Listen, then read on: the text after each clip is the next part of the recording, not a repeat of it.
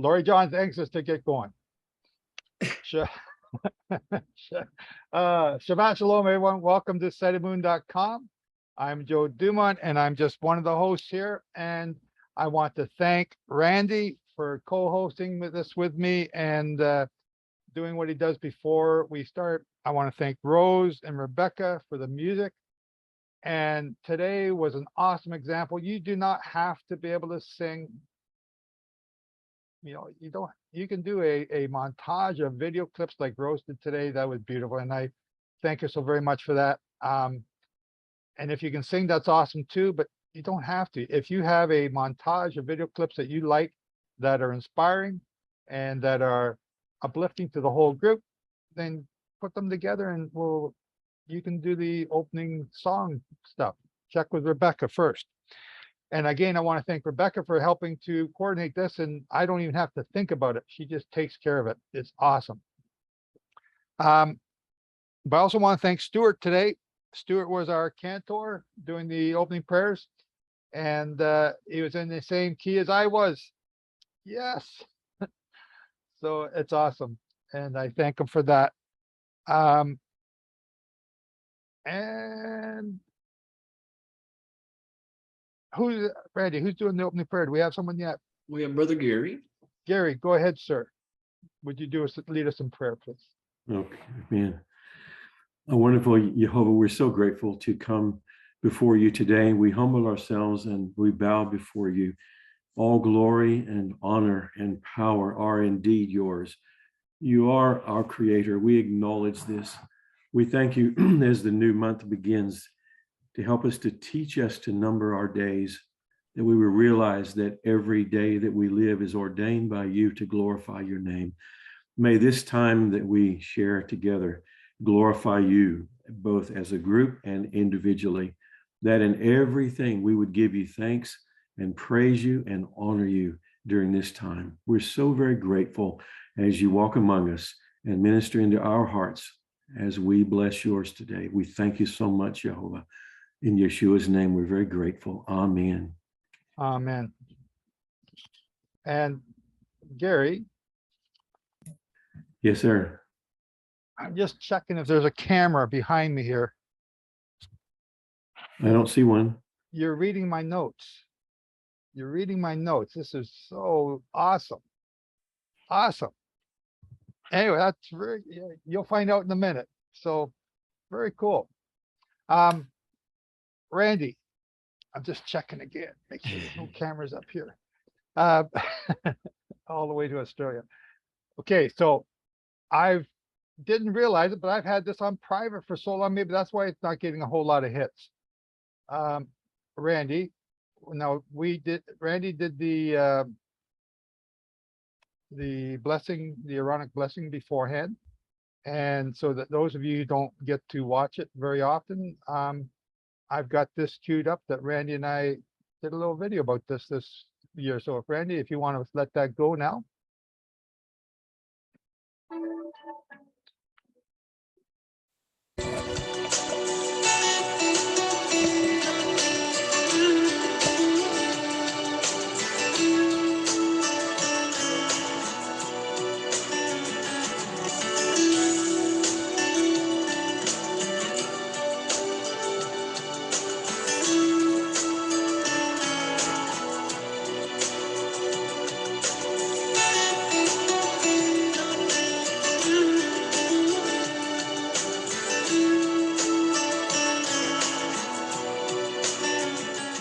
Yevarekha Yehovah Veish Merekha Ya'er Yehovah Panav Elecha Behunika Yisa Yehovah Panav Elecha Ve'asim L'ka Shalom Ve'asim L'ka Shalom Yevarekha Yehovah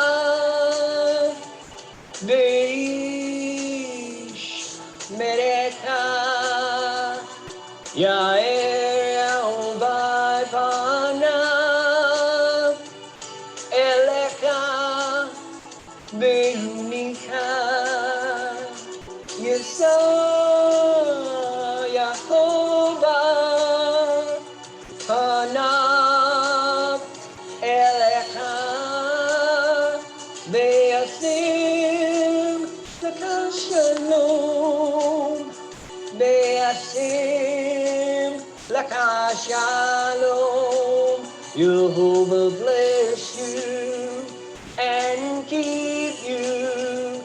May Yehovah shine his face upon you.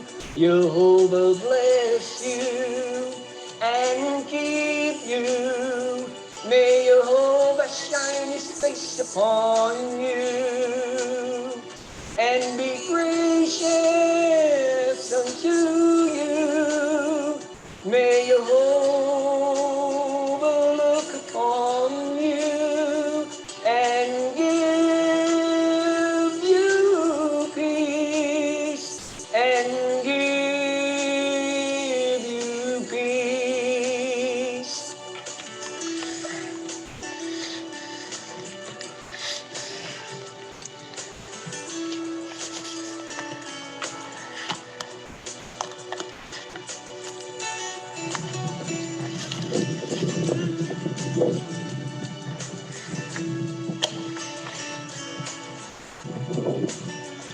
And be gracious unto you. May Yehovah look upon you and give you peace and give you peace. Yesah Yehovah Panav Elecha Ve'asim Laka Shalom and give you peace. Ve'asim Laka Shalom and give you peace. Ve'asim Laka Shalom and give you peace.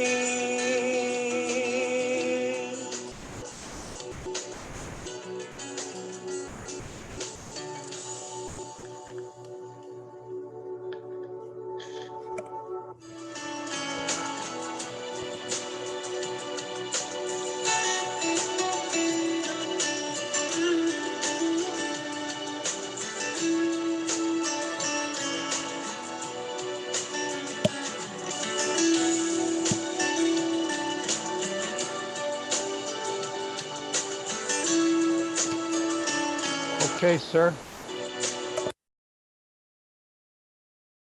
I don't know about you, I think that might have been the wrong version.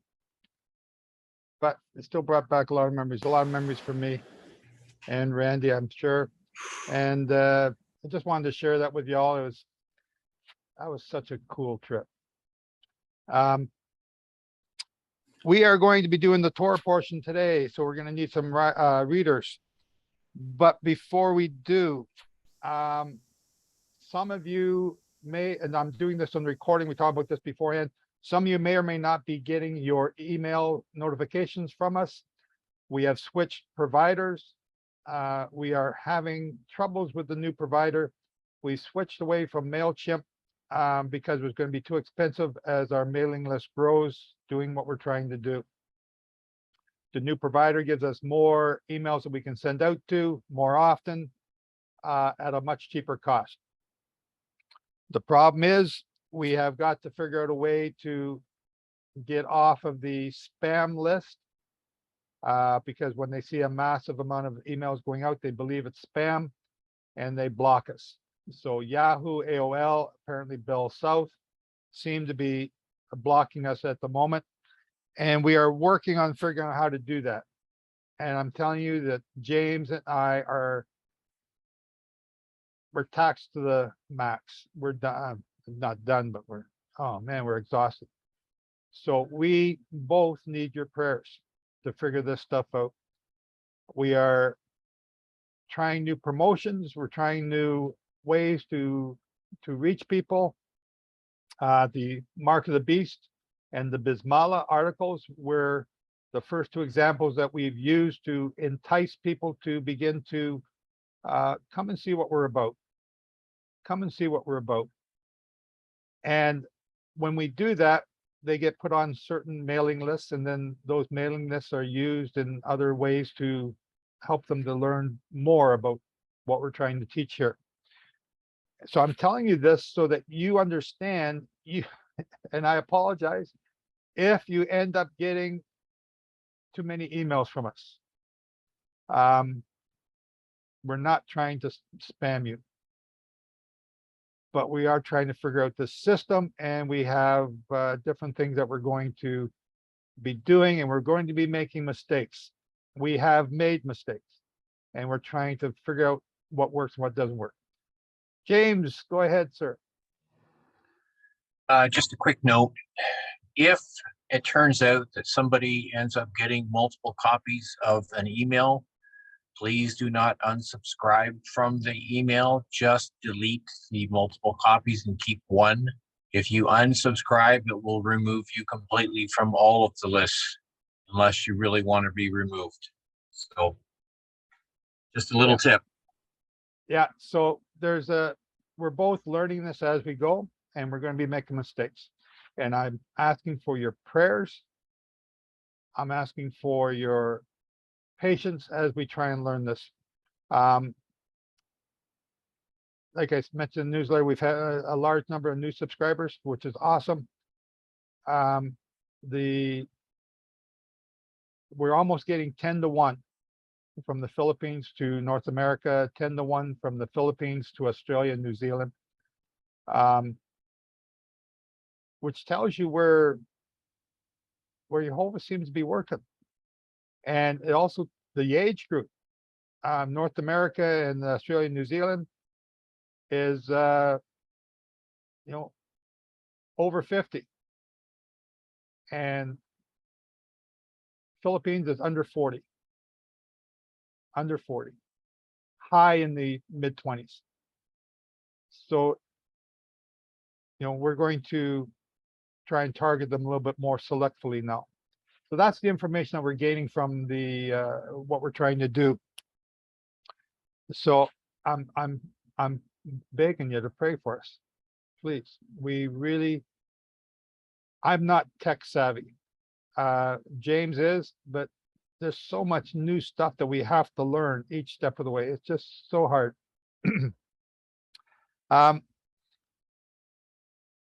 In the prayers, Gary said to number our days, and I just had that lined up here. Share screen.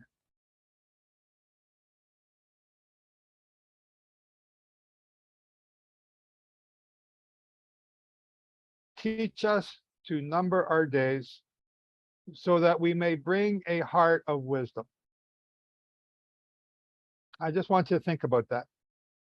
We're to learn how to count so that we can be wise.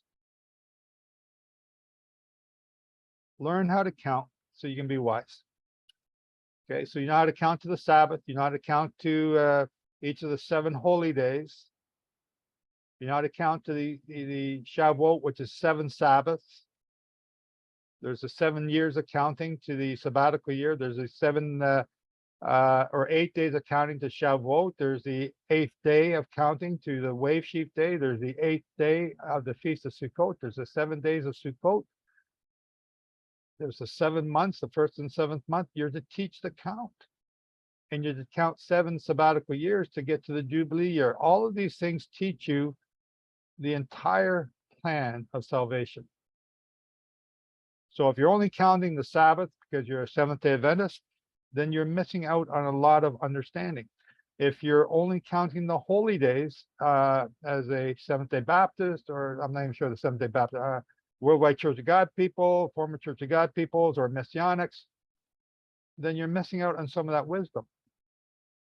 You need the sabbatical and Jubilee year cycles to, not, I don't want to say complete because that sounds very arrogant, but to top up your understanding. It's crucial. When you do the sabbatical and Jubilee year cycles, every one of you should have these charts. You need these charts. Download them, get them. Because the more you look at them, the more understanding you'll get. I've had on here, so these charts, I made them in 2009. And Pauline updated them in 2019. There was nothing to change. She just put different colors in. But she did add in the middle column here, the count of the 70 Jubilees, which I didn't have before. We've also got our, oops. Yeah, we've got our list here, the counting the holy days. So we're just at the end of the 6th or 5th month right now. Today is the 30th day of the 5th month. Number your days. Why? Why do we do this? Why should we do this?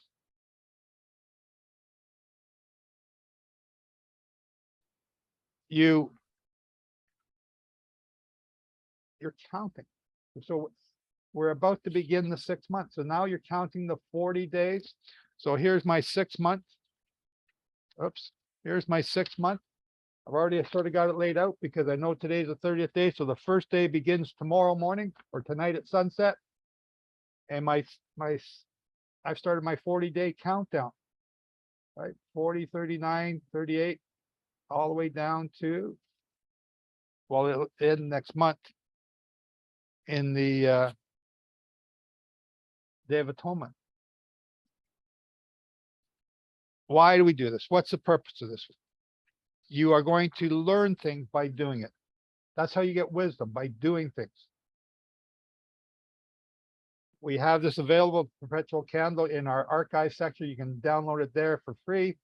Download it, print it off, start counting. It's, you know, you look at me and you wonder, how did I figure this stuff out about this about Jubilee cycles? It's from counting. And as anyone who can count to 7 can do this. So you don't have to be super smart. You just have to be able to count to 7. And that's the genius of Yehovah's numbering system, being able to count to 7. Now, like I said, in 2009, I built these charts, but I had 2024 on there in blue. 2024 I had on there in blue. And I could never figure out why that, how that made sense, how it fit into Yehovah's plan. It represents the Feast of Trumpets. It represents the time when the Messiah comes, when he came the first time, when he's going to come the next time. But it didn't make sense to be before the tribulation. It didn't make sense that it would be before Satan's locked away. It did not make sense. But I put it down there anyway because it was a Feast of Trumpets. Number your days. Number your days. Count your days. Last year at this time, I presented to you the 10 days of awe. And that teaching that I gave you last year inspired me to start to write the book, The 10 Days of Awe, because it finally explained what the Feast of Trumpets or the Day of Trumpets or the year 2024 means and represents. So as I worked on the book, and then I had to go back. I said, okay, we got to go back a little bit more because there's more stuff they have to understand before you can come to understand the 10 days of awe. You got to go back a little bit. So I started to write the restoration of all things. And then the restoration of all things led into the abomination that makes desolate. And Randy and I went to Israel this year to check this out, to see if it was real, to see, yes. And so I had to write that too. So I got those all written by December last year. They're all done. And then we started editing. I hate editing. I absolutely loathe it. So the restoration of all things is now almost fully edited, but I'm tied up busy doing these things with James, trying to get the system working. Again, I need your prayers. Because we are now in 2022. 2023 is a sabbatical year. It begins at Aviv in just 6 months' time. 6 months from now. If we're right, there's going to be some action next year in 2023, which will be precipitate 2024. Again, if we're right. And all of this information is going to take about, I don't know, 10 6-hour teachings to do. So we're not going to do that, but I'm going to do it in books so that it's all there in one spot and I don't miss stuff. So I'm asking for your prayers. There's only 24 hours in a day and I need about, I don't know, 72 hours in a day to get stuff done. I need your prayers to get this stuff done, and time's running out. So I ask for your prayers. I ask for your prayers for myself. I ask them for James. I ask them for our team that is putting these things together and helping us to get this all done. I'm asking for your prayers because I'm overwhelmed. As I look at it, I'm overwhelmed at all the stuff that we're trying to do. We need help. We need a lot of help. We have other people coming on and starting to help us. Again, we need your prayers for them as they come along. So, yeah, the 144,000, just leave that for now. Okay, we're going to start doing our Torah portion, but please do not forget to pray for us. There's so much going on. So we are going to do the Torah portion. Randy, if I forgot anything else I needed to say beforehand, before I forget? No, sir. Okay. Leviticus 12. We're going to start Leviticus 12, and we're going to just carry on with the Torah portion today. Also, yes, there is something else, Randy. We need people to volunteer to help teach. We have, for the month of the 7th month, we have 4 Shabbats. We also have the Feast of Trumpets, which is a high day, and the Day of Atonement. So on the high days, we're going to do 2 teachings. Feast of Trumpets will be 2 teachings. Day of Atonement will be 1 teaching. First day of Sukkot will be 2 teachings, and the 8th day will be 2 teachings. And for the entire month, I may not be here. So we need volunteers to teach things about the holy days at that time, and to help do the Torah portions and do the meetings during this time. Randy may not be here as well, just so you know. So we need some help. We need people to step up. And I've said that there's a number of people here who I think would be quite capable of doing a teaching. But we would like you to volunteer to do that. And if you can contact me and Randy, then that would be great. But just know the 7th month could be kind of helter-skelter. Anyway, I'll just leave that with you. Who's reading first, Randy? We have a vet. Yvette, go ahead. Thank you. Turn on your mic. Okay, the mic was on.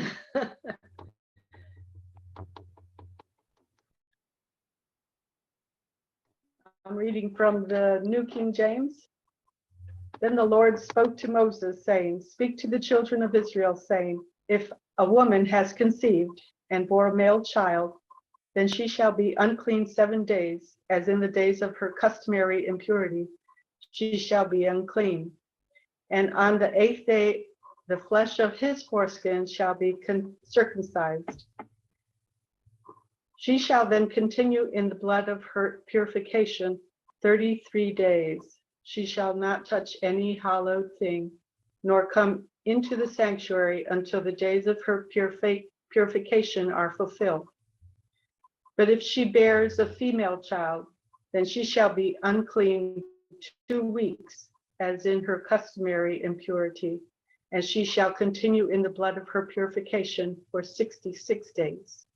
When the days of her purification are fulfilled, whether for a son or a daughter, she shall bring to the priest a lamb of the first year as a burnt offering, and a young pigeon or a turtle dove as a sin offering to the door of the tabernacle of meeting. Then he shall offer it before the Lord and make atonement for her, and she shall be clean from the flow of her blood. This is the law for her who has bore a male or female. And if she is not able to bring a lamb, then she may bring 2 turtle doves or 2 young pigeons as a burnt offering, and the other as a sin offering. So the priest shall make atonement for her, and she will be clean.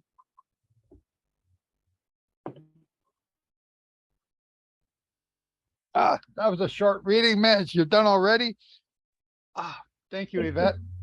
Okay, Welcome. this short reading, we may never get past it. Let's start off. Verse 2, speak to the children of Israel, saying, if a woman has conceived and born a male child, then she shall be unclean 7 days, as in the days of her customary impurity. She shall be unclean. And on the 8th day, the flesh of his foreskin shall be circumcised. Okay. You all understand that, right? Yeah, you're not nodding your heads because there's a trick question about to come. Are you ready?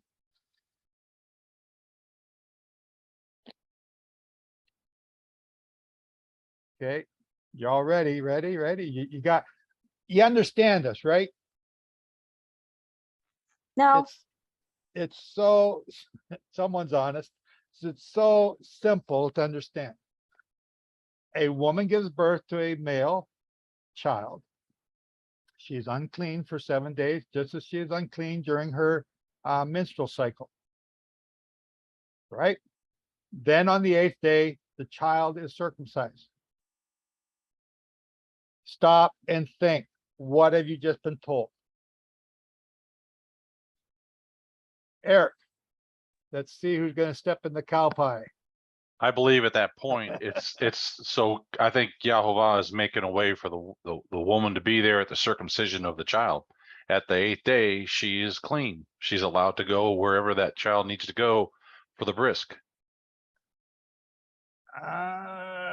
Okay, I think you got cow pie on you, but hold That's on. all right. No, That's that's all right. good. That's good. Go ahead, James. Just a flash came to my mind. The woman will be unclean 7 years. We are the bride of Yeshua, so we will be unclean for 7,000 years. And on the 8th day, we will be basically changed. We will be clean. We'll be purified before we enter the kingdom. What about that? Very cool. Yes, very cool. But no, I'm glad you're thinking like that. That's thinking bigger. But there's a but here. Could it be that during the kingdom, the 8th day is one day like the kingdom day, and we will learn Torah in that 1,000 years. We will be clean, circumcised, the law.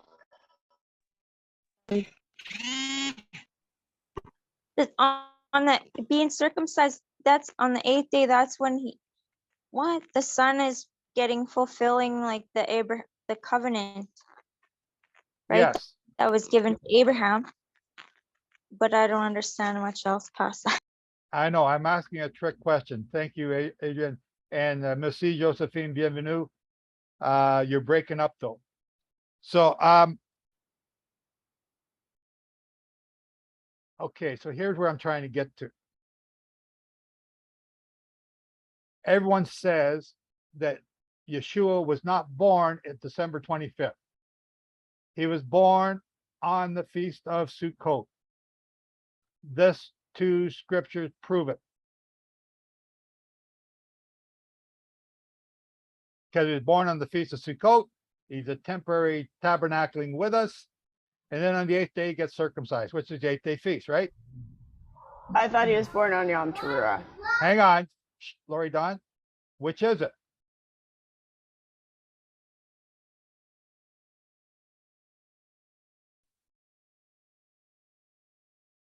Was he born on the Feast of Sukkot or was he born on Yom Teruah? Based on this Yep. verse. He was born on Yom Teruah because the Feast of Sukkot is about a marriage, not about a circumcision. Okay, but you're not answering my question though, Paul. Why is this verse? Because people use this verse to prove that he was born on Sukkot. Eric, If they use go ahead, Paul. if they use it for that, then they have to admit that the 8th-day feast comes after the 7 days of Sukkot, and which they don't. Most Jewish say it's a step down the road further at wherever, and they're missing the point. Okay, I don't know anyone that says there's another 8 days Well- after that. I'm missing that part. But the thing is, the Messianics, some of them say if Jesus was born at Sukkot the first day and he was circumcised on the 8th day, they are saying, well, the 8th day comes after the 7 days of Sukkot. But they're also saying that the 8th day is in Hanukkah, and it's not. This is where they're getting confused with themselves, and they're doing okay. a double. Yeah, let's leave that out. Let's not bring that Okay. confusion into this No, conversation. I don't want. That's why I sorted that out. Yeah. No, let's That's leave that why- out because Okay. I just want to focus here on these scriptures here that are saying they're just that people use, sorry, they're not saying it, that people use to justify the birth of Sukkot. Eric, The reason ahead. why I think it's leaning towards Sukkot is because one of the things that Paul says is that he tabernacled among us. yes, And I believe that that's referring to when he was born. And also the Feast of Tabernacles itself says it's a 7-day feast, but on the 8th day. So it refers to an 8th day during Sukkot. I believe that's a hidden message about when Yeshua was born. very good. Thank you, Eric. That's exactly what everyone is saying. And with all due respect, you've got cow pie all over you now. So no, Eric, thank you. That is exactly what I want people to say and want people to understand, because that is the argument. Sarkis, I'm going to come back to that in a minute. Okay, Sarkis. first of all, Yeshua, Jesus was not born during Sukkot. He was born on Yom Teruah, on the Feast of Trumpet. And you have proven that in your book, as well as Martin, proven that in his book. Yep. So, and many others. But the point here is, what is 7 day of unclean and 8th day of circumcision? It has to do with creation, 7 days, because on the first day of creation, I mean, the first millennium of creation, Adam sinned. And so the whole earth became unclean. Everything became unclean. And until complete redemption, which is at the end of the 7th millennium, when new heaven and new earth comes in and the old earth and all creation is destroyed, there's nothing unclean can enter the presence of God. And so the circumcision represents new beginning. It represents wholesomeness and being dedicated completely and belonging to God. And just like Yeshua, Jesus said about we need to be born again, it's the same concept. It's the same principle in John chapter 3. And so the seventh millennium, as long as we're alive within the 7 millennium, all of us are still unclean. We need to be saved. And salvation is when the books are open at the end, and Satan and all the enemies of God are destroyed, and the ones who are sanctified by him and separated by him are saved and brought into New Jerusalem, and new heaven and new earth. That's it. You and James are going big, and that's great. And that's where this is going to lead us to the bigger stuff. And you're right. But first of all, before we move on to that, we're going to move on to that shortly. I want to answer this question as to when was he born. Arian, go ahead. What was the question again? I'm sorry. The question is, does the verses 2 and 3 of Leviticus 12 prove that he was born on Sukkot? And Eric gave us the response that all these people that believe he was born at Sukkot and circumcised on the 8th day. And I'm thankful to Eric. I'm not trying to single him out, but that's what most people believe. And I want to present these 2 verses here, 2 and 3. That's the evidence they use to support that, as well as the reading that Eric said about Paul tabernacling among us. Yeah, but the answer to that is we're following traditions and teachings of men instead of going back and verify through scripture when Jesus was born. He was born on September 11, 2003. Hang on. -3. But they don't know that. That takes research to figure that part out. So just by using these 2 scriptures here, they're saying that he was born at Sukkot. And they're making that assumption. Absolutely. Okay, Aaron, go ahead. Oh, hopefully you could hear me clearly. I was just wondering why, or what the explanation is for why does the woman have to make atonement for giving birth? Because generally in our culture, we see giving birth as being something of a blessing of bringing life into the world. And so not sure why that is perceived that way or put that way in scripture. Good question. Hold that for a minute. Let's answer the one that I've raised here first, get that out of the way, and then we'll come back to that one because that's a good question. Okay, so no one's put their hands up. Nobody wants me to pick on them anymore. They want me to just give me the answer. Just give me the answer, right? Just tell me the answer, Joe. The proof as to whether or not she went up to the temple on the 8th day to have him circumcised is in the following verse. Verse 4. So Mary just gave birth. Verse 4. That she shall then continue in the blood of her purification 33 days. So she could not go to the temple or in a holy place for that entire time. Ba-boom. Say it again there, Glenn. So she could not go to the temple or any holy place for that entire time of her uncleanness.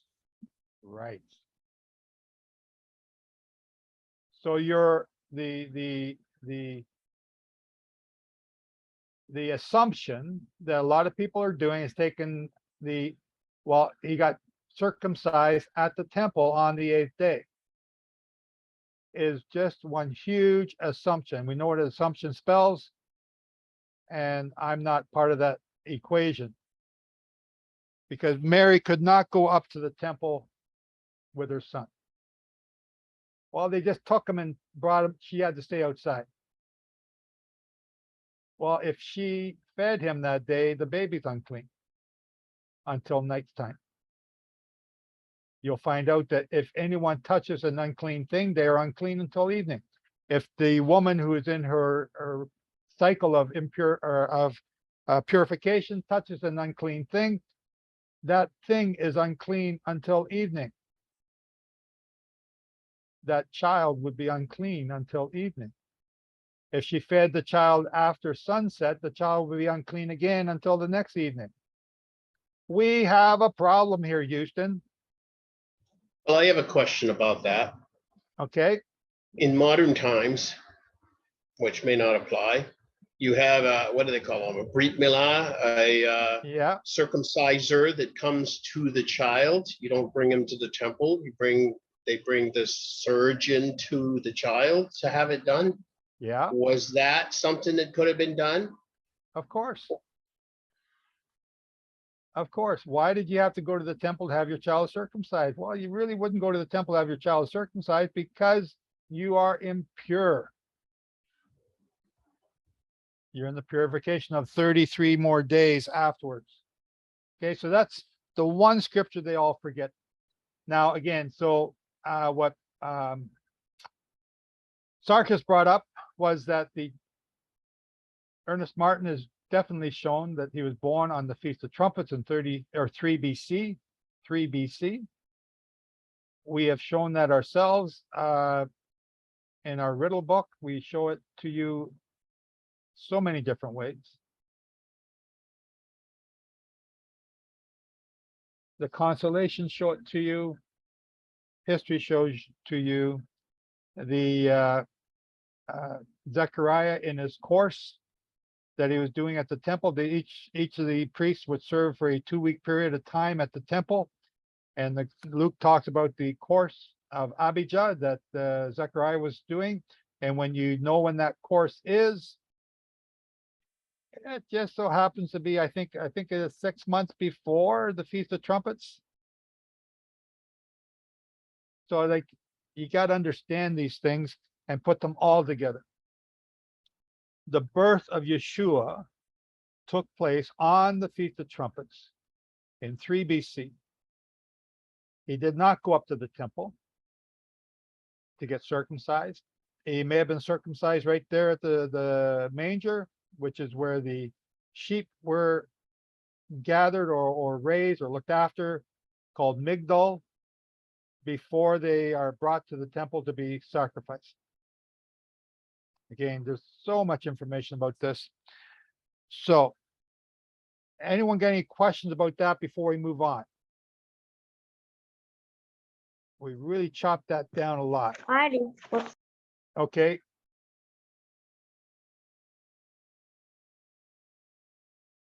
Can't hear anything you're asking, Aaron. Oh, sorry, I thought someone else. I just have to keep switching from my headphones. They cut out. I was just curious, is the I'm just learning about Tameh and Tahor, clean and unclean. Is the synagogue considered the same, like the same level of holiness, or have the same rules as the tabernacle? I would say yes, because it houses the Torah, and they believe that the Torah is in the Bima. So yes, I would say that it would hold the same sanctity, maybe not as holy as the temple, but it's a holy place. So if you are unclean, okay, so before we answer that directly, there's some more stuff here about the purity stuff. Okay, so we're gonna come back to that in a moment. Just Brian. Yes, sir. I've got a question. Oh, sorry, Brian, I muted you by mistake. My bad. Okay. Can you hear me? Yep. Okay. I'm confused because we're looking at this Torah portion. You're saying Yeshua was born during the Feast of Tabernacles. He tabernacled. No, I'm not saying that. I'm bringing that into question. Well, you're making the association that on the 8th day of Sukkot is the same day that you'd been circumcised. 8th day of Sukkot would have been involved in the previous first 7 days of Sukkot, indicating that if you're going to make that analogy of Yeshua being circumcised on the 8th day, and that is synonymous with or correlated with the 8th day of Sukkot, you're contradicting yourself by saying that he was born during Feast of Tabernacle or of Yom Teruah. Which is it? I'm confused now because you're making two different statements here. Yes, I was bringing up the question of what many people believe, that he was born on the Feast of Sukkot. I was questioning that. I was testing the waters with it. I do not believe that to be true. I believe he was born on the Feast of Trumpets and circumcised on the 8th day after trumpets, which would be 2 days before atonement. I do not believe he went up to the temple because verse 3 to verse 4 says that Mary would be unclean and impurity for another 33 days. So that's what I'm saying. So when people say that he's born in the Feast of Sukkot, they do not read verse 4. They omit verse 4 from their understanding. If they understood verse 4, they would know that Mary could not go up. They would know that the child would have to be fasting away from his mother for the entire day in order to go up to the temple, or he would be unclean. Does that make sense now, Brent? I see your point. So yeah, I'm raising the question. A lot of people use this verse to justify his being born at Sukkot. Whether, you know, really, whether he's born at Sukkot, trumpets, or the 8th Christmas, really is irrelevant. But when you look into it and you understand that it's born at trumpets, and you understand the meaning of the Feast of Trumpets, then all these other things start to gel together and make so much more sense. Because right now, the Feast of Trumpets in Judaism, they don't know why they celebrate it, nor do they know why they keep the 8th day feast. So it's just like, I don't know what these are about. So that's just, you know, we're guessing kind of. Eric. Do you believe that on the 8th day she's clean? No. Okay, then why does it say she will continue in her uncleanliness for another 33 days if it wasn't paused? Because she was unclean. But I'm saying, why did he stop it at 7 days? Why didn't he say she's unclean for 40 days? Why did he sit there and pause it at 7?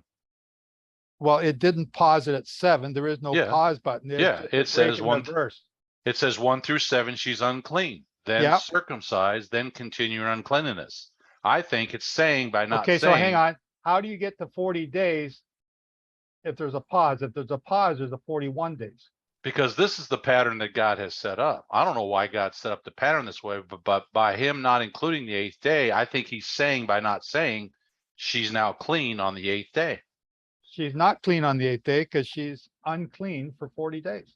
Then why does it say she continues her uncleanliness after the 8th day? Because the circumcision has to happen on the 8th day. Okay, so when you add 7 in verse 2 with 33 in verse 4, how many days you get?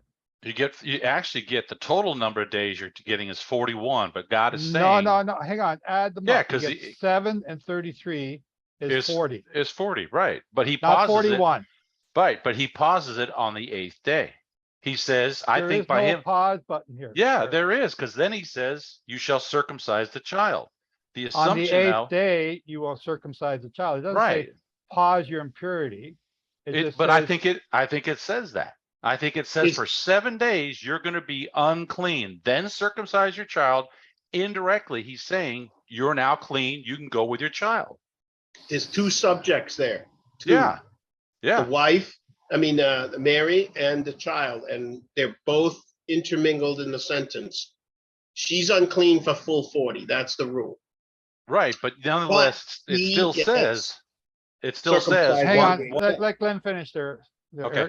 Okay. But he gets circumcised on the 8th day. It's just it's like a rabbit trail with the sentence. It doesn't mean that she's not unclean. She remains unclean. That's what it says. She remains unclean. It doesn't from say that. The whole 40 periods. I agree with the 40-day period, but I believe God, in his wisdom, is saying, even though she is technically unclean for 40 full days, he's going to pause it so she can be there when he's circumcised. I think that's what God is saying. He's saying it without saying it. Okay, well, you're adding to what he's saying. No, I'm not. There is no pause button there. It's all okay. one included. That's why I think he included 1 through 7. Otherwise, he could have said 1 through 40 days. She's unclean for 40. He could have just said that, but he didn't say that. Rebecca, go ahead. Although you said, Joseph, already, I'll repeat that they didn't go to the temple on the 8th day. In the Gospels, it's not mentioned that they went to the temple on the 8th day for the circumcision. It's only mentioned they went to the temple to dedicate him as the firstborn according to the law of Moses, which is not the 8th day. So the confusion is when we think he was circumcised on the 8th day at the temple, because the uncleanness is related to going to the temple to be in the presence of Yehovah, which is not to be done. And they haven't gone to the temple for the 8 days of Yeshua's circumcision. No, they haven't. They went to the temple to dedicate him as the firstborn, which is after she became clean. Okay, what verse was that in that you're quoting there? Because you got a good point. That's In perfect. Luke chapter 2, Luke they chapter went, 2. Thank you. they- Hang on. Let's go there and read it. Luke chapter 2. Luke chapter 2. What verse you got, Rebecca? I have to switch there, so it's Verse 22. Verse 22. Now, okay, so Luke 22, let's start in verse 21. No, let's start in 20. The shepherds returned, glorifying and praising God for all the things that they had heard and seen, as it was told to them. And when 8 days were completed for the circumcision of the child, I got a little asterisk beside that, which says, what's my asterisk said? 21 reads for his circumcision. Okay.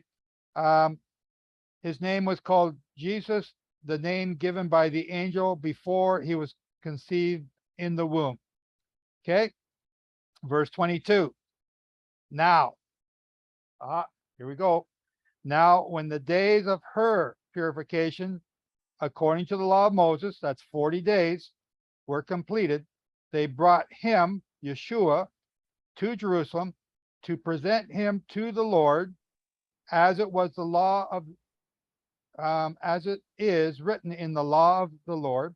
Every male who opens a womb shall be called holy to the Lord, and to offer a sacrifice according to what is said in the law of the Lord, a pair of turtle doves or 2 young pigeons. So verse 22 says that they came to the temple to do the dedication ceremony after her 40 days of purification, kaboom, as the law says. And that's when Hannah, or the 2 elderly people that Laurie Don mentions in the chat, were greeting him, and then he could die because he had met the Lord. What does Lori say in the chat? Where's? I don't think she puts a verse, but she mentions the Simeon and Anna. yeah, there you go. You got a verse for that?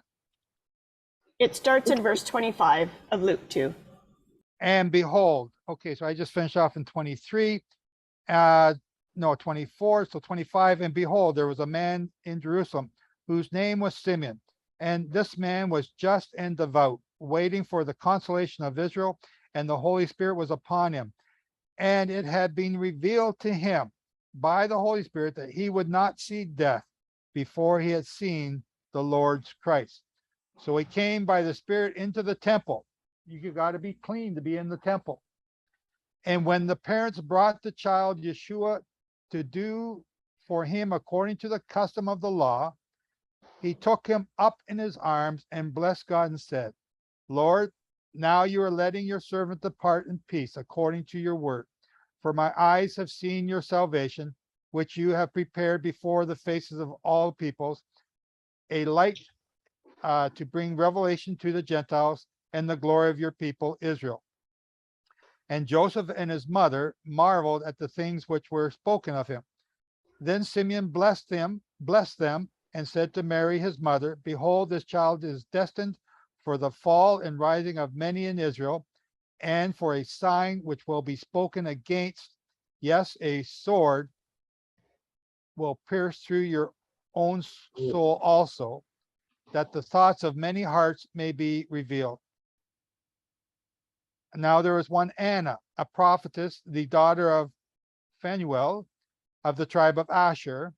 She was of great age and had lived with a husband 7 years from her virginity.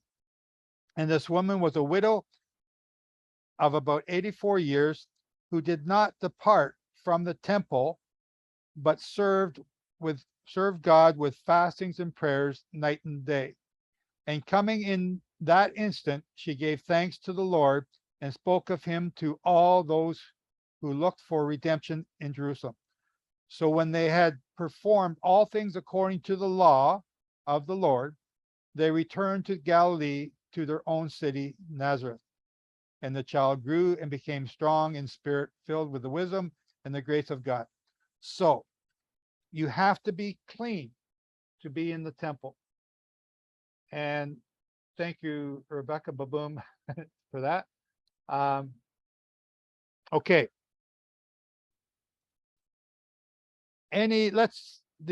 Now Erin asked a question, and I forgot what it was. She asked two questions. It has to do with the impurity. Why is a woman unclean for 40 days? For a male child.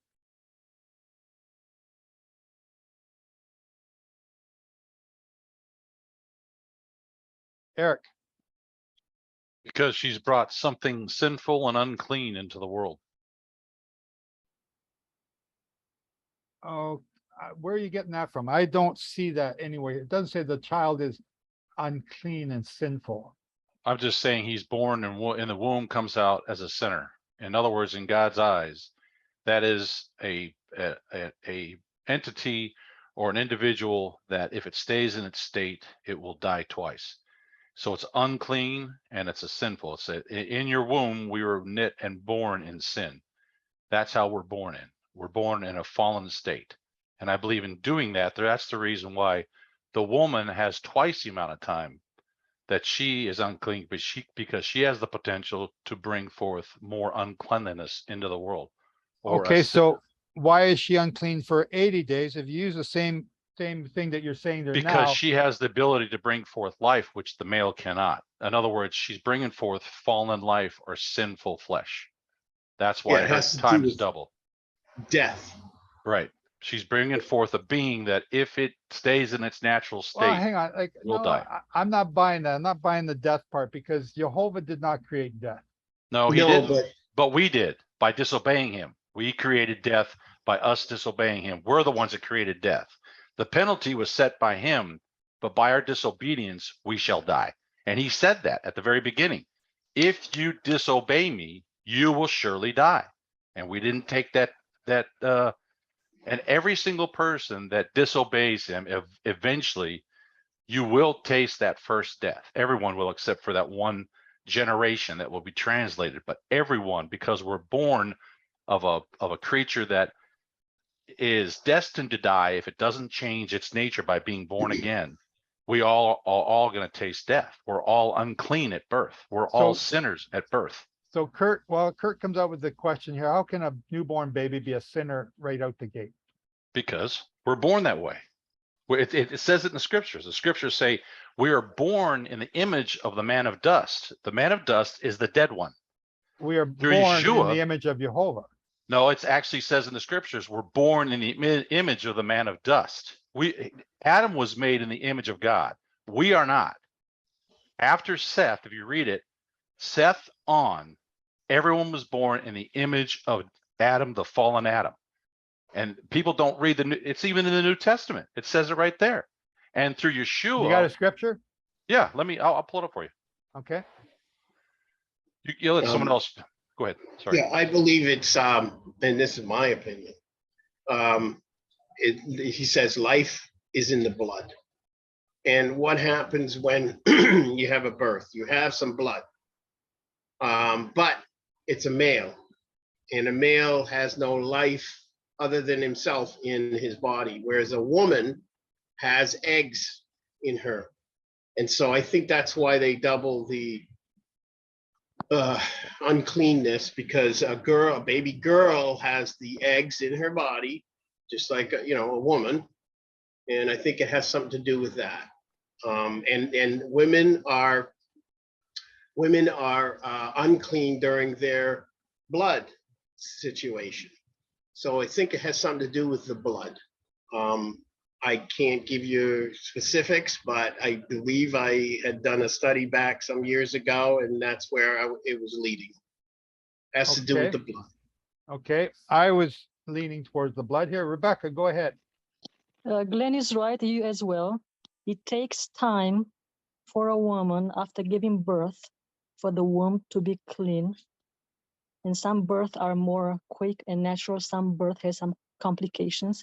It takes times for the womb to be clean again, to eliminate anything that can remain there, and it is associated with blood. Once the child is a blessing, and it's a breath of Yehovah that he allows to come into the universe, but the placenta and all those residues that have to be eliminated after birth, it takes time. And I think Yehovah, of course, wisely gave those days. Okay, so just following up what you're saying, Rebecca, why does it take twice as much time for a female as it does for a male? It's biology. That's it? Just simple biology, that's all? I think so. She gets a double shot of estrogen when she has a woman in her womb, and it takes longer for her to clear out that estrogen also, where the male child is testosterone. So it takes longer to clear out that estrogen when she's carrying a female child. Okay, that's really interesting, Eric. Now, do we have it? Can you back that up with the doctor stuff, or is this I can find it. Ericology here? No. And here's the Ericology scripture. Okay. 1 Corinthians 15:46. However, the spiritual is Hang not on. first. 15:6. 15:46. 15:46. Let me get there. I've heard people always say that we are made in the image of God. I said, no, we're not made in the image of God. We were born in the image of the man of dust. Adam was made in the image of God. And when he messed up, that sin carries forward to every generation because of that. Okay. So here it says in 1 Corinthians 15:46, however, the spiritual is not first, but the natural, and afterward the spiritual. The first man was of the earth, made of the dust. The second man is the Lord from heaven. As was the man of dust, so also are those who are made of dust. And as is the heavenly man, so also are those who are heavenly. And as we have been born, or have borne the image of the man of dust, we shall also bear the image of the heavenly man. So we're born dead. If we do not change our status, we will die twice. So he gives us the option. He gives us that free will choice. If we are born again, we're born into the spiritual realm, but we have to make that choice. And that's why he can hold everyone accountable. He has given everyone a measure of faith to believe in him. So we can't sit here and say, well, I didn't have the ability to believe in you. Because we do. We all have that ability. Because he's given it to us, and he knows he has. I'm sorry, could you repeat that verse, please? In 49, you want the last verse, or you want the whole verse that I read? 46 to 49 is what he's read, Third Glenn, I Right. think. Do you want me to read just 49? No, that's good. Thank you. Okay. So we are born in a fallen state. If we stay in that state, we die twice. Everyone. So by you not even making a decision, you've made a decision. If you reject what God has offered to us, in other words, life. So in other words, I believe he is forcing us to humble ourselves, admit we're sinners, and admit we need a redeemer. And that's what I think one of the purposes of the law is to show that we're sinners. But guess who gave us the law to show us we're sinners? The lawgiver, who, guess what, is our redeemer. So he's making us humble ourselves and going to the lawgiver and asking him for forgiveness. And if we do that with the right, I guess, heart, he's sure to forgive us.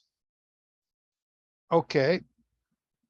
That's why I believe when a child is born, We look at it as, oh, it's a precious gift. And I'm not saying it's not a precious gift. I'm not saying that at all.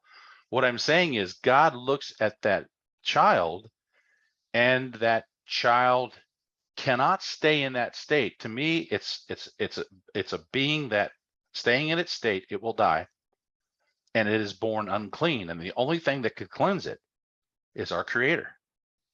And the way we're cleansed is when we ask Him for His righteousness, and that will start us down the path of being cleansed.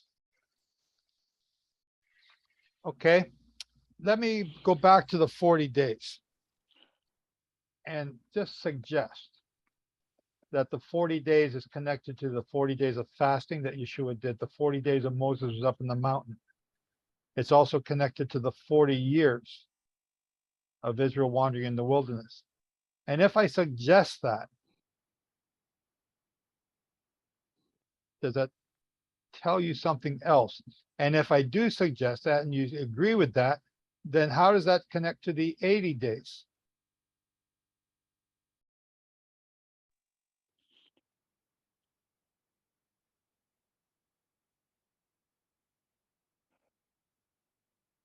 Crickets. All I'm hearing is crickets. Joe, just a thought. Go ahead. The child that's born is innocent of understanding right and wrong until an age of understanding comes. Therefore, up until that age of understanding, which it could be anywhere from 4 to 9 years of age, the child is innocent of guilt, and they will be taken back to heaven, whether that, however that's presented at the time. If a child is lost in the womb or before, it is taken back to heaven. It doesn't. It is God's to do with as He chooses. That I find could be airy-fairy, but it's in there. In that time. It's in where? It's airy-fairy or it's in the Torah? I don't know which one you're saying it is. Well, it's an understanding I've got from someone else that said a boy said to his parents said, or grandparents said to him, you can go out tomorrow and harvest the cotton with your parents. So what scripture and verse are you quoting? Hang on a second, just let me finish. And he was about 9 years of age, and he said, but I'm going back home tomorrow. He died that night. He had an understanding he was going to heaven, but he was... Okay, so first of all, Paul, nobody goes to heaven. I realize that. I hear what you're saying. So but he was saying, he said he was going home. He knew he was going home. He got to that understanding and he accepted that. He wasn't afraid of that as a child. But up until that time, he was innocent of that. So he knew something had changed. Okay, so first of all, no one's going to heaven. You're using some Christians airy-fairy thing. If you're going to go to heaven, you're going to go to heaven at Wave Sheaf Day, or you're going to go to heaven at Shavuot. Okay. Period. But there is an age of understanding where guilt comes in and is born. That would not be before.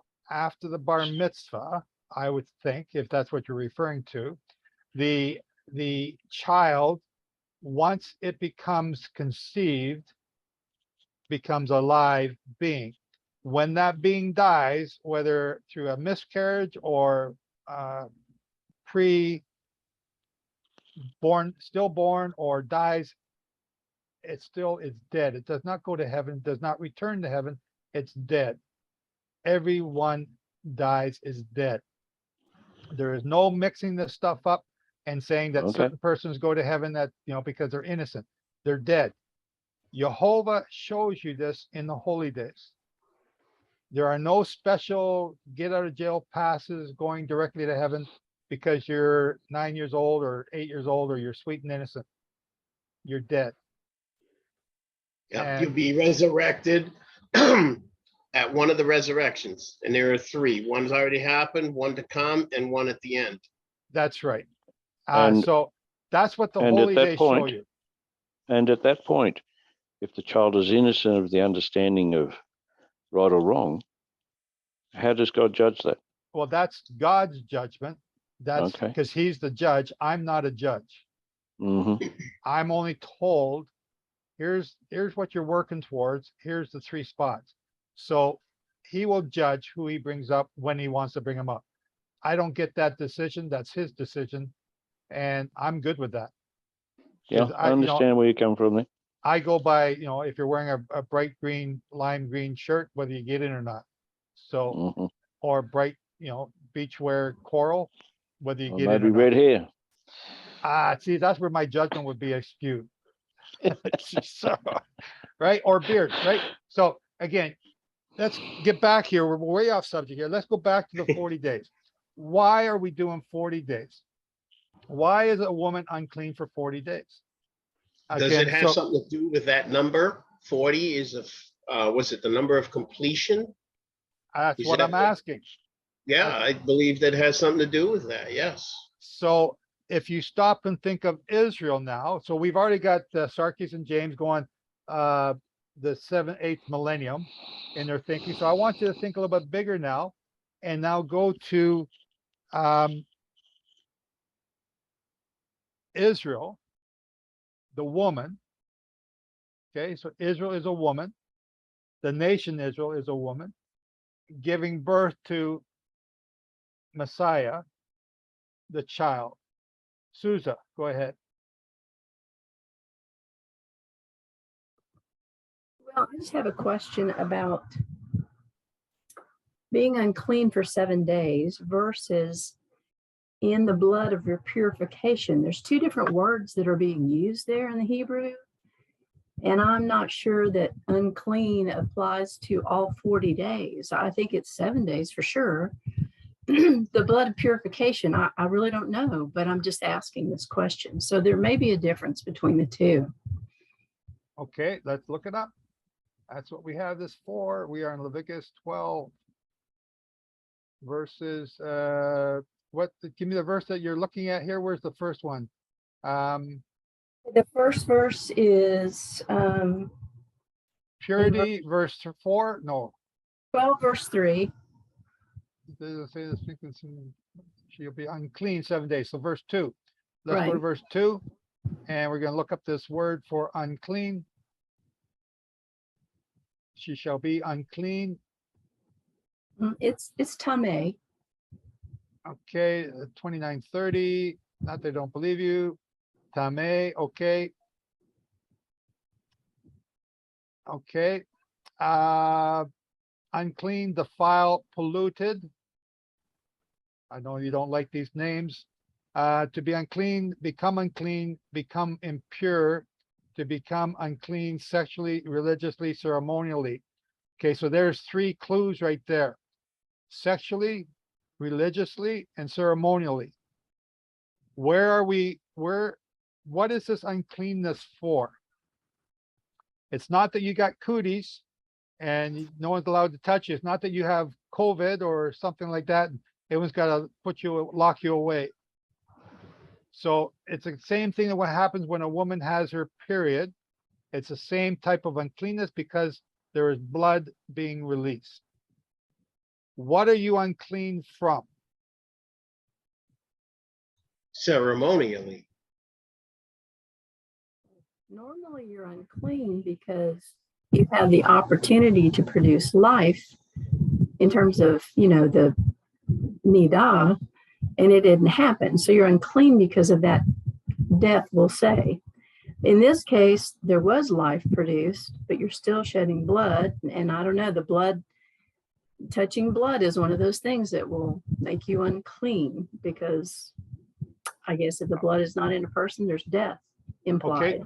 So the Strong's definition, a primitive root to be foul, especially in a ceremonial, again, referring to the temple, or moral sense, defile, pollute, be make self pronounced unclean utterly. So now the other word that you're looking at here is verse 4, and in her purity. Is that in the blood of her purifying 30 days? Purification is what mine says. Yeah, I just want to make sure we got the right word. Okay, so purification. 2893. It should be tehor. Cleansing. Tahora. Ceremony of purification, moral purity. So you're wondering what's the difference between tameh and tahora? Yeah, I mean, tameh is unclean. Tehor is being cleansed. Or tehor, if you're tehor, then that's a purification, or you're pure. One of the two. Well, it's a cleansing. It's the purification. It's a period of time that you're being cleansed. Is that not it? Well, I know, but the definition you just took off, it also said purity. Go down, let's see. Purification. Moral purity. Moral purity. Yeah, it's a period of time. Right? Right. So I guess I'm saying, I think there may be two different things that are occurring because these two different words are being used. So if one is unclean, the other is the act of cleaning, and that's Yeah. to purify. So if you get mud on your hands, you're unclean. But when you go to wash your hands during those 33 days, you're getting the mud off, but it's still, you're in the cleansing process. That's a terrible example, but that's the one I come up with on the spur of the moment. Don't know if that helps. So, well, my question is, you're unclean for 7 days, period, and then you're in the purification time period. It's two different things. It seems to be, anyway. Oh, I see what you're saying. Yeah, but in either case, you still cannot go up to the temple because you are still unclean, even on day 39. Yeah, the time is what's needed for that purification. Yeah. So the purification is a process of time. Unclean is the entire length of time, even past the 7 days plus to the other 33. Okay, Souza. Not sure if we're gonna. Eric, go ahead. I think the way I see it is the woman is clean on the 8th day is also projected millennial, because on the 8th day, we will all be clean. We can approach Yehovah, and the idea of unclean or clean is only ritually approaching a holy God. So in other words, if you're unclean, you should not approach Yehovah at all. If a priest comes home, his wife has just had a child, and this is the way I look at it. This is the mercy and grace that God has. A woman just has a child. The last thing she wants her husband to do is mess around down there where she just had a child. So I see God encouraging the husbands that are priests to leave their wives alone and let her concentrate on bonding with her child. Just leave them alone and let them have this fellowship without you messing around with anything. Yeah, but that's for 40 days, not just Right. 7. Right. But She's I also healing. believe, right. In other words, yeah, she just went through a close to near death incident, and God is saying, leave her alone, because if you lay with her, you're going to be unclean and you can't go to the temple. In a way, he's saying this is not necessarily a sin, but he's saying, leave her alone, do your job, go to the temple like you're supposed to go. And if you lay with her, first of you're all, going to be unclean. If he touches her, or he should not be going to the temple, because Right. he's unclean by association. Right. He doesn't have to lie with her. He's just unclean by Right. association. I guess technically, yeah, by association if he touched her. But to me, Yeah. it's God's way of saying, leave the woman and the baby alone. Let them bond and let her recover from this ordeal she just went through, because we can't relate. There's no way that we can relate to what she just went through. But I think Yehovah can. So with the I think the female child, and I'll find that article for you. It was actually a gynecologist, I think, that produced the article, where she's getting a double shot of estrogen when she carries a female child, and it takes longer for that to get out of her system. And that's why a lot of times you have postpartum depression with a lot of women that give birth to female. And I think this woman did a study on the effects of having a child after a child after child and not giving them enough time to recover. Shane has an article there in the chat. I'm not sure if that's the one referring to. This seems Okay. to be talking about a similar thing. Right. Right. So, Yes, Uh, it is. okay, very good. Um, But okay, anyways, I guess the point I was saying was being clean on the 8th day points to something more than just, I believe on the 8th day, after the 7,000-year millennial reign, all of us, being the female side of the relationship with Yehovah and our husband, we're going to be clean. Not because of what we did, but because of what our husband did for us. So it fits the pattern. but we're all. Now listen, I'm not saying So, the but dedication. hang on. There's also this other thing. I know that we are the bride, Right. but there's also we are the firstborn of Mhm. Israel, right? And I that's agree. Ephraim and Manasseh. Right. I think we're okay. Ephraim. Yeah, I So guess there- Ephraim and Manasseh above. So there's, but that Ephraim and Manasseh, that represents all of Israel. Right. So there's that firstborn child aspect, firstborn. So there's two different things being played out here I at the agree. same time. So Right. to use one and say that's up, no, you got to consider them all. Right. Right. So we have. Is there anything else that we need to cover? This was such a short verse, but it's such a big subject. So the 8th day, let's go to the 8th day. Circumcision on the 8th day. Okay. What does that represent? We've already touched on it. James, Sarkis, Eric, they've all sort of mentioned it here. The circumcision of the 8th day. The circumcision we're told about by Yehovah to Abraham, and it represents the outward manifestation of the covenant that's supposed to be written on our heart. Eric. Yeah, that's exactly what I was going to say. The Okay. key is, and when he says circumcision, he's talking to both male and female. When we're talking about the spiritual realm, both male and female have to be circumcised in their heart. Yeah. So what is that circumcision on the 8th day? What does that represent in relation to the 8th millennium? And we learn all about the 8th millennium when we get to Revelation 20, 21, 22. What is that connection here? What are we, instead of just looking at the piece of flesh being cut off and zero in on whether or not I'm going to get it done because I'm 40 years old or 50 years old, forget that. What is the meaning here of the 8th day circumcision in relation to Yehovah's overall plan? Susa. Well, I'm just going to ask. I see it very simply. It's the cutting away of the flesh, and that's where our sinful nature is, in the flesh. And on the 8th day, don't we get a new body? Just a question. I don't know. I checked my body. I've still got the same wrinkled up one I had 7 days ago. Well, I meant on the 8th day. That's the new, that is that other, I'll call it another dimension. I don't really have a whole lot of words to use for where that is or when that is, but it's. So what are you calling the 8th day now? Are you calling what? So I just want to define that first. I think it's when we're raised. I'm going to guess it's when we're raised up in the newness likeness of Yeshua. Okay. Are you talking about Wave Sheaf Day? It's new heaven and new earth. Now It's a you're new talking about beginning. Revelation. You're talking about Revelation, Glenn, Rebecca.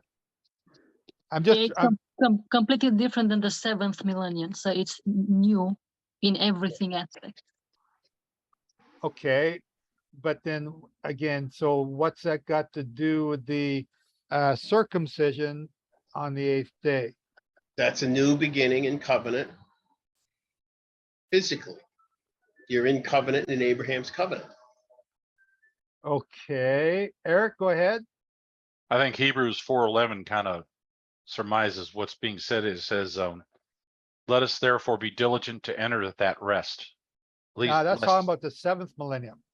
Yeah, I know, but I agree with that. But just let me finish this, and I'll tell you about, lest anyone fall according to the same example of disobedience. For the word of God is living and powerful, and sharper than any two-edged sword, piercing even to the division of soul and spirit and the joints and marrow, and is a discerner of the thoughts and intents of the heart.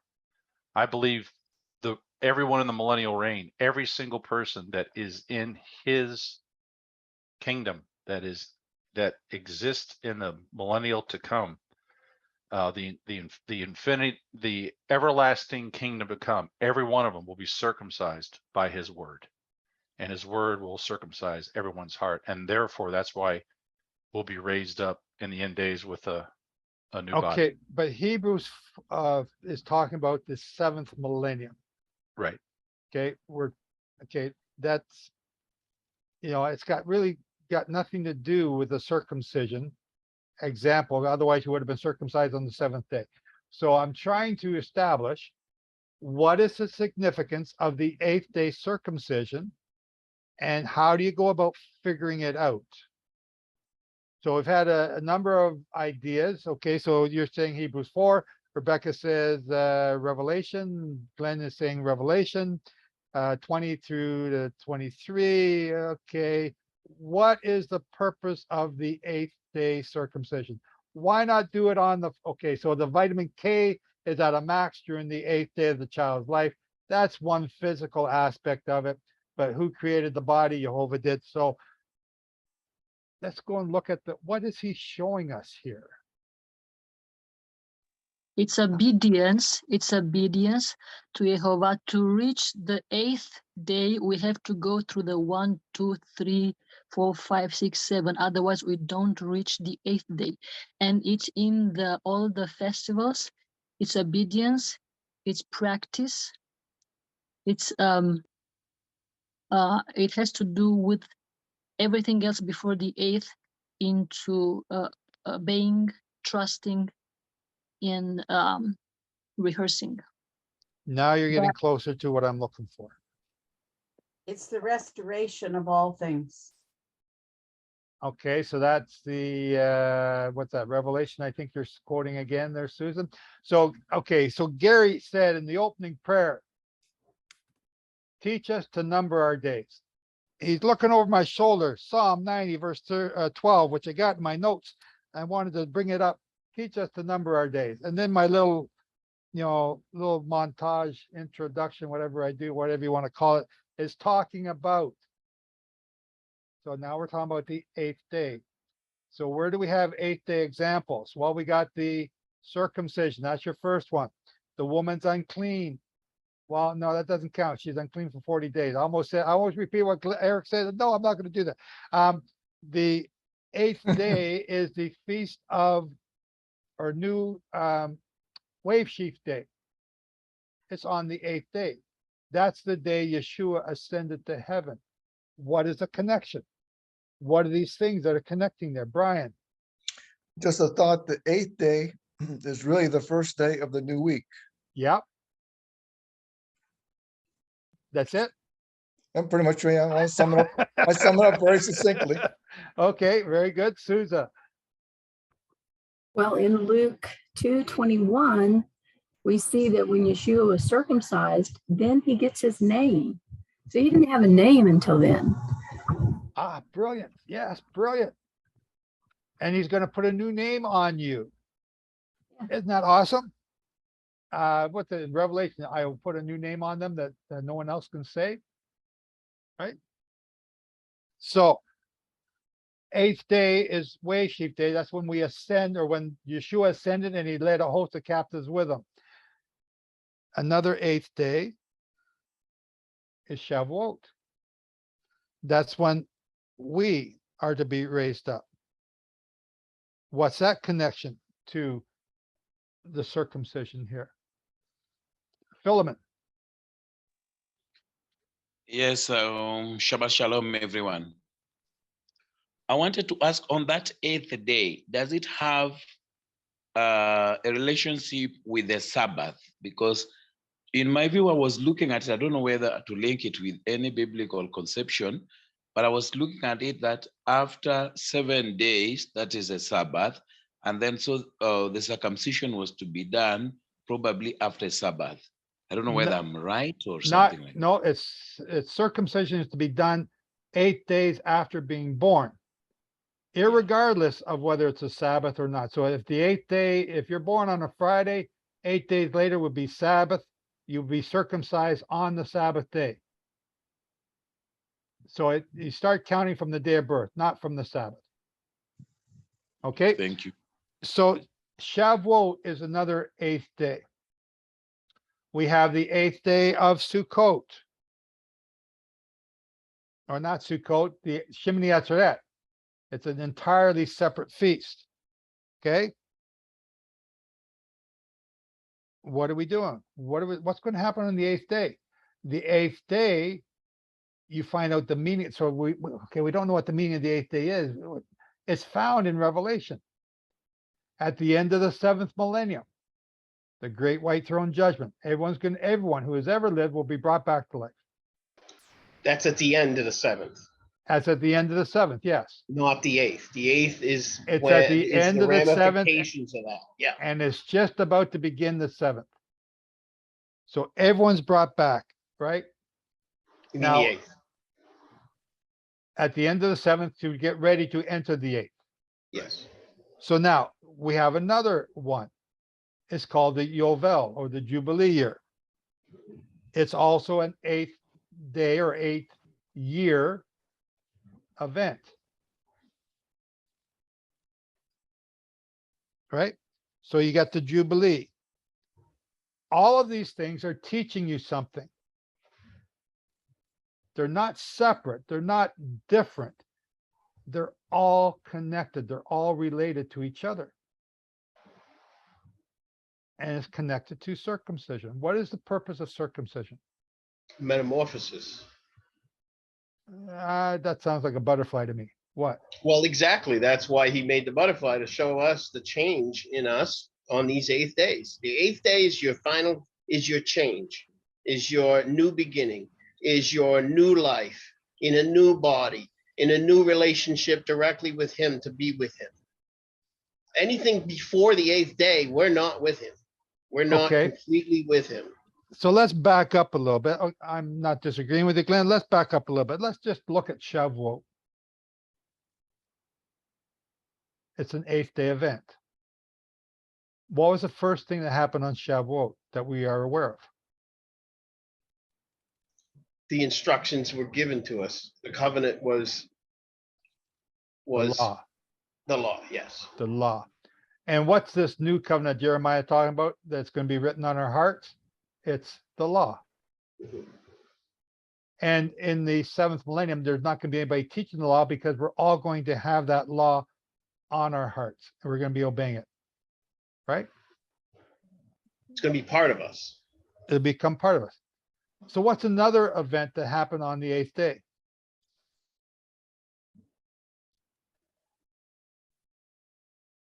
The Holy Spirit was given to us at Shavuot. Right. What does that tell you, and how is that connected to the Torah? That's like a down payment. Ooh, I like that. A down payment of what? Of the spirit that we're going to have in the 8th day. If we obey. If we keep the Torah. Yeah. So Yehovah's spirit, his being, his essence, is reflected in the law.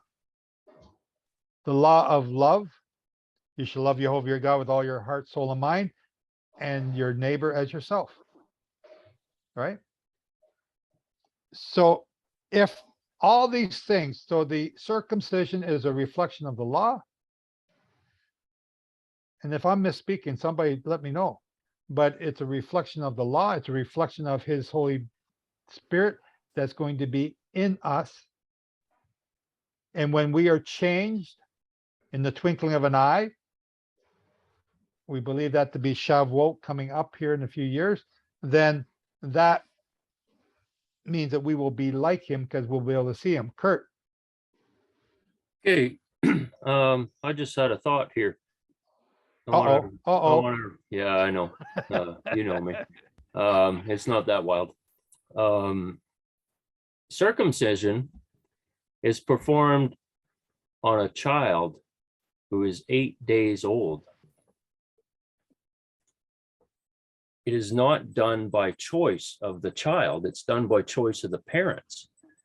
You know, in my case, yeah, I have yet to make that choice. So be honest, it's a sensitive subject, let's say. But for the most part, the child has no part in this. They're an unwilling participant. They have no idea what's happening. It's a decision of the parent, not the child. So it may have some symbolism later, but the child had nothing to do with it, right? It's like the parents saying, it's maybe like a Nazarene thing where I'm setting apart this child by circumcising, showing that the parents are obedient and doing what they were told, but it's not by the child's choice. Yeah, Abraham wasn't circumcised until he was 99. Ishmael wasn't circumcised until he was 12. And then it's a conscious choice, knowing that this is the way I need to walk, right? Yes. So Yehovah was setting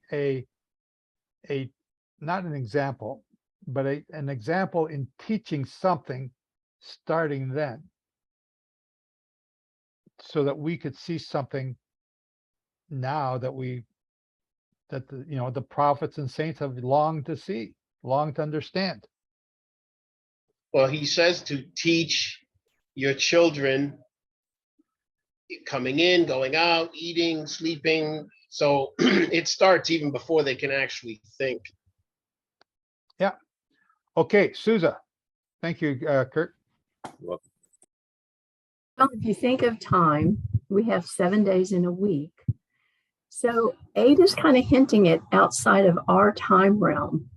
I mean, I know that's it's not really being discussed, but it's not of the physical realm, I guess, of the 7 days that we're stuck in time. So it's kind of like, I'll say outside of time because I don't have a better way to say it. Well, so the 8th would also be the first. You can look at it that way. It's the first day of the week, the first day of the first year in the next Jubilee cycle, the first day of the week in the Shavuot count. It's also the first. So like there's that way of looking at it. I'm not sure about being outside the spiritual realm or in a different realm. We're talking about things that most people don't think about. And I'm trying to get to the thing about, I haven't got all the answers yet, but this is the way I think. And maybe it's a little bit weird, but that's the way I think. Paul. It's on the 8th day. But also Yehovah gave a statement saying that the 8th day circumcision had to be done for you to do Passover, physical Passover. Yep.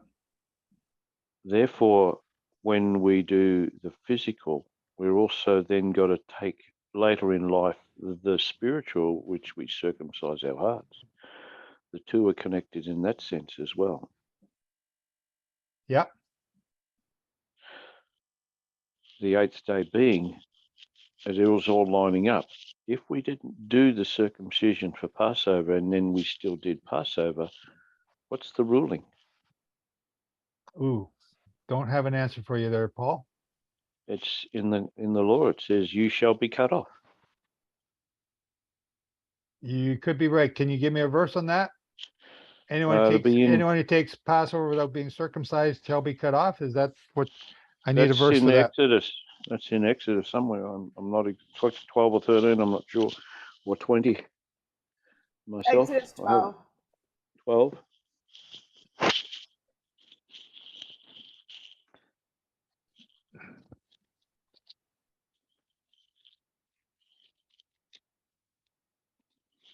In the New Testament, he says, count the cost of your conversion. And that, as Laurie Don has put in the chat, makes quite a lot of sense in that it's a serious commitment and conviction, and not something to take lightly. Absolutely agree with you, Laurie. Counting the numbers of your days. Do we have that verse in Exodus 12 yet? Anyone got it?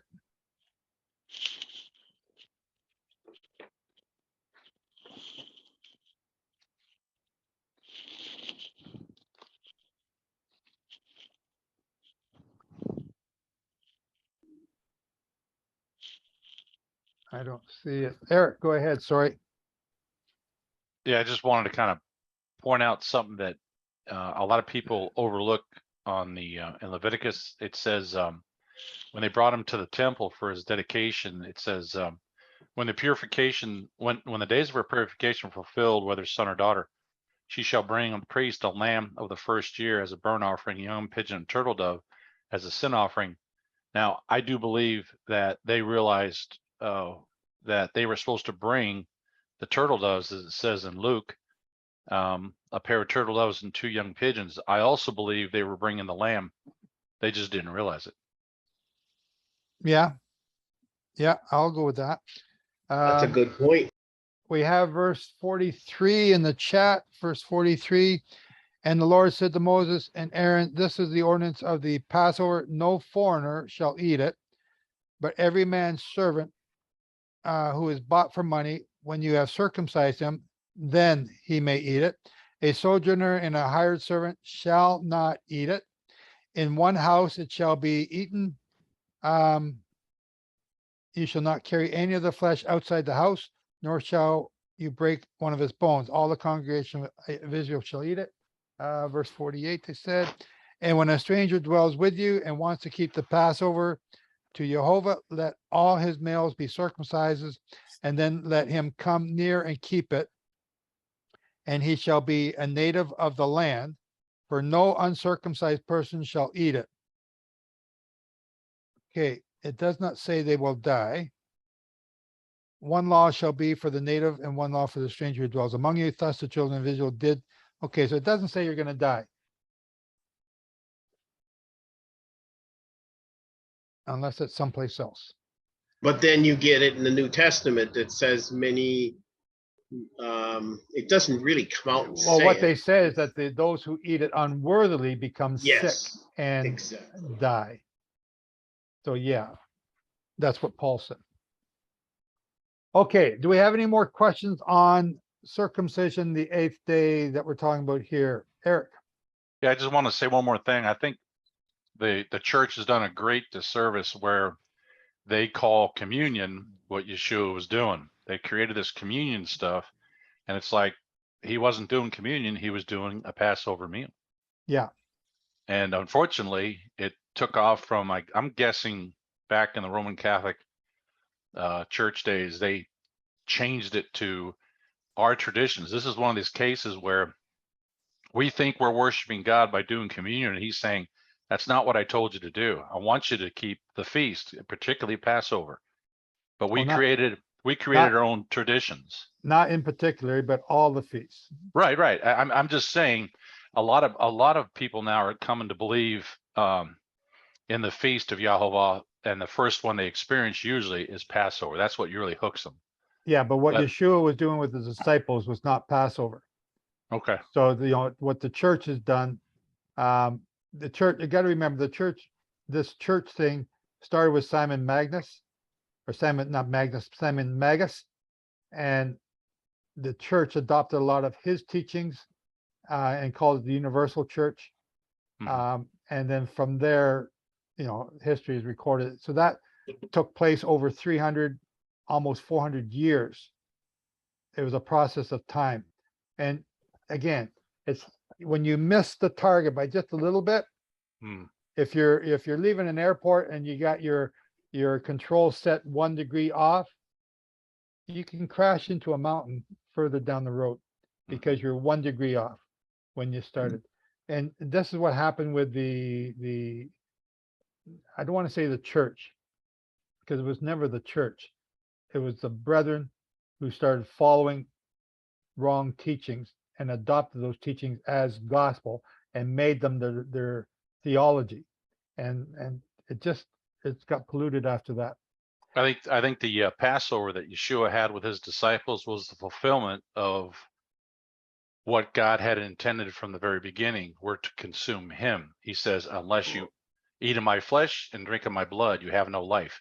Yeshua Yes, but that again, we're not going to get into that debate. That was not Passover. Right. That was the meal before Passover at the dedication of the firstborn.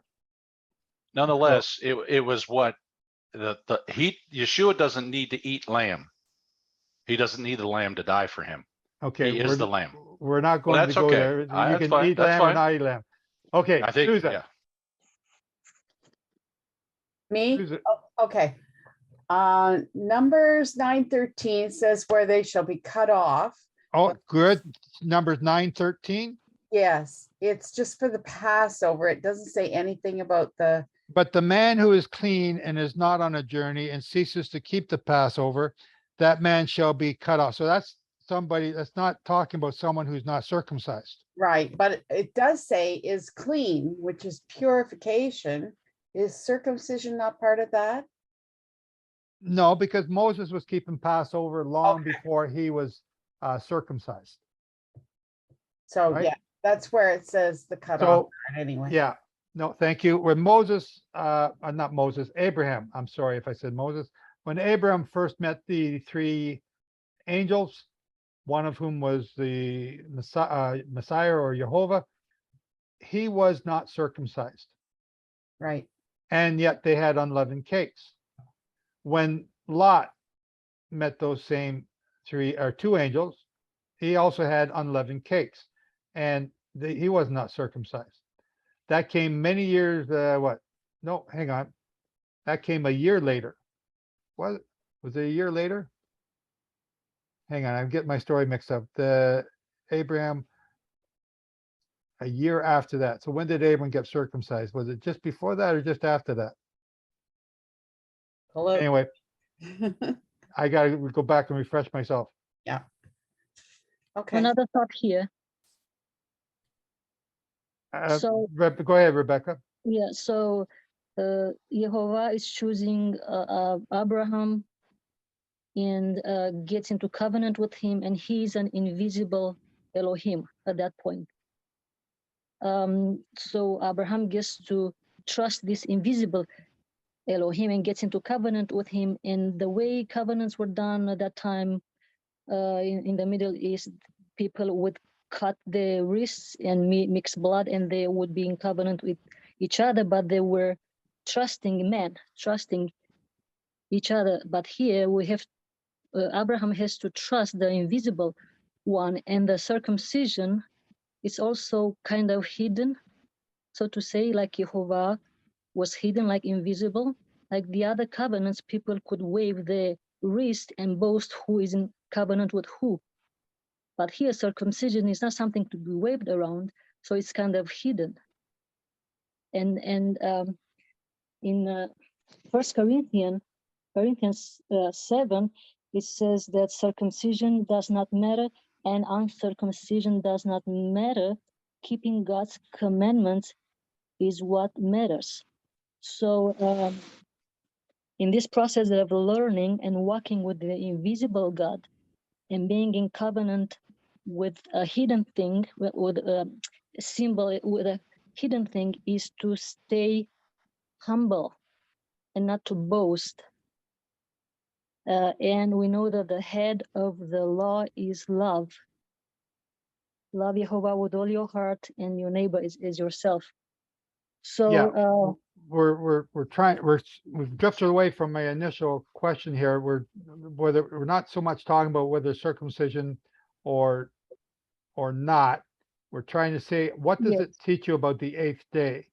So the summary is that obeying the commandments starts with the weekly Shabbat, and then the rest of the festival to the 8th day. So there's no other way to go around. That's why he's given us so many years to learn and to practice, and it starts with the weekly Shabbat and it ends up with the 8th day. There's no other route to reach there to the 8th day. Yeah, it starts with the weekly Sabbath, ends up with the 8th day. I like that. I might have to use that line. That's a good one. And it's a mystery. All of this is a mystery. And in Ephesians, the mystery is mentioned a few times until it says that the whole point from the very beginning was to bring the two together, the circumcised and the uncircumcised, to bring them together into Yeshua. I'm going to disagree. It was a mystery to those who did not obey. Those who obeyed, it was just, well, it's obvious.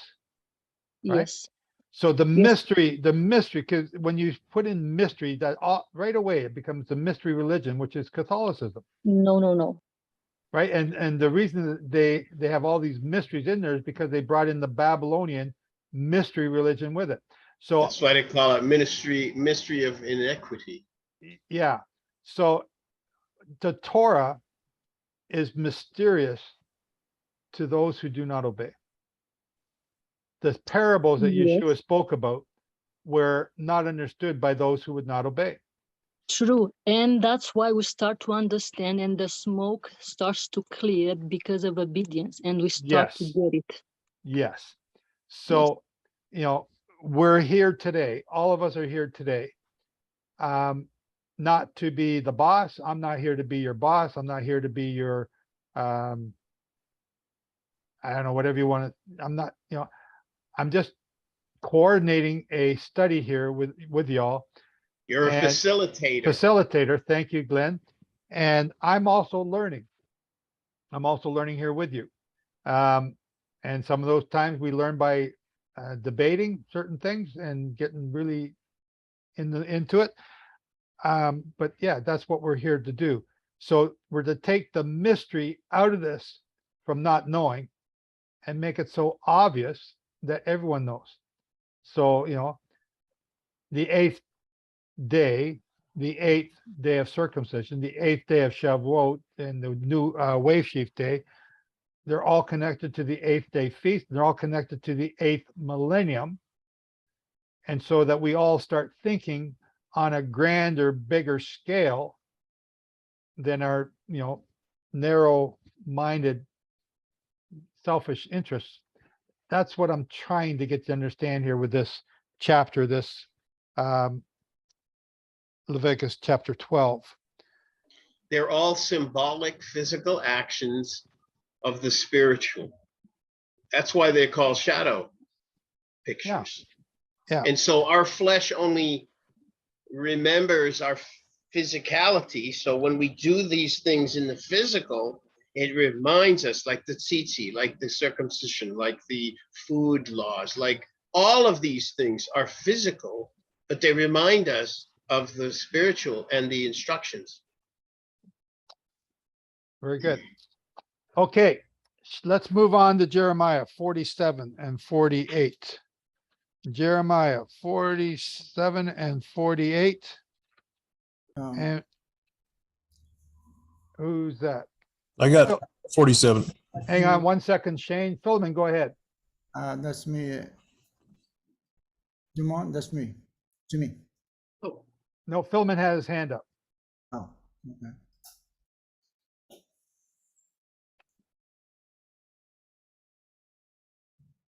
Your mic is muted.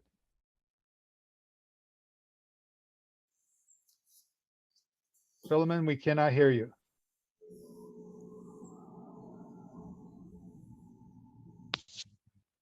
Hello?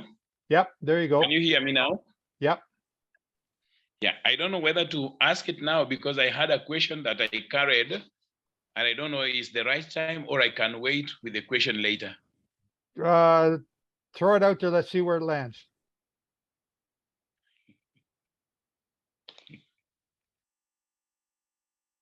Sorry?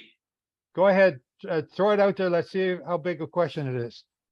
You know, it's not a very big question. My question is in 18, Matthew 18, verse 3.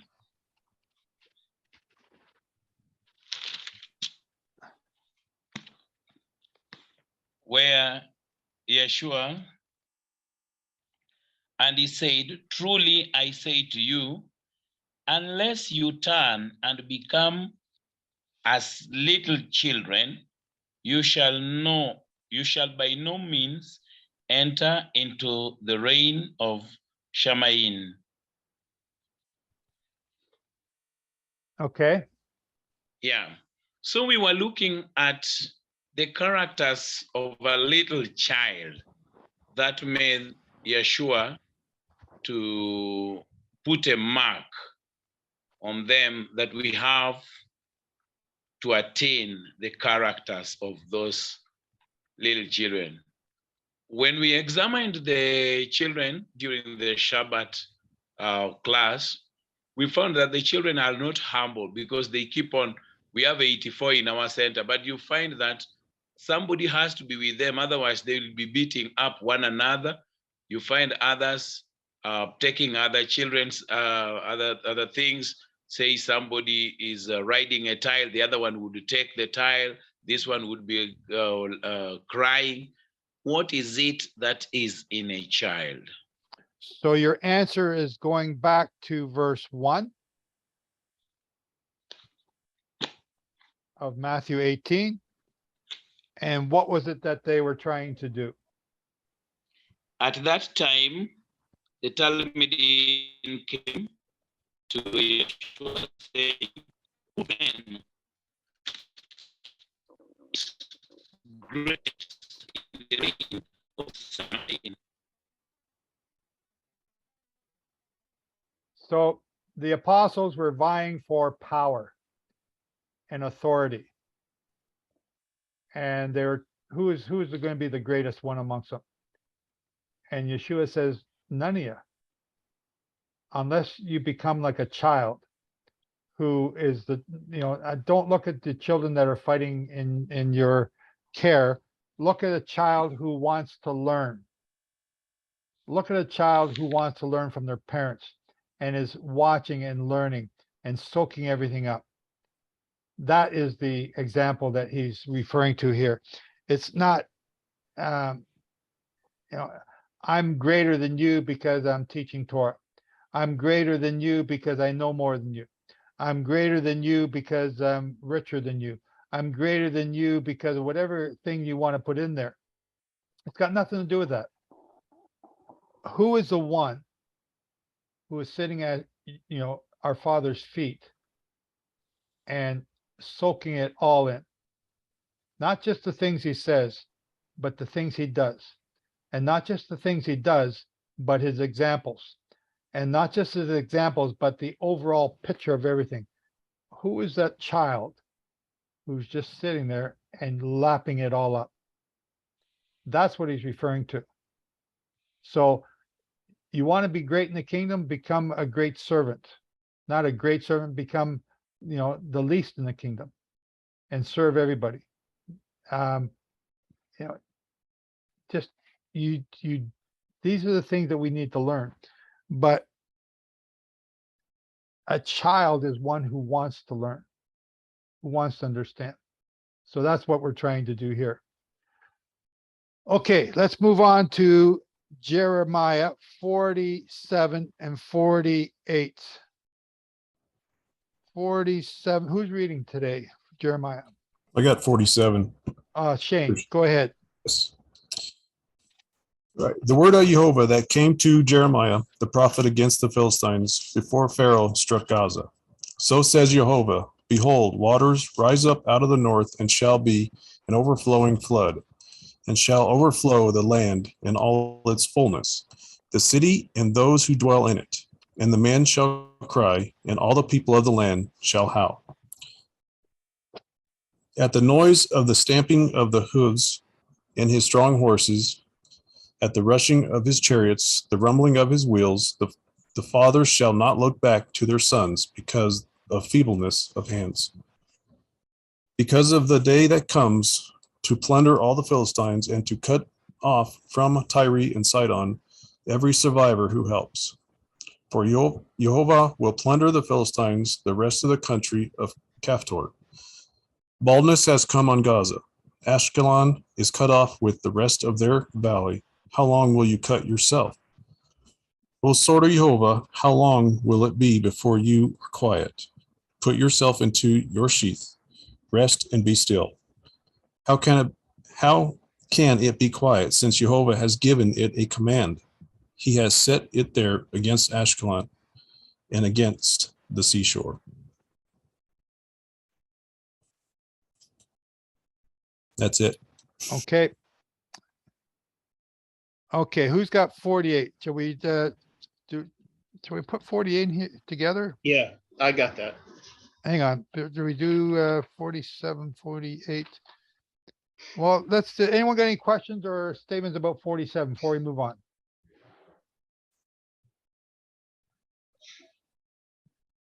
Okay, then go ahead, Glenn. Let's start 48. Okay. Concerning Moab, this is what Yehovah of hosts, the Elohim of Israel, said.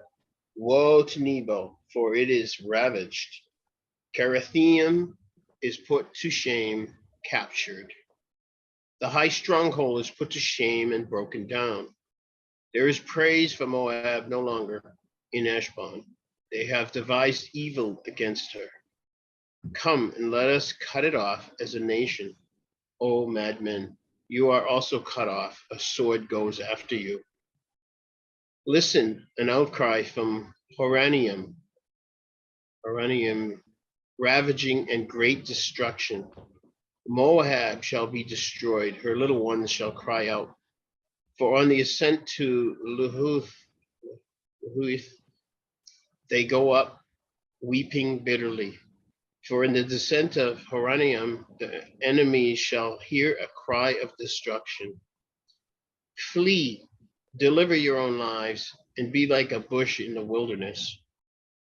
For because you have trusted in your works and your treasures, you shall be captured, and Chemosh shall go forth into exile, his priests and his heads together. And the ravager shall come into every city, no one escapes. And the valley shall perish, and the plain be destroyed, as Yehovah has spoken. Give wings to Moab, for she has to flee away, and her cities become a ruin, with no one to dwell in them. Cursed is he who is slack in doing the work of Yehovah, and cursed is he who withholds his sword from blood. Moab has been at ease from his youth, and he has settled on his dregs, and has not been emptied from vessel to vessel, nor has he gone into exile. Therefore his flavor has stayed in him, and his fragrance is unchanged. Therefore, see, the days are coming, declares Yehovah, when I shall send him tillers, who shall till him over, and empty his vessels, and break the pitchers. And Moab shall be ashamed because of Chemosh, as the house of Israel was ashamed of Bethel, their refuge. How do you say, we are mighty and strong men for battle? Moab is ravaged, and her cities have been entered, and her chosen young men have gone down to the slaughter, declares the sovereign, whose name is Yehovah of hosts. The calamity of Moab is near to come, and his affliction hurries fast. Lament for him, all you who are around him, and all you who know his name, say, how strong scepter has been broken, the staff of splendor. Come down from your esteem and sit in thirst, O inhabitant, daughter of Dumond, for the ravager of Moab shall come against you. He shall destroy your strongholds. Stand by the way and watch, O inhabitant of Aurora. Ask him who flees and her who escapes. Say, what has been done? Moab has been put to shame, for it has been broken down. Howl and cry, let it be heard in Arnon that Moab is ravaged. And judgment has come on the plain country, on Holon and on Yahatzah and on Mophath, and on Dibon, Nebo, and on Baeth Diblathim, and on Kirathaim, and Baeth Galum, and Baeth Meon, and on Kiroth, and on Botzra, and on all the cities of the land of Moab, far and near. The horn of Moab has been cut off, and his arm has been broken, declares Yehovah. Make him drunk, because he has made himself great against Yehovah. Moab shall splash in his vomit, and he shall also be in mockery. And was not Israel a mockery to you? Was he found among thieves? For whenever you speak of him, you shake your head. O inhabitants of Moab, leave the cities and dwell in the rock, and be like the dove making a nest in the sides of the cave's mouth. We have heard of the pride of Moab. He is very proud of his loftiness and arrogance and pride, and of the haughtiness of his heart. I know his wrath, declares Yehovah, and his boastings are untrue. His deeds are false. Therefore I wail for Moab, and I cry for all Moab. I mourn for the men of Kir Heres. O vine of Sibmah, I weep for you with the weeping of Yazer. Your branches have passed over the sea. You have come to the sea of Yazer. The ravager has fallen on your summer fruit and your grape harvest. Joy and gladness have been taken away from the orchard and from the land of Moab. And I've made wine to cease from the wine presses. No one treads with shouting.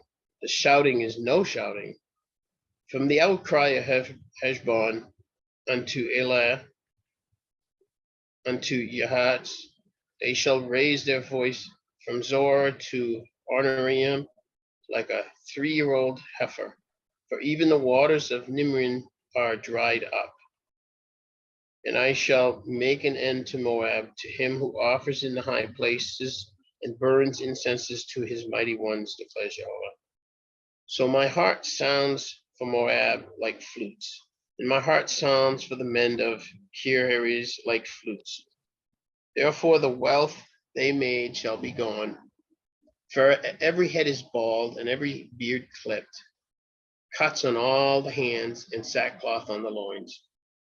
On all the housetops of Moab and in its streets, it is all lamentation. For I have broken Moab like a vessel in which no one delights, declares Yehovah. How she has been broken down, they shall wail. How Moab has turned her back with shame. So Moab shall be a mockery and a horror to all those about her. For thus says Yehovah, see her, he soars like an eagle and shall spread his wings over Moab. Kerioth shall be captured and the stronghold seized, and the heart of the mighty men in Moab on that day shall be like the heart of a woman in labor. And Moab shall be destroyed as a people because he has made himself great against Yehovah. Fear and the pit and the snare are upon you, O inhabitant of Moab, declares Yehovah. He who flees from the fear falls into the pit, and he who gets out of the pit is caught in the snare. For I am bringing upon Moab the year of their punishment, declares Yehovah. Those who fled stood powerless under the shadow of Heshbon. But a fire shall come out of Heshbon, and a flame from the midst of Sion, and consume the brow of Moab, and the crown of the head of the sons of Sheol. Woe to you, O Moab! The people of Chemosh have perished, for your sons have been taken into exile, and your daughters into exile. But I shall turn back the captivity of Moab in the latter days, declares Yehovah. Thus far is the judgment of Moab. Okay. Glenn is super depressing today. I wanted to look up here. I just want, out of my own curiosity. This is Jeremiah.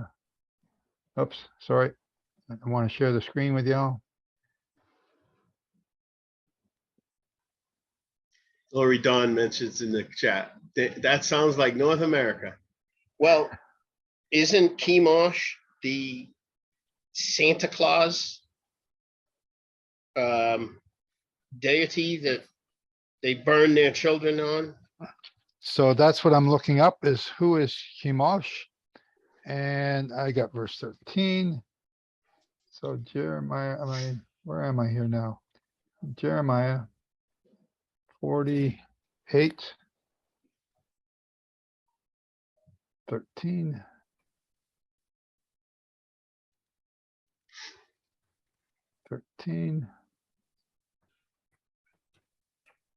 Mem Nun.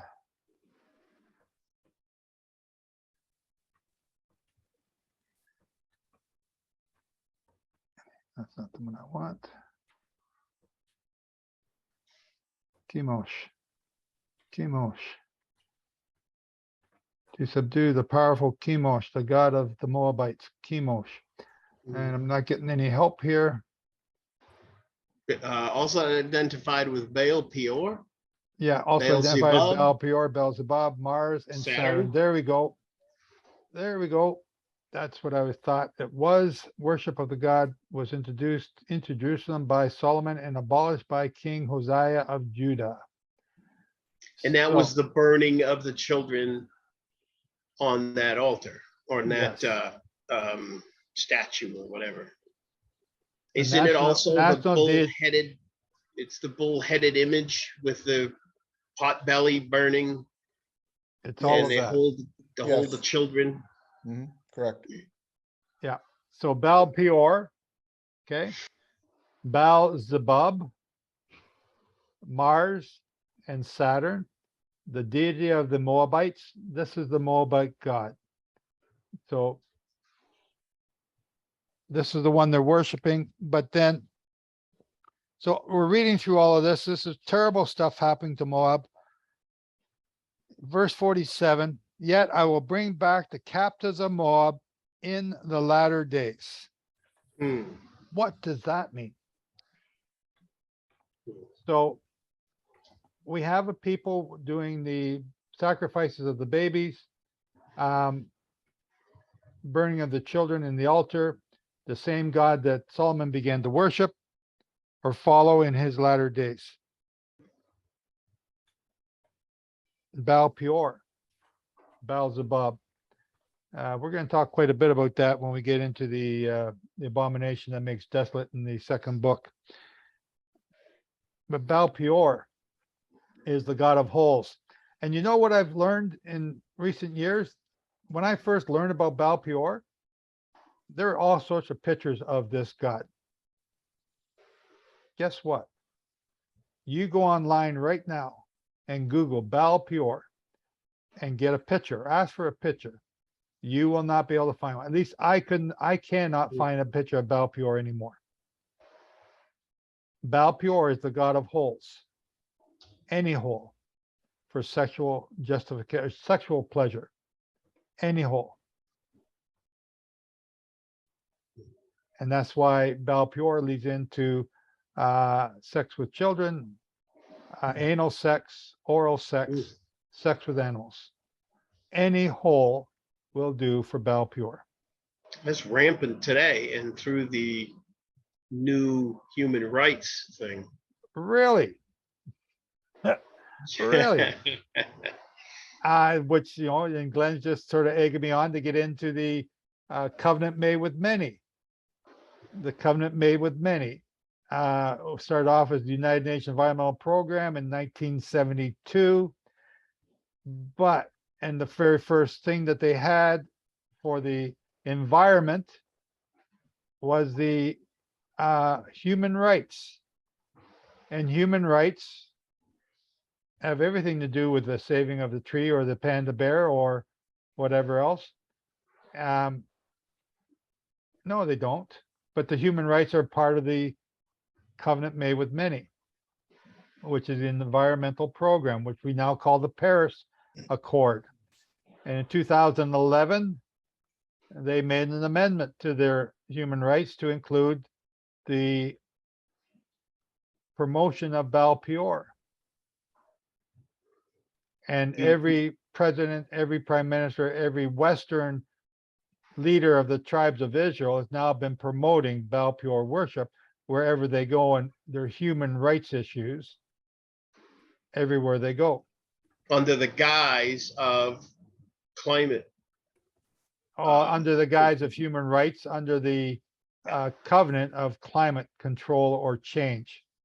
Just so you know, this recent, and you probably knew this, the recent budget approval by the President of the United States has just given $400 billion to that movement with the Paris Agreement. But he had given 1.7 trillion last November. So you look at how much money they're pouring into this to get this final push move on this agenda. Yeah, Glenn, if you got that article, you can send it to me, please. Not here in the chat, but email it to me so I get it, or on Facebook. Sure. Everywhere you go now, there's Baal Peor in your face. Everywhere you go now. Like, why do we need to teach the children where they can have sex when they're in kindergarten? But it's okay, it's legal for them to do that, but it's illegal for me to talk about Torah in a public place. Anyway, it's just we're totally off track here, but this is just Brian. Connected. It's all connected right here. Brian, you had your hand up a while ago. Did you want to say something? Yeah, just in regards to the way of worship for Baal Peor, and I know it's disgusting. I don't want to glorify that, but in studies of the way they would worship that false, disgusting god was the people would drink like a type of beer laxative and then defecate before these idols and then have sexual encounters with the men, women. It was, you can see why God said this is disgusting and it's a false god, because the practices that the people performed in front of this idol was disgusting, absolutely disgusting. And we don't know, we're never presented with half of probably how bad it was, but just a bit of information, that's all. The Israelites, they fled, right? They fled in 723 when the Israel fell. Jeremiah is talking about 586 when Judah is about to fall. A lot of them fled to a little colony that they had at the time. Oh boy, the name just slipped out of my brain. It's the colony on the north coast of Africa in Libya. The Romans fought against it, and I want to say it starts with a CH. Carthage. Carthage, thank you, Glenn. CA, Carthage. Boy, getting old sucks sometimes. Carthage. And the Carthaginians were known the world over. Again, so the Carthaginians were known the world over. Who are the Carthaginians? You look it up. They are the not the Philistines, but the Phoenicians. Who are the Phoenicians? They are the Israelites. And they populated Carthage. And the main worship of Carthage was the worship of Baal Peor and Chemosh. And Chemosh was the reason that they destroyed the city. The Romans destroyed the city because it was such an abomination to the Romans that they even salted the land so that nobody would live there anymore. Now the sign, oh man, what's it? I'm really bad for names all of a sudden. The guy who wrote the 4 books, one about Parthia and the empires of the Stephen Collins. Stephen Collins, yes. He has a book on that, and I would encourage you to go and read the book. Eric, you had your hand up. Yeah, I was just wondering, is that what's going on in Sri Lanka? What, the worship of Baal Peor? Yeah, that and the green. In other words, they're trying to go green. They're trying to force no use of fertilizer because it affects the environment. Everything now is giving way to the worship of the green god.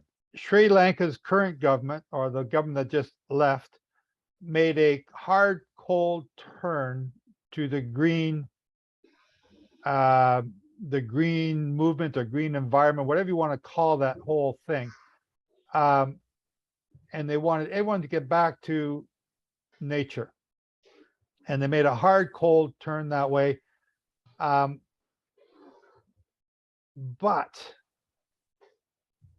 you know, it's like trying to quit eating because you're fat, or trying to stop smoking when you're addicted to nicotine. You can't always do it without ramifications, or getting off of meth or drugs when you are addicted. You have to weed yourself off. But Sri Lanka did it cold turkey. I do not know enough about everything down there. I do know that they've now gone into bankruptcy, or the government is bankrupted, or they can't pay their bills, therefore they can't bring in all the oils they need for cooking, or gas for the people. And this will lead to death. they will die. Yeah. I do not know if that has anything to do with Chemosh. I do not know if the Sri Lankans are big into homosexuality. But it's I all know- part of the green movement, so it's still part Yeah, of it. It's the hidden green- in, yeah. There's a lot of different things in the green movement, in the environmental movement. Baal Peor, or the worship of Chemosh, is just one part of it. Not everyone who's a green is having sex with children. Not everyone who's green is having sex with other men. That's not what it is. It's part of it. It's a part of it. guise. Yeah, it's part of it. But this whole system is what Yehovah's against. So again, the stuff that's going on in Sri Lanka, they got a lot of different problems going on there. Part of it was turning green cold turkey without giving any thought to the process. So, it's like Europe trying to go get off of fossil fuels. So they've created all these wind turbines and solar panels, but they're still not there yet. They've been doing it over a number of years, but they're still not there. And even though they are not quite there, cutting off the gas from Russia, that still puts them in a big bind for this winter. They're in danger, they're in trouble. So this whole green movement, it's a facade. It's a fake. It's false. Deception. It's deception. And the deception is that the wildfires, the droughts, the famines, the floods are caused by our polluting of the planet. That is the fallacy. That is not true. All these things are sent by Yehovah because we will not worship him. Again, as you count down the days, get down to 2024, right? 2024, where is it? It's that blue one there. It's the 10 days of awe. When you keep the 10 days of awe, what is it that's going on in them? If I don't know about you guys, but whenever I was getting ready for the Feast of Tabernacles, or not the Feast of Tabernacle, when I'm getting ready for the Feast of Tabernacle, the 10 days of awe from the Feast of Trumpets to the Day of Atonement, all hell would break out. Every year. The pressure at work to quit, or you're going to get fired if you're going to go away. Family life was a disaster because you're getting ready for the feast. You're trying to plan for the feast. Now, I don't know. Are they going to come or are they not going to come? Am I going to have a job or not have a job? Do I go all out and spend my 10%, or I save some of that because I'm not going to have a job when I come back? What do I do? Every year, the 10 days of awe were bedlam. But they were an example of what was going to happen, because at that time, I was not keeping or paying attention to the 10 days of awe. It was just the Feast of Trumpets, Day of Atonement. But the Day of Atonement was just a fast day. I was getting ready for a fast. I wasn't getting ready for repenting. I wasn't getting myself into that mind of returning to Yehovah. This week's newsletter is the returning of the 40 days. Again, the 40 days. What is the woman doing? Purifying herself for 40 days. What are we to do? Purify ourselves for 40 days. The purification is for 40 years. The wandering in the wilderness was for 40 years. Yeshua's fasting was a purification for 40 days. All these things are connected. We are in the final push.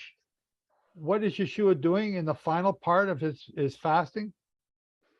He is engaged with Satan, trying to get him to submit to Satan.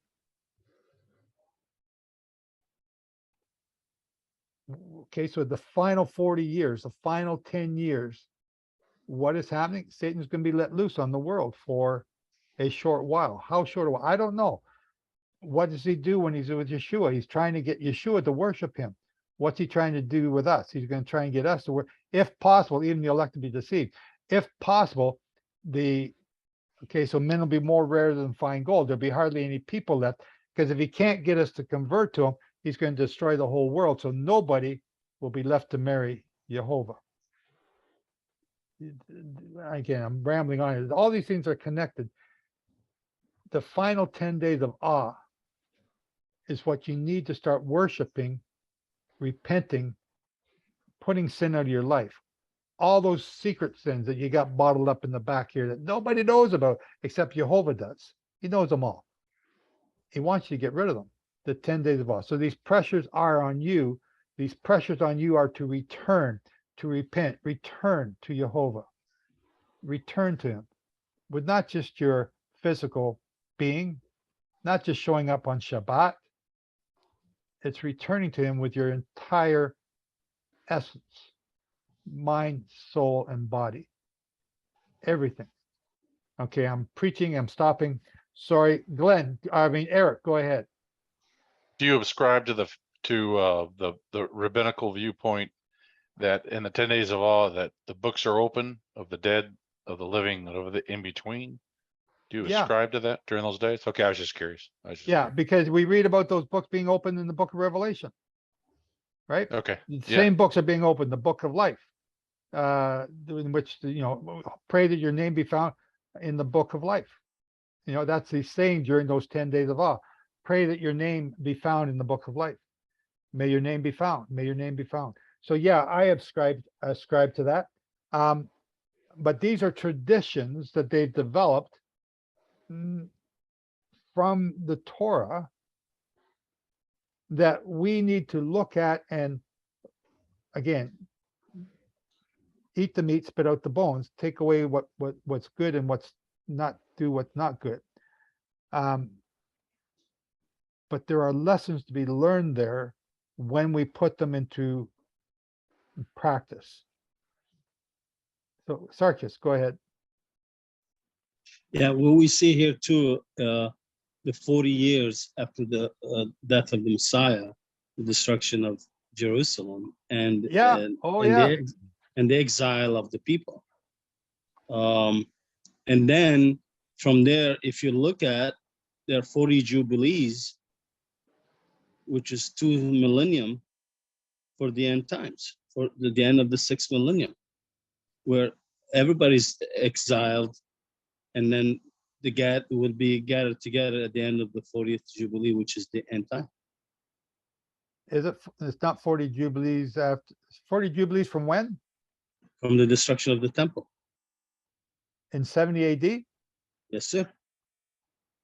That's 2020, it's 40, it's 1960. 1960 and 70 is 2030. Ouch. Yes, sir. Oh, okay. You're a good teacher. Wow. 1960 plus 70.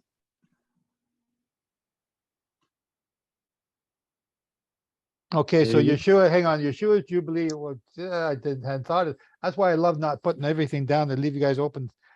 So Yeshua died in 33. He said to the thief on the tree, today you will be with me in paradise.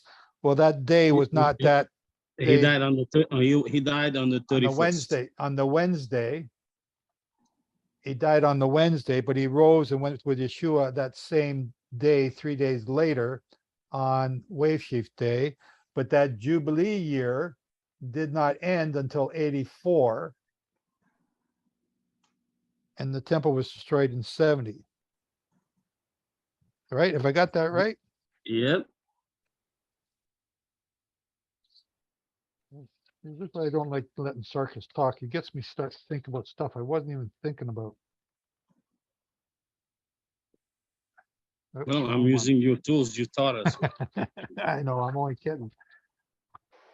Now this process brings it out. This is what's good. 84, hang on, where am I here? 30. There we go. When you start talking about in your newsletter about 40 days. 31, so 34, no, 36. was the Jubilee year. 31, he died.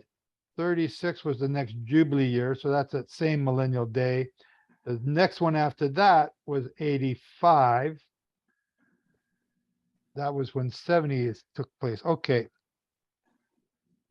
So you're going to start from 30 and you're going to count 40. So yeah, 40.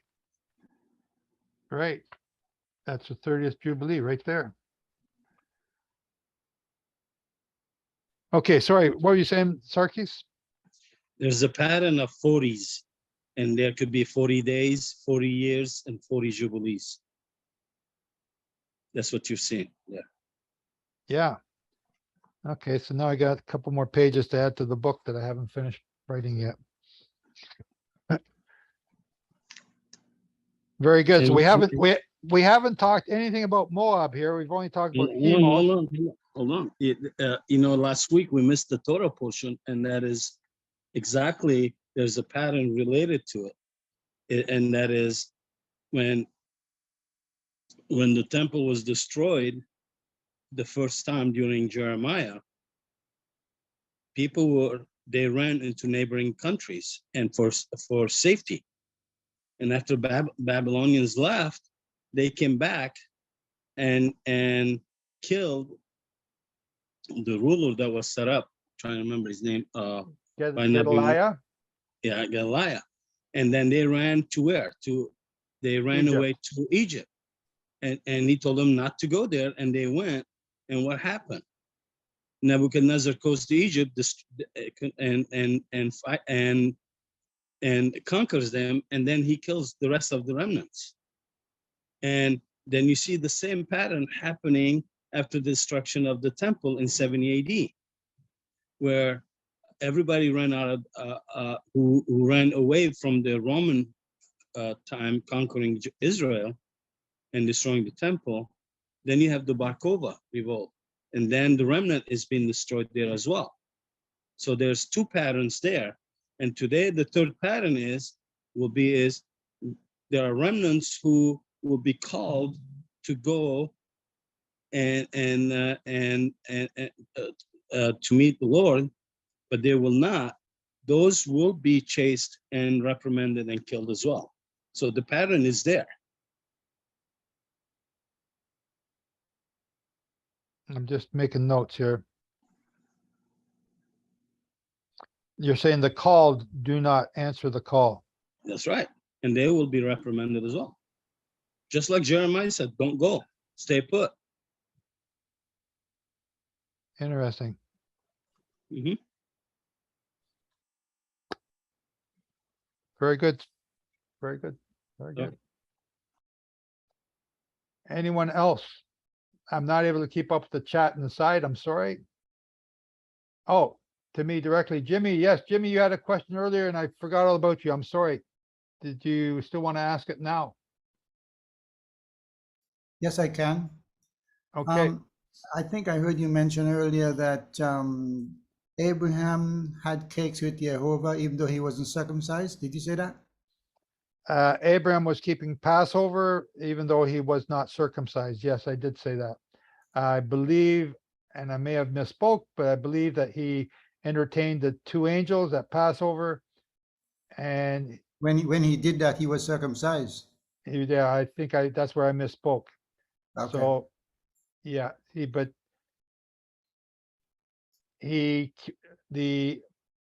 covenant that he made with Yehovah, that was done at Passover time.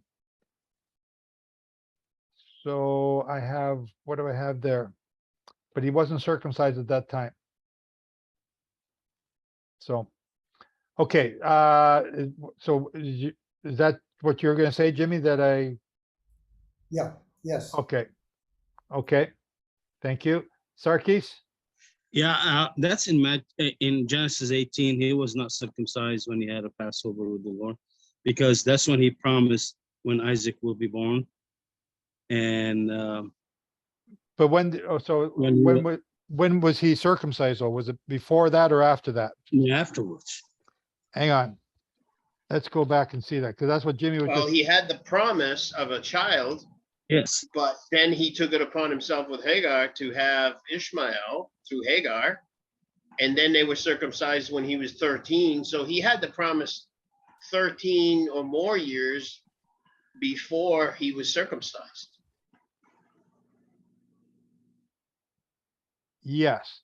So when he had that promise, so you were in what, 14, 13, Abraham had Genesis 13, promise to Abraham 12.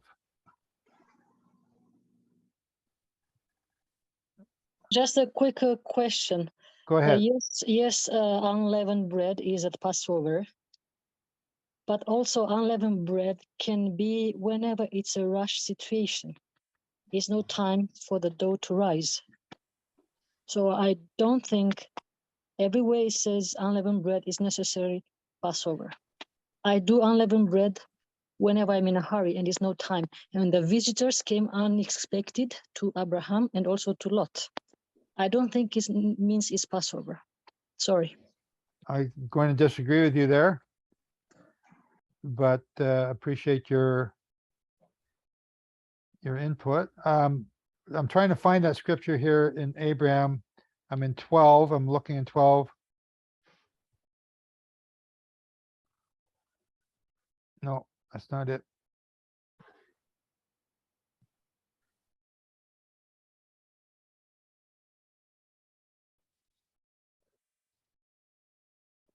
I can't find it.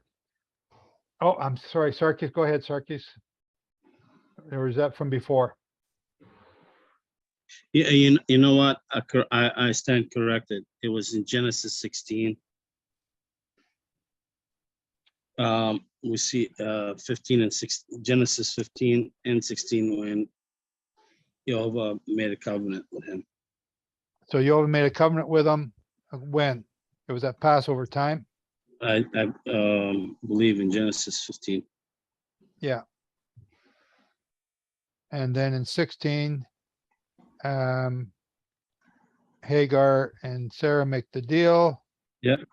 And 17, what's happened? 17, Abram 99. And the Lord appeared to Abram, 17 verse 1, and said to him, I am Almighty God, walk before me and be blameless, and I will make you a covenant between me and you, and will multiply you exceedingly.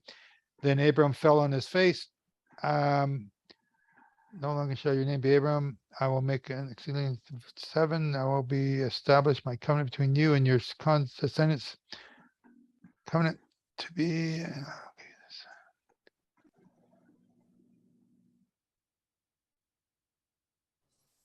Lori Donna put in the chat. Verse 10.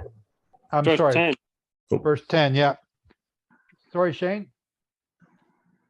Oh, I'm sorry. Lori Donna put in the chat a long time ago about the end of 17, beginning of 18. You're probably getting there now. So Yeah, well, verse 10, this is my covenant between you and me, between your descendants, and after you, every male child among you shall be circumcised, and you shall be circumcised in the flesh of your foreskins, and it shall be a sign of the covenant between me and you. And verse 18.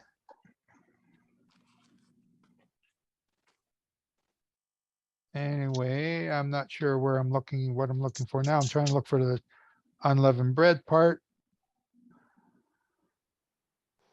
Okay. That's in 18, Joe, where the Lord appeared to him by the oaks of Mamre, and he had the threshold covenant. Okay, but this is after his circumcision, which is what Yes. we were talking about before. So yeah, maybe I'm not sure what to say now, that we stand corrected, but I thought in verse, when he first made the covenant with him, it was also Passover time. I know it was Passover time because 430 years to the very day. So yeah, it was. That's right. Yeah. Thank you. Okay, Eric. Yeah, I think that's the difference between the birth of Ishmael. He wasn't circumcised yet. He was born of the flesh. And the circumcision that he had before he gave birth or impregnated Sarah with Isaac. So I think the difference is he did not give him and did not reveal who was going to be the other half of the equation. He knew it was going to be his seed. He just didn't know who the woman was that he would impregnate. And I think after he was circumcised, that's when God says, okay, this time next year, Sarah will have that child. So he'd been circumcised prior to God revealing Isaac would be the covenant child. By at least 3 months. Very good. Okay, let's move on to Proverbs 24. Proverbs 24. All right, that's me. Can everyone hear me? Arian, yes, go ahead. All right. Whoops, I'll just sit my bed up a bit here. One moment. Okay. Hang on here. Proverbs 24. Do not be envious of evil men, nor desire to be with them, for their heart devises violence, and their lips talk of troublemaking. Through wisdom a house is built, and by understanding it is established. By knowledge the rooms are filled with all precious and pleasant riches. A wise man is strong, yes, a man of knowledge increases strength. For by wise counsel you will wage your own war, and in a multitude of counselors there is safety. Wisdom is too lofty for a fool. He does not open his mouth in the gate. He who plots to do evil will be called a schemer. The devising of foolishness is sin, and the scoffer is an abomination to men. If you faint in the day of adversity, your strength is small. Deliver those who are drawn toward death, and hold back those stumbling to the slaughter. If you say, surely we did not know this, does not he who weighs the hearts consider it? And will he not render to each man according to his deeds? My son, eat honey because it is good, and the honeycomb which is sweet to your taste. So shall the knowledge of wisdom be to your soul. If you have found it, there is a prospect, and your hope will not be cut off. Do not lie in wait, O wicked man, against the dwelling of the righteous. Do not plunder his resting place. For a righteous man may fall 7 times and rise again, but the wicked shall fall by calamity. Do not rejoice when your enemy falls, and do not let your heart be glad when he stumbles, lest the Lord see it and it displease him, and he turn away his wrath from him. Do not fret because of evildoers, nor be envious of the wicked, for there will be no prospect for the evil man. The lamp of the wicked will be put out. My son, fear Yehovah and the king. Do not associate with those given to change, for their calamity will rise suddenly, and who knows, and who knows the ruin those two can bring, pardon me. These things also belong to the wise. It is not good to show partiality in judgment. He who says to the wicked, you are righteous, him then the people will curse, nations will abhor him, but those who rebuke the wicked will have delight, and a good blessing will come upon them. He who gives the right answer kisses the lips. Prepare your outside work, make it fit for yourself in the field, and afterward build your house. Do not be a witness against your neighbor without cause, for would you deceive with your lips? Do not say, I will do to him just as he has done to me. I will render to the man according to his work. I went by the field of the lazy man and by the vineyard of the man devoid of understanding, and there it was, all overgrown with thorns. Its surface was covered with nettles. Its stone wall was broken down. When I saw it, I considered it well. I looked on it and received instruction.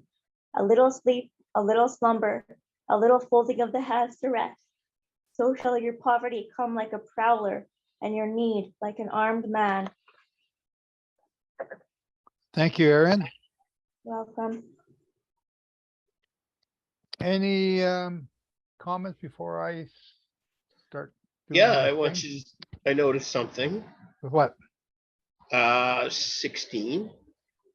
For 7 times a righteous man falls and rises. So do we have to be perfect? Well, we have to try, but we're going to possibly fail here and there. But as long as we get up, see, it says falls and rises to continue in the righteous path, then we remain righteous. because he calls us righteous, even if we fall 7 times. Yep. I like that one too. I saw that. Anyone else? Can we tie that into what Peter says? How many times should we forgive our neighbor? 70 times 7? Brian. Yeah, that's a very interesting point. I was just thinking about that this past week. The word 70 times or 7 times in this word, righteous men will fall 7 times. You know, how much is a time? A time is a week of years. Well, it's a shana, it's a cycle of time, it's a period of time. Right, right. So not a righteous man may not fall 7 ordinal times, but a week of 7 times, indicating there's many times a man may fall. It's not just putting a single number on how many times a man could, if I fall 8 times, I'm done with. I think it goes deeper than that. It's not an ordinal number of just 7, but an indication of many times that could follow. 7 times. Where's again? Should we do that? No.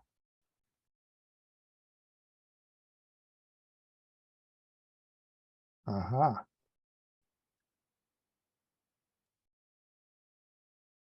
And there it is. It's an oath too. Yeah. So let's go back and read that again. For a just man falleth what? From his oath. A primitive cardinal number 7, as in the sacred full one. Also adverbially 7 times. By implication, a week. By extension, indefinite number. Bingo, exactly.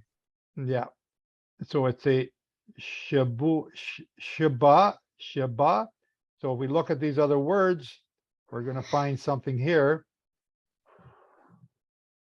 Shabbat. Is that the one I want? Shabbat, that's just brought me back. Shana. 7. Shabana. Okay, so somewhere in here, this leads me to a Shavuot, but I'm not able to find it right now. So the 70, the word times is added there. The word is actually Shiba. Okay, Shiba, and it comes from the giving of an oath or swearing. So the oath that we're swearing, the covenant that we're making, the circumcision that we're doing, it's an oath, it's a swearing, it's the holy days, counting the 7s, numbering our days. Here goes this whole theme that Gary was praying about at the beginning, numbering our days, numbering our feasts, counting the days, the years, and learning the patterns, the oathing. So now with that in mind, when we go back to read this, and for a just man, what's the just mean? Straight, righteous, for the righteous. Zadik, for the righteous. Falleth, what's it? Fails. Fall, miscarriage, refuse, ruin, fall. Nafal, to fall, a great variety of applications, cause of big steps, cast down. Okay, to fall. So the righteous falls 7. The righteous falls from keeping his oath, yet he rises up again. Rise, stock, gain to rise up. Primitive root to rise in very application, cum.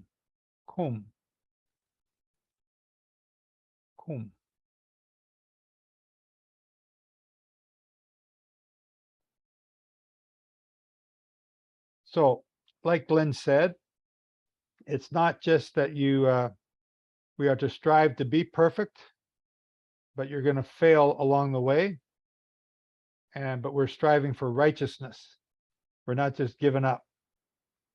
We're keep on, and that was good call there, Glenn. Eric, excuse me, go ahead, Eric. Yeah, it's interesting that that term rise is associated with the righteous man. Even though he's failed in his life, he still rises. But look what's missing with the wicked. But the wicked shall fall by calamity. There is no, and they shall rise. So I find that kind of interesting where it doesn't say you're going to hell. It just says you won't rise. And I associate that with the resurrection. No, that's a good point. What verse is that? Verse 16 still. Right, still 16. Rises up, but the wicked, let's see what the wicked are. Depart wicked to leave correct path. Rasha, morally wrong, concretely and a bad person. Okay. Shall fall. There's that the same word? Topple, ruin, axe, toppling, stumbling block, kashal. To totter, to waver. A lot of times I've seen or heard it referred to as the wick of a candle. If you take the word of God and you twist it, and you use it to where it's not supposed to be used by that. In other words, you're doing it to push your agenda instead of being led by the Spirit. So people may know the words of God, but they don't know how to apply it correctly because they don't have the Ruach to do that. And you could take the word of God and actually use it for evil. And a wick is someone who does that, like Wiccan. You know, you hear about that different. It's basically almost anti-Torah, and so a wick is only good for burning, as you find in a candle, and that's what will happen to these people that misuse the word of God and twist it. Okay. Interesting. Okay, so I have a question here. Verse 21 is one I want to go to. My son, fear Yehovah and the king. Do not associate with those given to change. For the calamity will rise suddenly on those who, and who knows the ruin those two can bring. So I want to bring that up because we're supposed to also be praying for our king. And I'm guilty. I'm not a big fan of Prime Minister Trudeau and his liberal agenda, but we're supposed to be praying for him and to respect and fear him at the same time. I just want to point that out. And the other one, before I get all the anti-Trudeau people on here, verse 29, do not say I will. Okay, so this one is another one I thought, wow. Do not say, I will do to him just as he has done to me. I will render to the man according to his work. Okay, so when I say that, I want to see if this is the other verse I'm looking for. Proverbs 20:22. Just back a few pages. 20:22. 21. 20:22. Do not say I will recompense evil. Wait for the Lord, for he will save you. That's not the one I was looking for, but I was looking for the scripture which says that an eye for an eye, a tooth for a tooth. That's back in Exodus. An eye for an eye, a tooth for a tooth. What is Proverbs 24:29 telling us? Do not say I will do to him as he has done for me. I will render him to the man according to his work.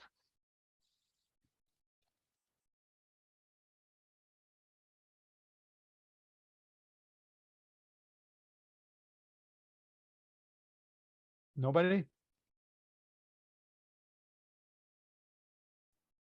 An eye for an eye. Not saying that wrath is Yehovah's. Don't do that. That's exactly what it's saying. Well, it could be going that far, but I see it as more as just be merciful, right? You don't, be merciful. That's what Yehovah does for us. He shows mercy to us. It's not letting us off the hook for everything we do, but It is about, that's what I see as being about merciful. But we're not to be vengeful. We're not to take our wrath out on him because they took it out on us. Well, We there must be a difference between, like you say, vengeance and just justice.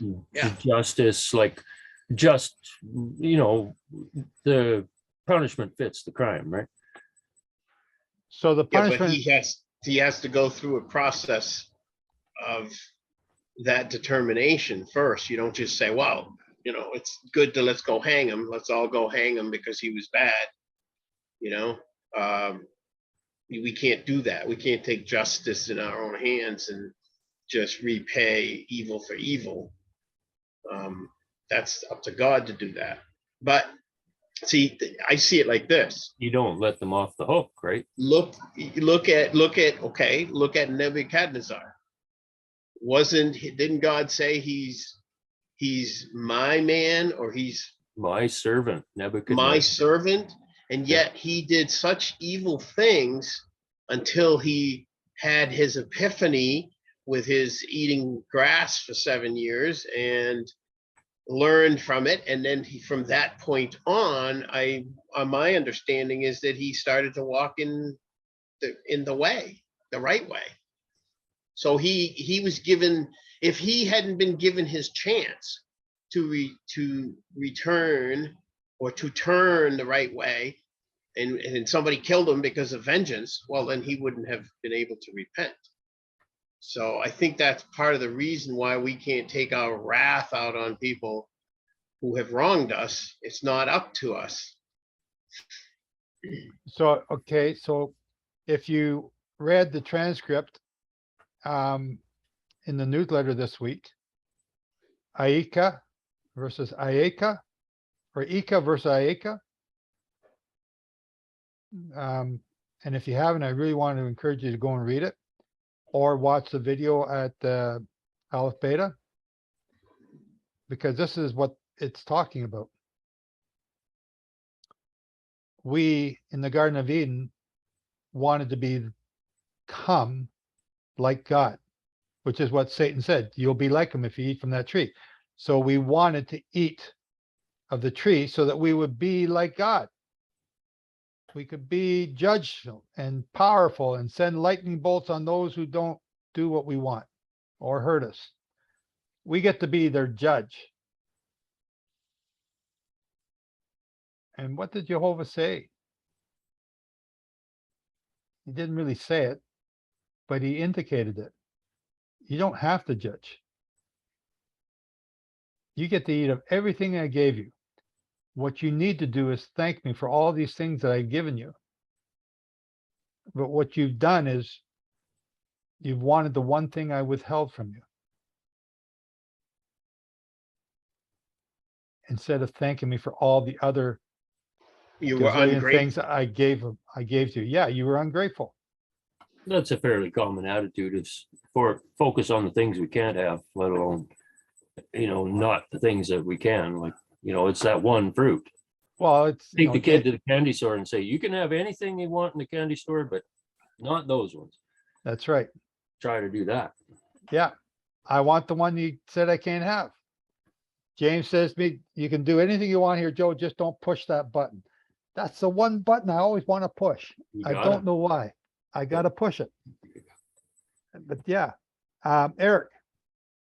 Well, I just think they were already made in the image and the likeness of God. They just didn't realize it. Well, they were made in the likeness of God or the image of God, but they wanted to become the power. They wanted the power, the judge. They wanted to be a judge like God.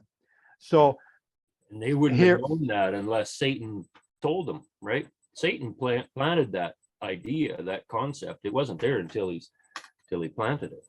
Yeah, I do encourage you, go and watch or read the newsletter. And my newsletter is basically a transcript of what Alpha Beta did. It moved me to tears. Because I was not looking at it just to be entertained. I was looking at it just to understand me. And where we are, we as a people, where we are in our society, and and why these curses are increasing that we're getting here now. So yeah, do go and watch it. Sarkis. I have a different opinion on that. And that On which? On what I just on- said, or on the Proverbs 29 or no, on 24? what you said, on what Okay. you said. And that is the Satan used the 10th commandment, thou shalt not covet, as a mean to trick Eve. And that is has nothing to do with being judged, because the word good, that means it's perfect, nothing wrong with it, nothing missing. And no sin, no malignancy in it, nothing. That is not of good. That is not good.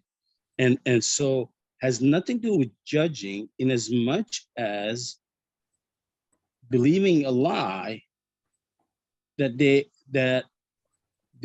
just like the prodigal son. If I look at that and I could say, why did the prodigal son wanted to leave and take what he wanted and leave? What you see here, he wanted to be like his dad, control and in charge, and not realizing he was already a son. A son has all the prerogative, all the power, all the authority of the father, because he represents the father. And Adam represented the father. He was perfect in every aspect. And one of the assumptions that I've been looking at the teachings of and traditions of man, is we assume Torah was not given to Adam and Eve. And I believe Torah was given to them before Mount Sinai. Once we understand that, then we could see the enemy uses the least of the commands to cause sin. Because once we covet, we will start going up about lying, stealing, killing, adultery, disobedience, not keeping Shabbat, using his name as vain, making images, and then replacing God. That's how the order goes. It always starts from the bottom up. You have to plant the seed to achieve the purpose of going all the way to the top. And we are living in a world today that's full of deception. What do we see? It's that we are gods almost. The green movement and the environmental movement and everything that's going on, we are God. We control, and we're going to control everything and fix it ourselves. And that's the lie. And so I believe it's about the coveting, breaking it, desiring to be like God. It's a lie. And Adam had the power to annul and void what Eve did, and he chose not to. Because if we look at Torah, the man has a right to annul anything his wife or his daughters do and void it. But he chose not to, and he joined her. So we have to look from the whole perspective of Torah, not just taking one point of view. And the word Elohim has 4 meanings, if you look at it. And it's judges, rulers, and angelic beings, and divine or gods. Those are the 4 words. Those are 4 meanings of the word Elohim. And so when I look at that, I don't see it as judges. It has to do with is trying to think they could do it on their own, and that's what Satan Satan deceived Eve with it. Why he didn't do it with Adam? He did it with Eve, who was created out of Adam, who came out of Adam. So there's a reason why he didn't approach Adam, and we need to ask that question. Why? Because he knew Adam would not be deceived. He was right there watching the whole thing. Excuse me? Adam was right there as an observer of this action. And We don't yes, know that. We don't know that. he could have told his wife, or he could have said, no, like you said, no, don't do that. Or no, I'm not going to eat it. You know the rule. He didn't do that. But we don't Because know who was there. the thought festered in his mind, just like the thought festered in Cain when he slew Abel, and he developed it into what it became, sin. And Yehovah said to Cain, for instance, why is your countenance so low? If you continue, sin knocks at the door. Same thing happened with Adam and Eve. The thought was there that the devil put in their minds, and they fostered it into what it became. And they had complete control to not allow it to happen. And that happens all the time, everywhere you look. The evil, you have the choice to decide to do that or not, and you're in control of your own mind. One of the things that Sarkis said that I thought was really intriguing, I've heard this before, but I don't hear people mention it too often, is that the greatest sin, or the greatest one of the commandment that leads into all the other commandments being broken is the 10th commandment, coveting. It leads to breaking all the other ones. I had a teaching given to me a long time ago, which blew me away when I heard that. And I agree with it, that if you covet, you will break all the other commandments. So, and the number 10 is the longest description of the commands, besides the Sabbath, the fourth command.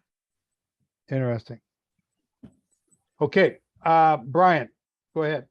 Yeah, quick question. You're talking about the Aleph Beta teaching that you really appreciated. What's the name of that title? I missed it when you were mentioning it. The title that of the Aleph Beta teaching, yes. Lamentations, Ayeka. Lamentations. Okay, thank you. It's Aieka, I think, something like that. Was that recently? Was that a recent one? I don't know. It's probably from years ago, but it just come up again in their circuit. Okay, thank you. Eric, go ahead. The other thing that's unique about coveting is I think it's one of the only commandments that you physically can't see it. It's something that's in the heart that only God can see. When you covet, it's in the heart, which shows the origin of the commandments. Interesting point. Never thought of it. Very good. Thanks. Sarkis. The other thing is, when you look at what happened in the garden,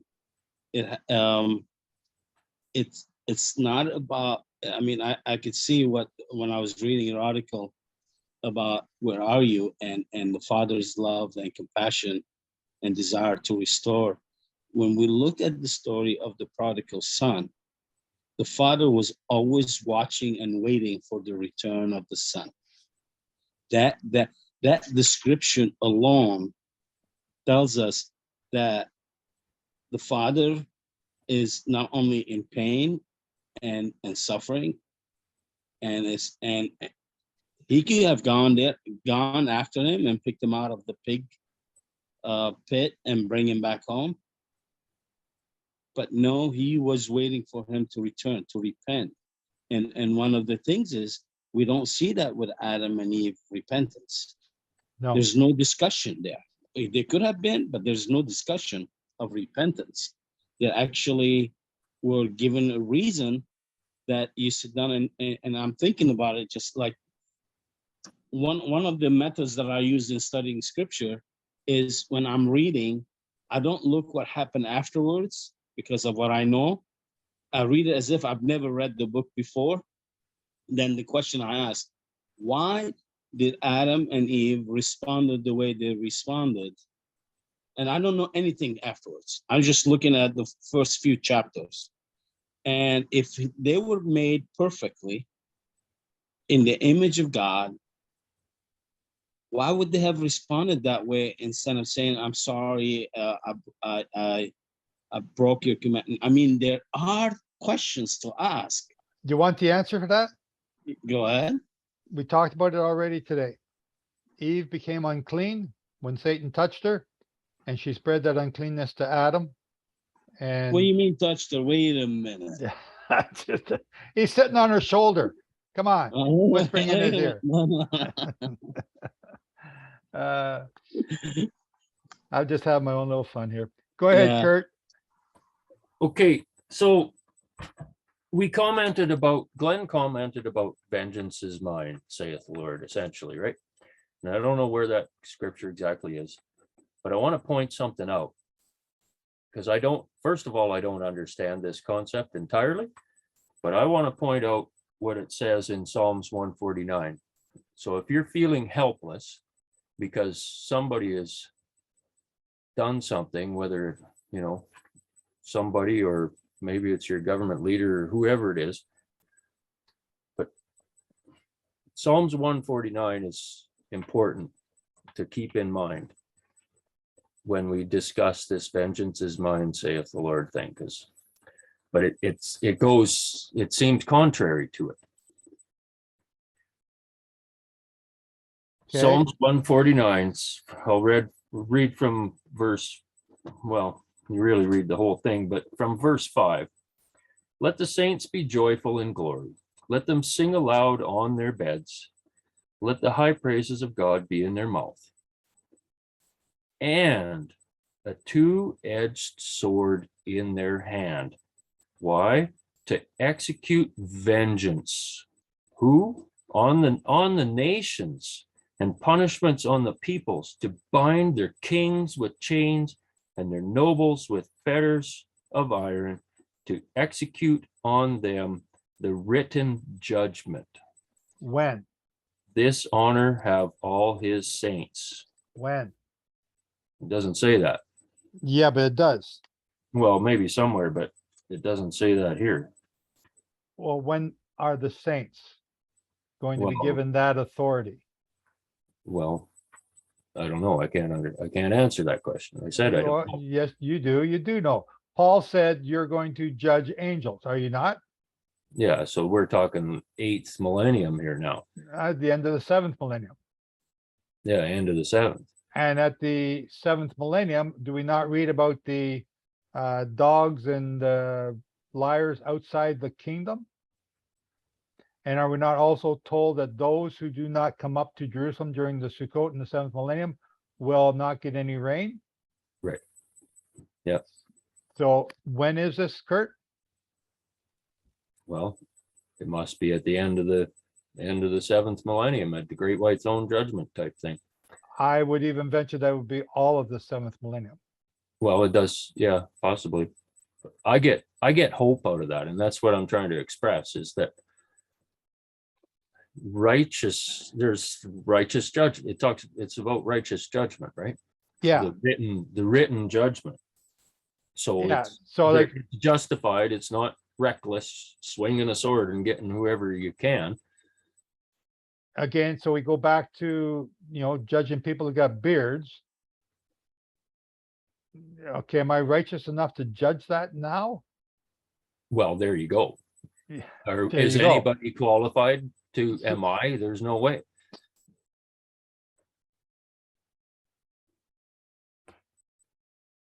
Oh, now you froze. As he has done to me. So that comes back to our question here. When, not that we had that actual question, but are we to do this? No, we are to do this as a body when we are righteous and have a righteous government and a righteous system. Then we can do what you're saying here in Psalm 149. Yeah, it gives the hope that I get out of it is these guys will receive just reward for their deeds, right? Yes. But again, like Glenn pointed out, Nebuchadnezzar, he was a pretty bad dude there at the start, but then Yehovah started to work with him. It took him 7 years to wake up, but he did. Sure. Will we read in the future that my servant Justin Trudeau? I don't know, maybe. See, that's the point. We don't know, and that's why we can't circumvent that process by taking our wrath and evil back out on him. Well, No. but also at the same time, Justice is one thing through the process of society and that's right. way It it doesn't is. mean they don't pay for their crimes. Right. Even in this time, right? Well, even David, Some even King David was the man after Jehovah's own heart. He fasted for the baby to survive, right? And the baby still died. But then what did Nathan also say to David? Nathan said to David, because you have repented, you shall not die. But the sword will never depart from your house. So David was forgiven. He didn't die, but his family from then on, all the way down to even recently, the kings are still killing themselves. He would witness death in his family, and Yeah. he'd know that it's because of his sin. Yeah, The well, He would get to live to see it. It's kind of like the drunk driver always lives, right? It's Yeah. the innocent one who doesn't. so David got to see his sons killing themselves, and then Joab killing his son, and all these different things going on. And that curse stayed in his family from then on. They were always killing each other. So yeah, you don't get to escape the consequences.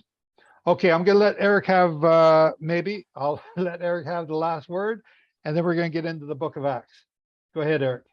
Yeah, I was going to say, one of the things people look at that as a bad thing, where the sword shall not depart from the descendants of David. But remember, Yeshua came from the descendant of David, but where was his sword? His sword was in his mouth. It's his word.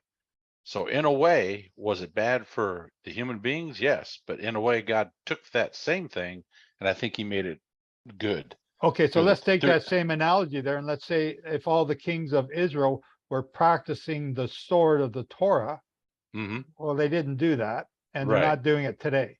Right. Exactly. So I see Yeshua. I see Yeshua as descendant of David, but yet the sword that comes from him is his word, and that will bring both. It's going to bring judgment, but it also will bring peace when he comes back to earth. The covenant of peace we don't have yet. right. But the other thing I was trying to say, if you look in the past, Yeshua, I should say Yehovah, has used Israel to even judge their own people. I mean, he basically told the Levites, go kill them all. The ones that chose to stay on the side of the golden calf.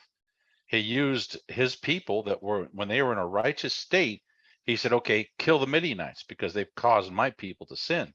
So he's done it in the past where he has carried out judgment, but he has to have a righteous people to do it. If they're unrighteous, if they're not walking in his way, if they're not obeying him, he can't use them. True.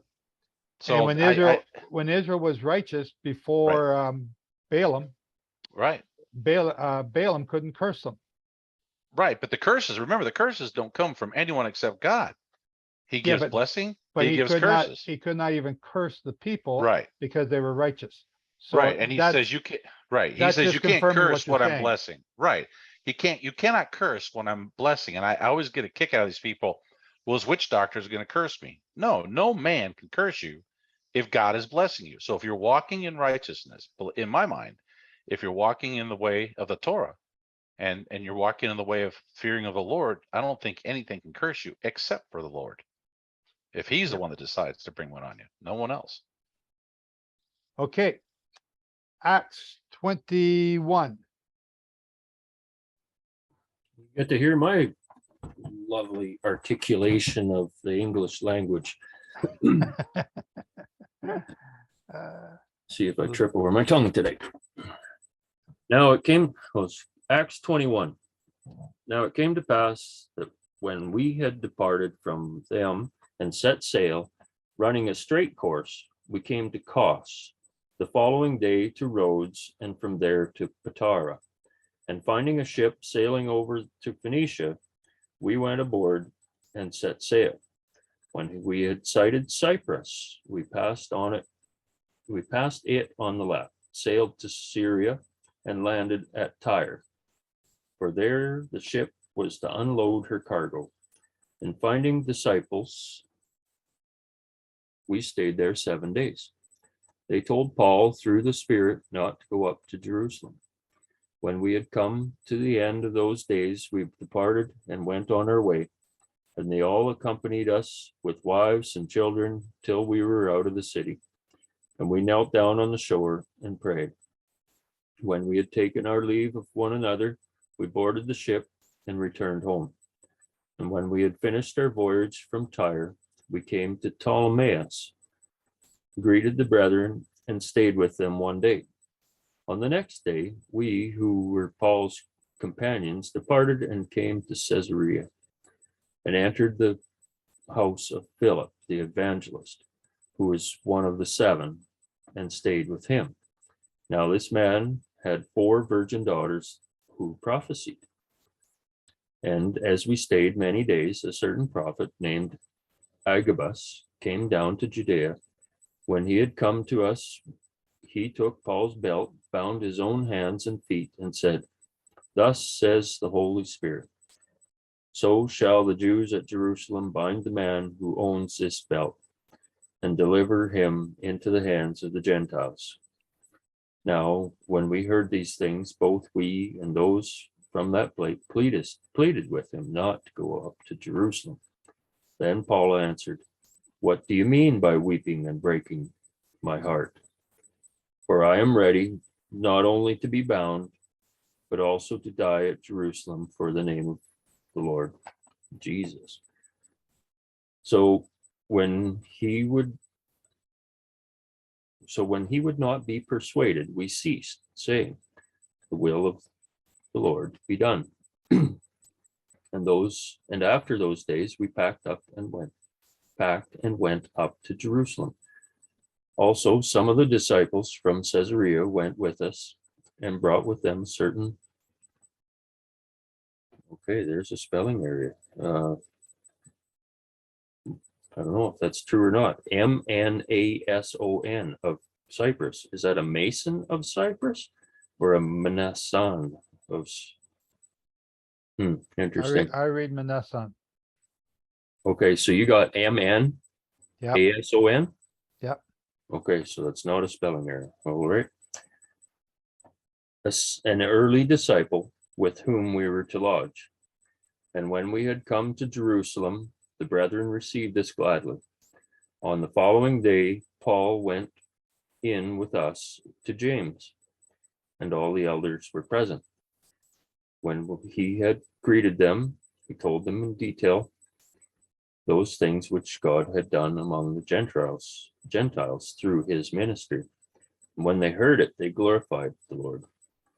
And they said to him, "You see, brother, how many myriads of Jews there are who have believed, and they are all zealous for the law.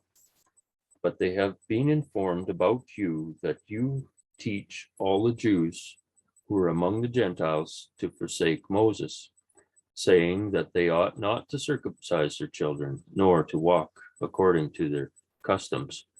What then? The assembly must certainly meet, for they will hear that you have come. Therefore, do what we tell you. We have 4 men who have taken a vow. Take them and be purified with them, and pay their expenses, so that they may shave their heads, and that all may know that those things of which they were informed concerning you are nothing, but that you yourself also walk orderly and keep the law. But concerning the Gentiles who believe, we have written and decided that they should observe no such thing, except that they should keep themselves from things offered to idols, from blood, from things strangled, and from sexual immorality. Then Paul took the men, and the next day, having been purified with them, entered the temple to announce the expiration of the days of purification, at which time an offering should be made for each one of them. Now, when the 7 days were almost ended, the Jews from Asia, seeing him in the temple, stirred up the whole crowd and laid hands on him, crying out, Men of Israel, help. This is the man who teaches all men everywhere against the people, the law, and this place. And furthermore, he also brought Greeks into the temple and has defiled this holy place. For they had previously seen Trophimus, the Ephesian, with him in the city, whom they supposed that Paul had brought into the temple. And all the city was disturbed, and the people ran together, seized Paul, and dragged him out of the temple, and immediately the doors were shut. Now, as they were seeking to kill him, news came to the commander of the garrison that all Jerusalem was in an uproar. He immediately took soldiers and centurions and ran down to them. And when they saw the commander and the soldiers, they stopped beating Paul. Then the commander came near and took him and commanded him to be bound with 2 chains, and he asked who he was and what he had done. Some among the multitude cried one thing and some another. So when he could not ascertain the truth because of the tumult, he commanded him to be taken into the barracks. When he reached the stairs, he had to be carried by the soldiers because of the violence of the mob. For the multitude of the people followed after, crying out, "Away with him!" Then, as Paul was about to be led into the barracks, he said to the commander, "May I speak to you?" He replied, "Can you speak Greek? Are you not the Egyptian who some time ago stirred up a rebellion and led the 4,000 assassins out into the wilderness?"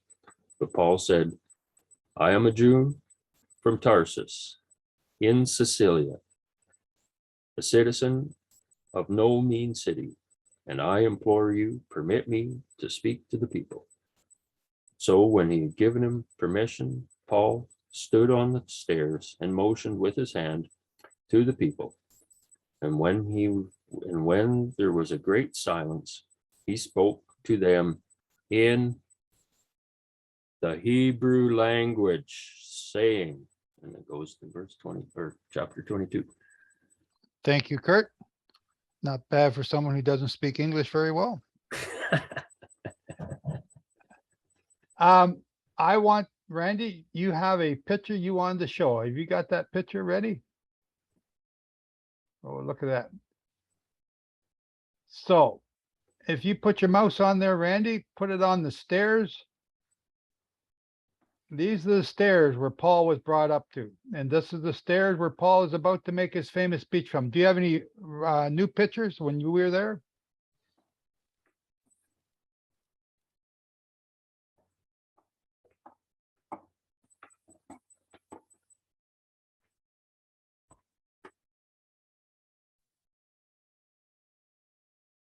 Okay, you see the people there? Can you zoom in on that?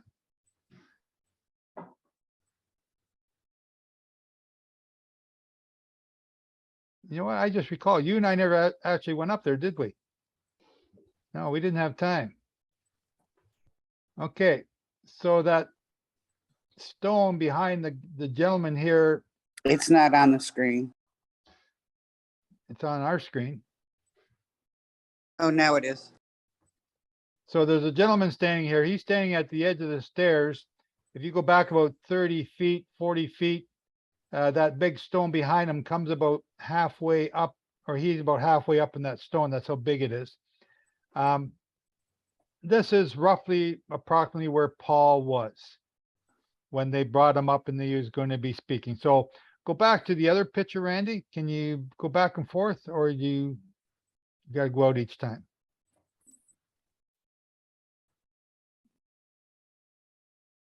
So everything we're looking at right now, that whole thing is not the temple. That's the Fort Antonio Hang on. fortress, right? No, I'm not going to tell you whether that's right or not. Randy, go back to the other picture, where you had that'd be the first fine. picture, please.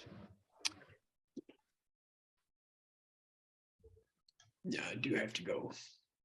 This one? Yes, sir. Thank you. Yep.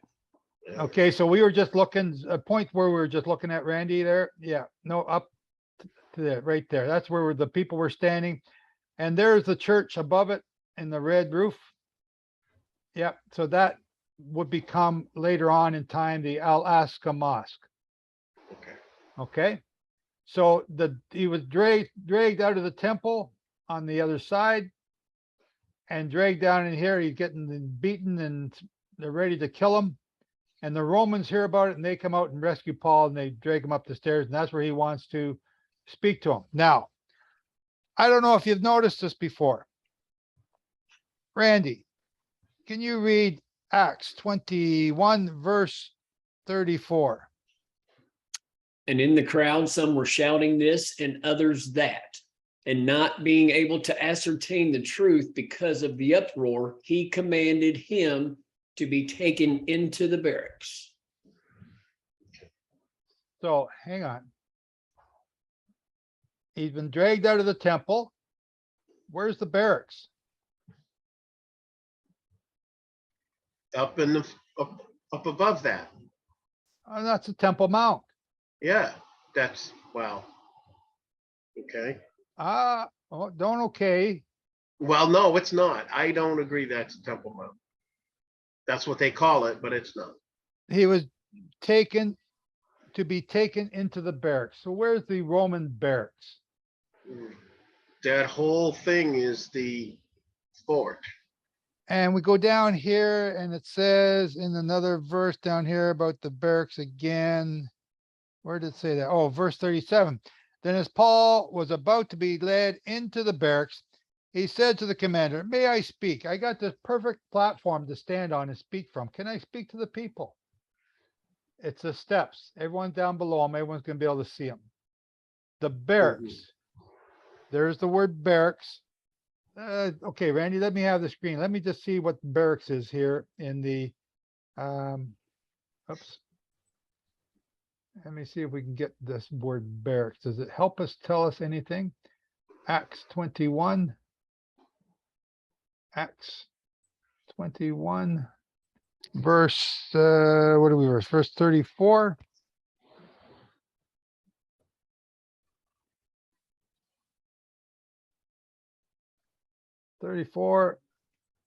Commanded to be carried into the castle. Oh, they call it a castle. This is even gooder. The preambole. Okay, that's Greek. From compound, a throwing in beside, that is battle array, encampment, or barracks. Oh, the Tower Antonia. Oh, look at what they said right there. An encampment, the camp of Israel in the desert. The barracks of the Roman soldiers, which at Jerusalem were in the castle of Antonia. Interesting. Oh, Wow. It's right there. Okay, so now Randy, throw your picture back up here, please. Fort Antonio today, go to that tower in the top right corner. Yeah, right there. Right there. You take a, how big would that area be? You take, say, 20 by 40 area. Imagine your car garage. Okay, your car garage is maybe 20 by 40, right? A 2-car garage, 3-car garage. Let's just make it a 6-car garage. A 6-car garage. Inside that 6-car garage space is 5,000, a whole battalion of soldiers. Can you get 5,000 men in a 6-car garage? No. No. But that's what they're selling you Fort Antonio is. King Herod built Fort Antonio in the same dimensions. And I'm putting my mouse going around here showing you this, in the same dimensions as all Roman fortresses. Randy, do you happen to have a picture of from Masada of the Roman fortresses down below? Now that would house 10,000 people. Yeah. Is that right? I think the number is 5,000, but yeah. Well, if it was soldiers, 5,000 soldiers, you don't there's a whole bunch of support people. There's Right. the whole, there's the grocery store, there's the barracks, there's It's a the city. prostitutes, there's the churches, there's their worship centers. There's all these different things that are going, there's a whole community up here because they were isolated from the people. There might be 5 men in the background, maybe more. While this is up, can I Five. ask you a question? Just, yeah, go ahead. Randy, are you able to find that picture? You see that bridge to the bottom right? Yeah, Yes. Is that going to the Mount of Olives? it's going to the Mount of Olives. That's just the artist's depiction. It's supposed to be over here in front of the temple, in front of the eastern gate. Okay, all right, that's what I was asked. This is good. Yeah. And if you actually are standing where the temple used to stand, and you go on to the Mount of Olives side, there is a bridge abutment there that's still there. I think I sat there. The bridge abutment? I think so. You wouldn't Under really, some cedar trees. well, I don't know. It's near a tomb of a prophet or tomb of one of the Jews, but it's not a very hospitable place to go and be. How'd you make out, Randy? Got one coming. Okay. I see, Eric. You want to go ahead while we're pulling up this picture? Yeah, is that picture oriented north and south along the Kidron Valley? Yes. So And you're is looking, that that right? picture, So you're looking from the Mount of Olives side. okay, so is that, it looks like the temple's over the city of David. Is it that far south? Yes, sir. Okay. Okay, I Exactly. was just curious. Okay. So what we call the Temple Mount. So this is from Masada. This is looking to the west. This is the great fortifications to the west side of Masada. And this is a Roman fortress. Every Roman fortress was built to the same dimensions. Every single one. They're not That's square. They're not square. They are, and I forgot the word, but it's not like a rectangle. but it's- Trapezoidal. Say again, Sarkis? Trapezoidal. So that means that Trapezoid. two sides are equal and the other two sides are one smaller than the other. Yes. Yes. Trapezoid. Okay. So what Randy's picture, to the left of Randy's picture is the ramp that goes up to Masada that the Romans built. So this fortress here was their fort. And they have another one down in the, have you got more, Randy? There's another one down the bottom here. That's not quite the same size, but it's similar in shape. On the wrong way. Sorry. There it is down here. Yeah. I mean, this stuff is huge. Oh, okay. So we're talking from the top of Masada looking down. So that, yeah, it's huge. Okay, so go back to the first one, Randy.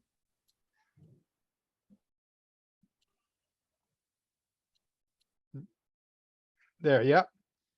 So these dimensions for this here fort are the exact same dimensions for what is called the Temple Mount. And right here in Acts, we have the centurion going to bring Paul into the barracks on the Temple Mount.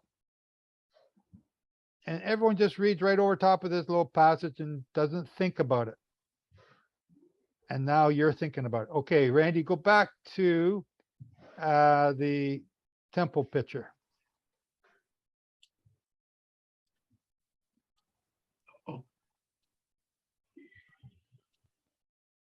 And I thank you for having all this stuff on hand so quickly for us. I could never find any of this stuff. So in the bottom left-hand corner of the temple is the Gihon spring. And Herod built the temple to be over top of the Gihon spring. Right? It went 150 cubits into the Kidron and 450 above the Kidron. That's huge. It was 600 cubits cubed. 600 by 600 by 600. And it was 600 cubits from the northern part of the temple to the southern wall of the what is now called the Temple Mount.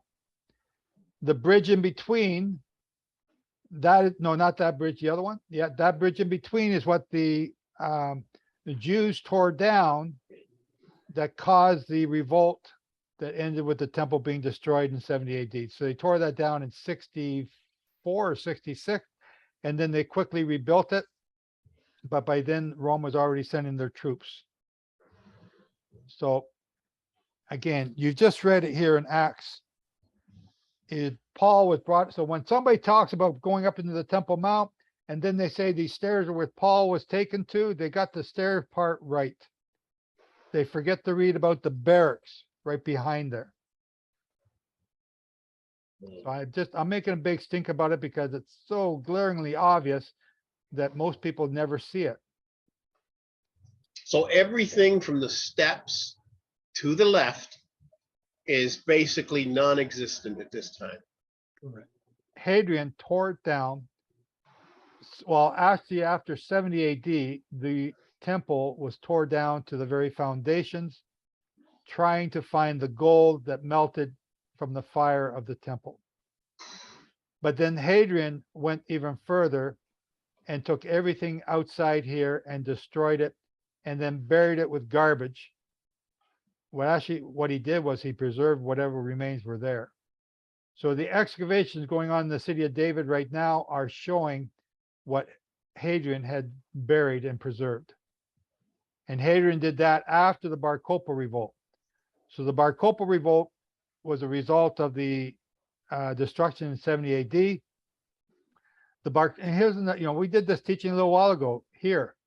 The Bar Kokhba revolt, because they believed that Simon was this, son of this morning star. Simon was the Messiah.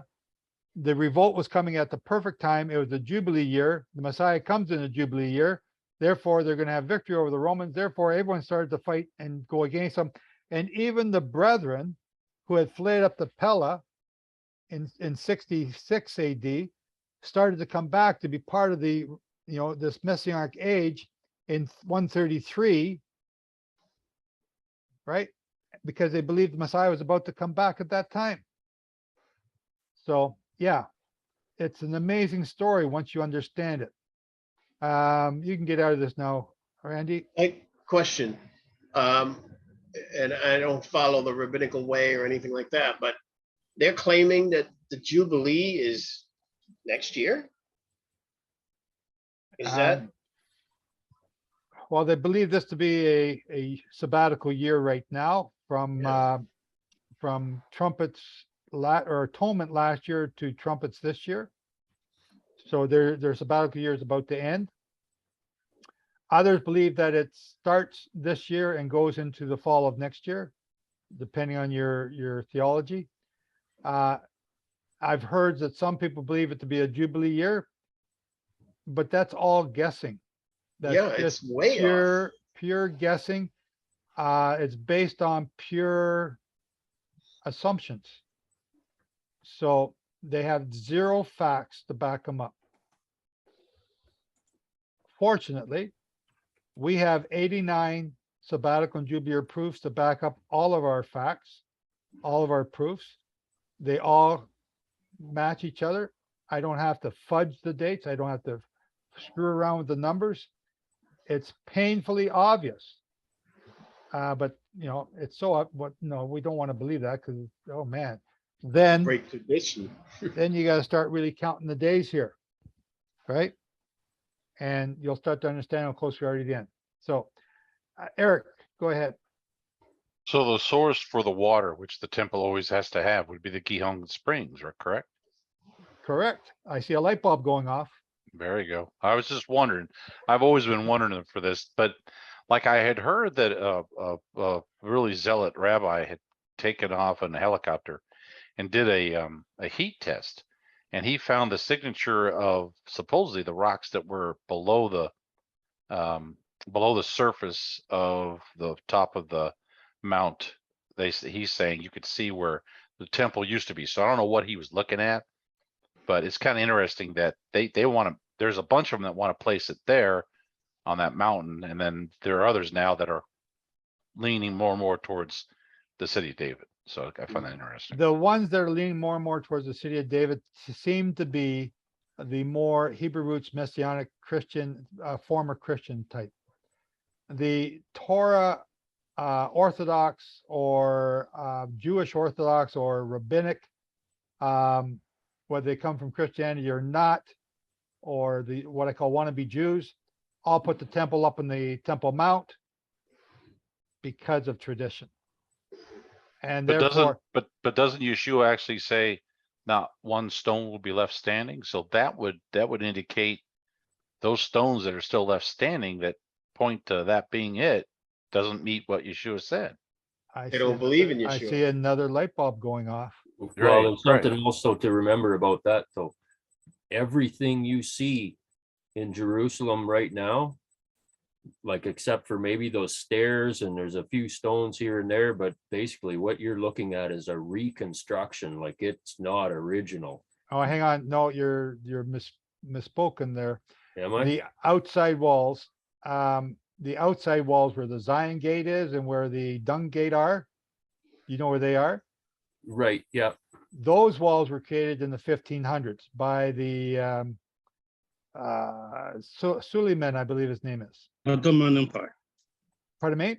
Ottoman Empire. Yes. Okay, but the Temple Mount walls, those walls are original to King Herod. They are still there. They're actually original to King Solomon, some of them. And when you say Temple Mount, we talking Antonio or the original Temple Mount? Put the picture back up, Randy, again.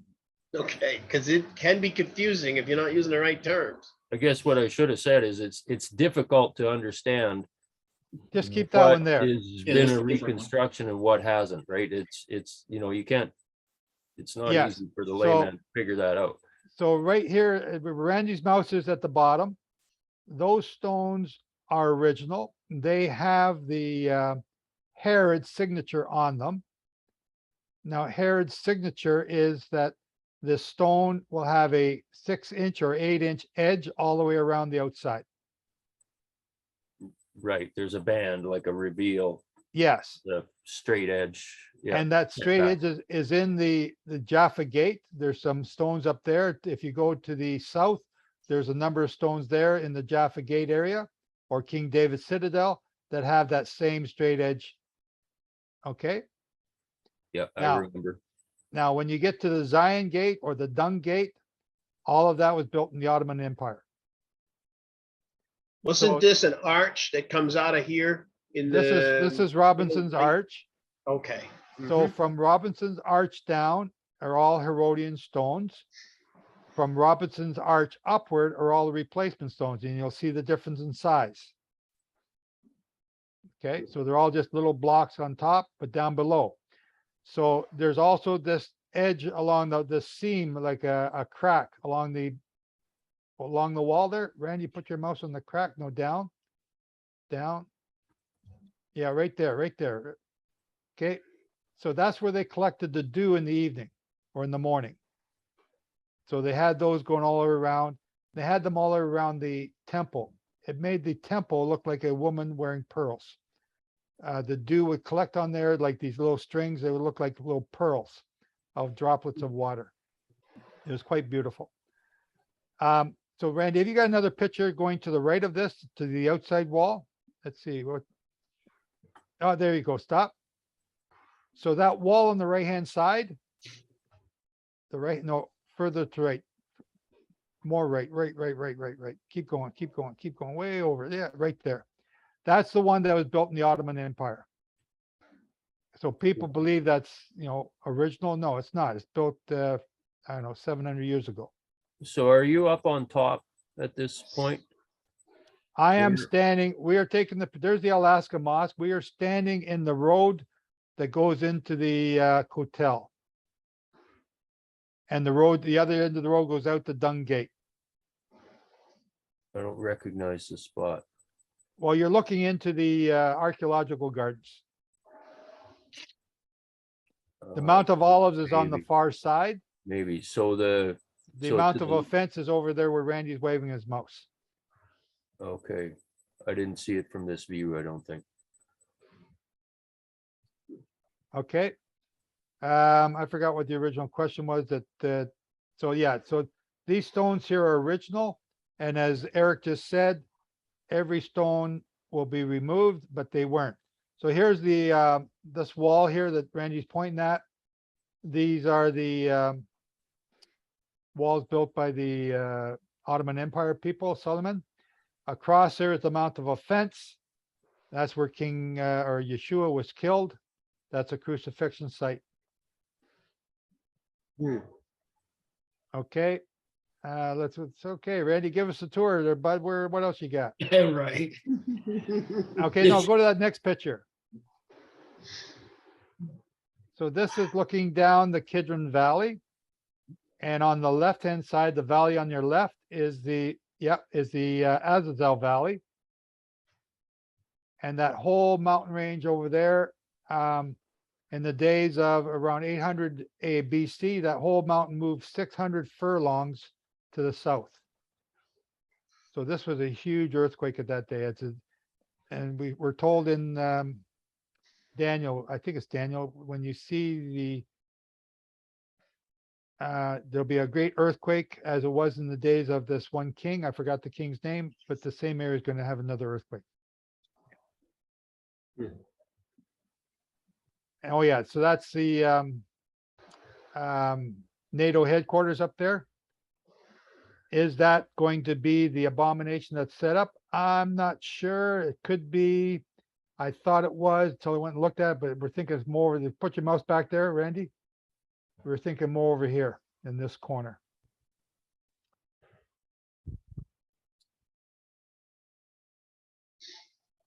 Okay, so there's that same wall, looking at the Mount of Olives. We're standing just beside the city of David.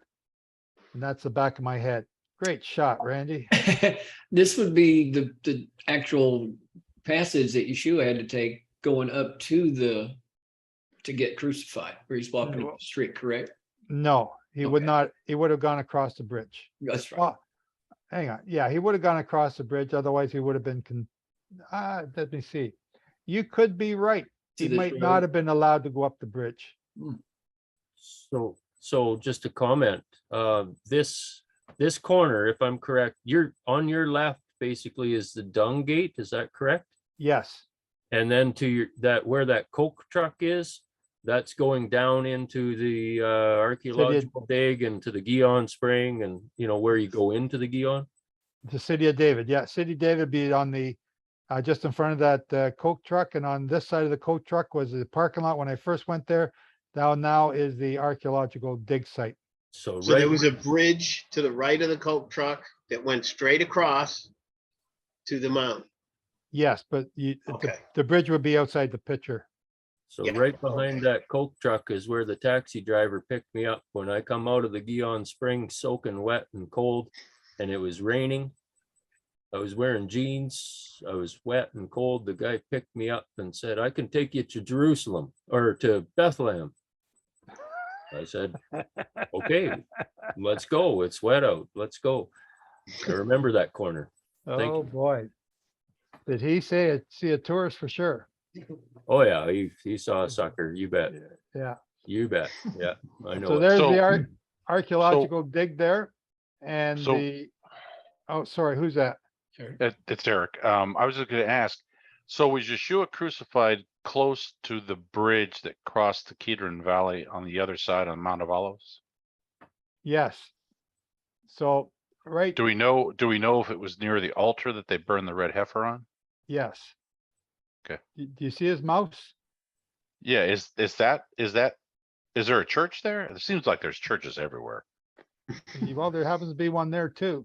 Oh, what a surprise.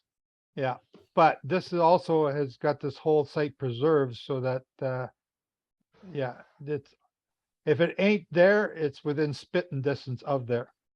Can you see an altar or anything that No. looks like an altar that used to be built there before? No, not now.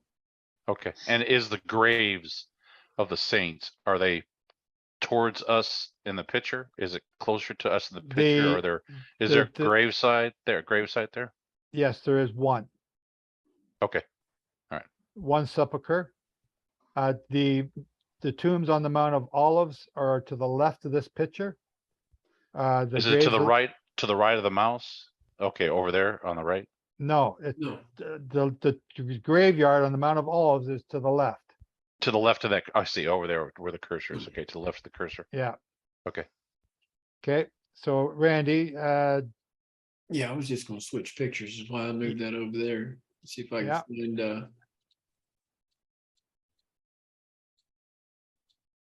how about your video, your drone that you were, These pictures are priceless. here's in the King Solomon's wife's tomb right here, one of them. this is King Solomon's wife's tomb. It used to have a pyramid on top. Now I climbed up that cliff and I was standing in the doorway there. There's somebody living in there now. And when I opened that door, a pit bull came out at me and I jumped back and almost jumped right off that cliff. So yeah, every one of these tombs, these graves that you see over here, all along this wall in both left and right, I've been in every one of them looking for a passage. So don't recommend you do it. It's not really fun and it's not easy. That's the Silwan, right? That's Silwan. Yep. Is that all bedrock, what he's pointing at? Yep. Wow. So there's a thought that comes to my mind when I see those. I have a feeling that, educated maybe a little bit, but I have a feeling that the limestone was softer at that time than it is now. You know, I think it was easier to carve than we think it was, you know? I would say, Kurt, maybe, but I would also say that they probably had this more skills than what we give them credit for, the same way as you have Right. skills today that will not be remembered in 100 years. I agree with that 100% also. Yeah. That's a good looking group. There's crucifixion side above my shoulder. Yeah, and we're standing in the reception area of the city of David. And Fixing to it's go cold. in. It's cold. It was cold. Michelle, you got a question? Yes, going back to all the stones, you were showing, the Ottoman Empire and Herodian rocks. What about where the Jews pray at the temple wall? What stones are those? Okay, so just go back to your, Randy, you may have to get out of here, get out. Oh, no, right there. Stop. Just to the left. Just to the left of that are the same stones, same Herodian stones that they pray to. This is all part of the Wailing Wall, the Western Wall. So this is on the western side of Fort Antonio. So now, Randy, can you go back to your map I of don't the see any temple? people though. Where are the people? No, they're on the other side. They're not in this picture. Oh, okay. So just let me, Randy, pull up this picture and we'll show them. So the picture Randy just showed you would be, no, the other corner. Go up to the, yeah, that corner. And to the right, so that the picture we just showed you is right in there. That's where Fort Antonio or the Robinson Arch is coming out. And it would Now- go to the left. Pardon me? It would go back to the left from that corner, right? What would? The arch that you just referred to. I believe that the arch was part of this bridge. But that's my own personal thought. But the archway was up here in the left-hand corner. And the view that we were looking at was standing further back, looking towards, yeah, looking this Okay. way. Yeah, that's what I Now, meant. Yeah. if you go to the right, Randy, up here is the big hotel. And this is the Western Wailing Wall, right? And see the dome in the middle where Randy's mouse is? That is today called the, what's it called with the dome thing on top? LXS Mosque. No, the Dome of the Rock. Yeah. That's the Dome of the Rock. So that's where people are staying on the other side of this Western Wall. Go to the Western Wall, Randy. Yeah. and they're praying towards the Dome of the Rock. So the Alaska Mosque and the Dome of the Rock are not the same place. No, Oh, okay. here's the Alaska Mosque. Go to the Alaska Mosque. No, that's the Dome of the Rock. There's the Alaska Mosque. Okay. Okay. Now that's the Alaska Mosque wasn't there at the time of the Yeshua. The Alaska Mosque was built there by another guy named Suleiman in 700 AD. Where the Dome of the Rock was a church called St. Mary's, built by Christians after Yeshua was killed. Then Hadrian comes along and builds a temple there to Saturn over top of this church. Now we did this teaching back in 2018, the whole history of each of the churches, every progressive thing, and show you where the documents are to be found to prove this. Go back and look at our church teachings. One's called Golgotha. Then there's a bunch more, I forget the names of, but there's about 4 or 5 series showing you the progression of time during those first 300, 400 years. First 600, 700 years, when the Jews were not allowed to be in this area. Sarkis. Actually, there's a second floor underneath the Temple Mount that was built by Herod. That's where a lot of the soldiers were camping as well. There are pictures that shows columns underneath and tunnels and rooms and facilities. And but that was not built by Herod. That was built by Solomon. Solomon? Yes. It could be. You might So- be right on that.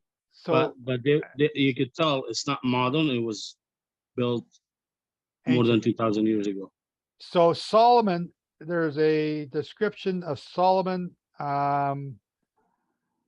who built his palace. And I do not know where I'm getting this from, but Solomon built his palace. He built the temple first. Solomon's temple was 75 cubits by 150 cubits. And then Zechariah doubled it, made it 150 cubits by 150 cubits, and Herod made it 300 by 300. I'm saying cubits. Yeah, and that's 600 feet by 600 feet. So after Solomon built his temple, which did not go over top of the Gihon Spring, but was beside the Gihon Spring, after Solomon built his temple, he then went and built his palace, which was the fortress to the north. And some of his fortress, because this is all uneven ground, he built it so that it appeared to be in the air. And this appearance of being in the air is what is now called the pillars that are underneath the Alaska Mosque, which Sarkis is talking about. Those pillars made a platform above for people to walk on. It appeared like they were walking in air. This fortress area was later enclosed by Herod. And if you look on the wall here on the eastern side, there's a spot here in the middle where there's 3 different types of stones. There's Solomon stones, there's Herodian stones, Hezekiah stones. But they don't join together evenly, which shows you that Herod had moved the wall, the southern wall, to accommodate some of his stuff. There's such an amazing thing that I could spend the whole month just looking at the stones around the outside of the wall. To the north side, there is a ravine that has now been filled in. That's where Zion Gate is. That's a whole street coming up there. It's been filled in. It used to be a ravine. And that's where the Romans laid siege to capture Fort Antonio. But Solomon built his palace. So where you see the Alaska mosque here, it was like floating in the air. His platform was above the ground. I don't. It's in the teaching on Golgotha. So look up the teaching on Golgotha and the history of Fort Antonio. You can find it. So that's from 2018.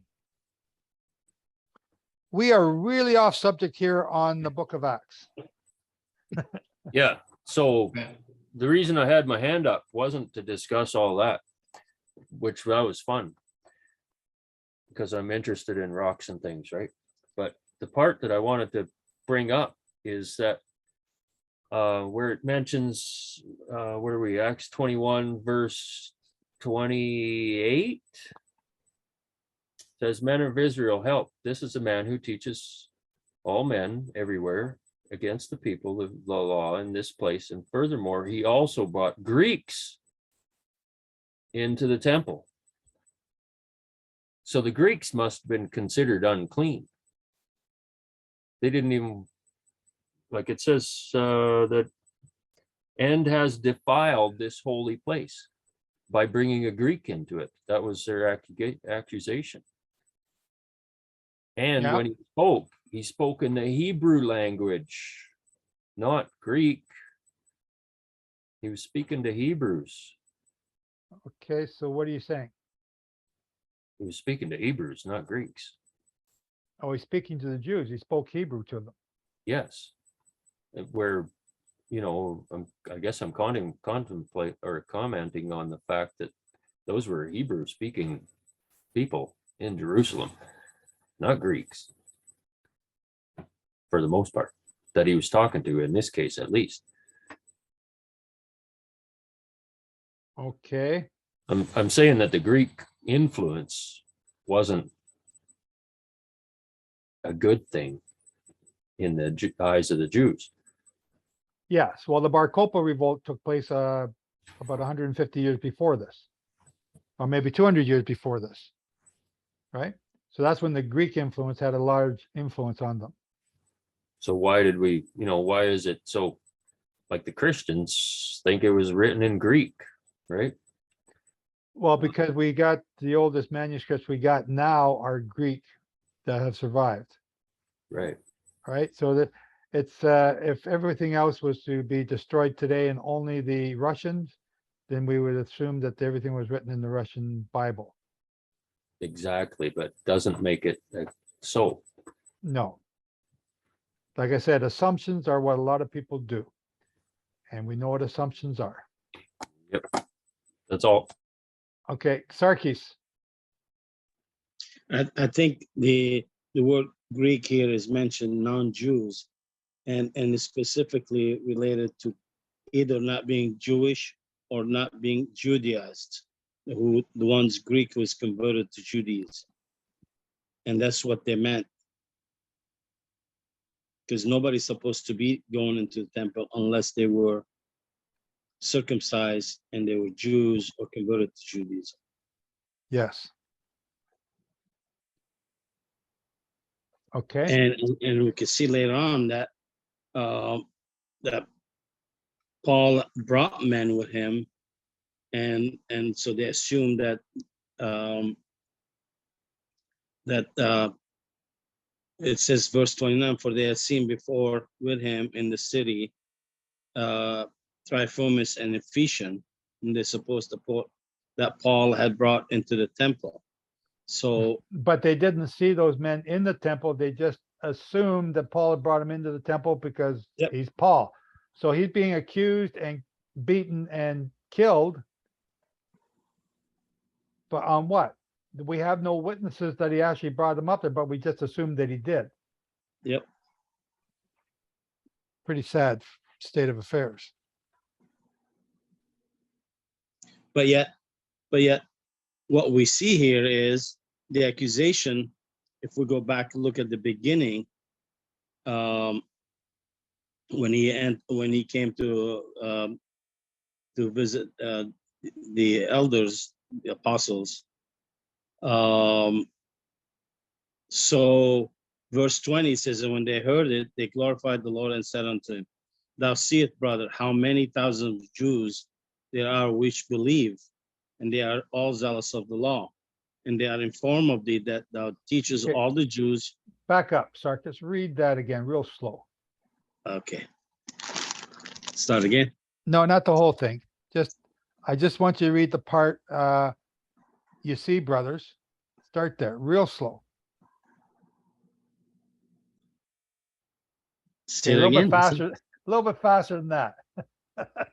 And when they have heard it, they glorified the Lord and said unto him, thou seest, brothers, how many thousands of Jews there are which believe. Okay, And stop. there are- So there are thousands, and I got myriads. So that thousands and thousands are converting and believing in Yeshua. Thousands, and they're Jews. They're all Jews. What do we want to do? We got to save the Jew. We got to save the Jew. You're a bunch of morons. We don't got to save the Jew. The Jew is converting here by the millions because they believe. No, hang on. Oops, I missed something. Okay, Sarkis, read some more. And they are informed of thee that thou teachest all the Jews which are among the Gentiles to forsake Moses. No, saying you that don't they- use, no, back up. You see, brothers, how many myriads of Jews there are who have believed. and they and are all zealous of the law. They are all zealous. All these Jews who believe are zealous for doing away with the law. Yeah, that's exactly. The law is done away with. How long has Jesus been dead? Probably So, 10 years. I was going to put a little bit more, like 20 or 30, but I'm not sure right now. Paul's arrested in Jerusalem. I think Paul was killed around 60, was he not? 60, 64? Yep. Yeah. So that's 30 years, right? I don't know how many years after this he stays in prison, but let's say 30 years. The law is not done away. These Jews who are converting by the myriads are zealous for keeping Torah. Exactly. Now, where's Rebecca? Ba-boom. Ba-boom. What? How come they haven't taken that out of the book of Acts? They were zealous for keeping the Torah, the same way you and I are zealous for wanting to learn and understand Torah so that we can obey him because we have a love for Yehovah. Mm-hmm. The exact same thing. And that's what made them righteous. That's what's making you righteous. Okay, I've jumped on your little bandwagon here, Sarkis, but that was too great a point to let, because I had that in my notes. Too great a point to let slip by. No, that was good. But the next one is even better. They Okay, see all these believers who are zealous for the law, yet they accuse Paul, and they inform of thee that thou teachest all Jews which are among the Gentiles to forsake Moses, saying that they ought not to circumcise their children, neither to walk after the customs. There's an accusation there that's not even correct. That's exactly what they did with Stephen. Okay. Okay. Basically, the accusation not to circumcise their children, neither to walk after the customs. Well, the customs are the traditions and teachings of men. But Paul never told the Jews not to circumcise their children. He told the Gentiles not to circumcise the believers Gentiles not to circumcise their children, not to be circumcised. There's a difference. So they blanketed.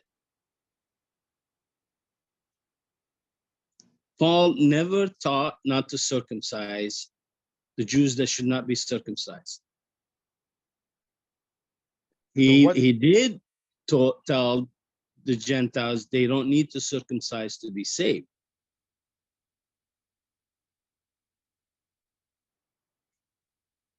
Hope I'm not confusing it. No, I just, you're breaking up and I'm not sure when to jump in or not, or whether you're still in speech mode. I'm just, sorry. No, the point here is he's been accused wrongly twice. Yes. Yes. That's all I wanted to say. Okay, thank you. Eric. Yeah, Paul never says to Gentiles or the Jews, don't circumcise your children. He was just telling people that were coming to the faith not to, you don't have to be circumcised to be saved. And that's what he was debating. And that's what a lot of these Judaizers were trying to use against him. Agreed. Okay. It's not, you don't have, in Judaism, in order to become Jewish and to become converted, you have to be circumcised. Even if you are already circumcised today, they still want you to get a little cut again and be recircumcised. They don't accept your circumcision as legal. So it's a big first thing that they got to do, or as Paul is saying, no, you don't need that. It's part of the process. It's not just the first step. And we go back to Acts 15. Here's what you're supposed to do. Stop going to the temple, stop using the prostitutes, stop worshiping or eating blood with the meat with the blood in it, and stop drinking blood. Then the very next thing, then go to the synagogue where Moses is taught, and you'll learn the rest of the Torah there each Shabbat from then on. That's the part that everybody leaves out. You go to the synagogue on Shabbat, or go to a place where Torah is taught, where Moses is taught, and then learn about him each week. It's impossible to learn everything on day one and know everything before you can, you can come in. It's a process. It takes time.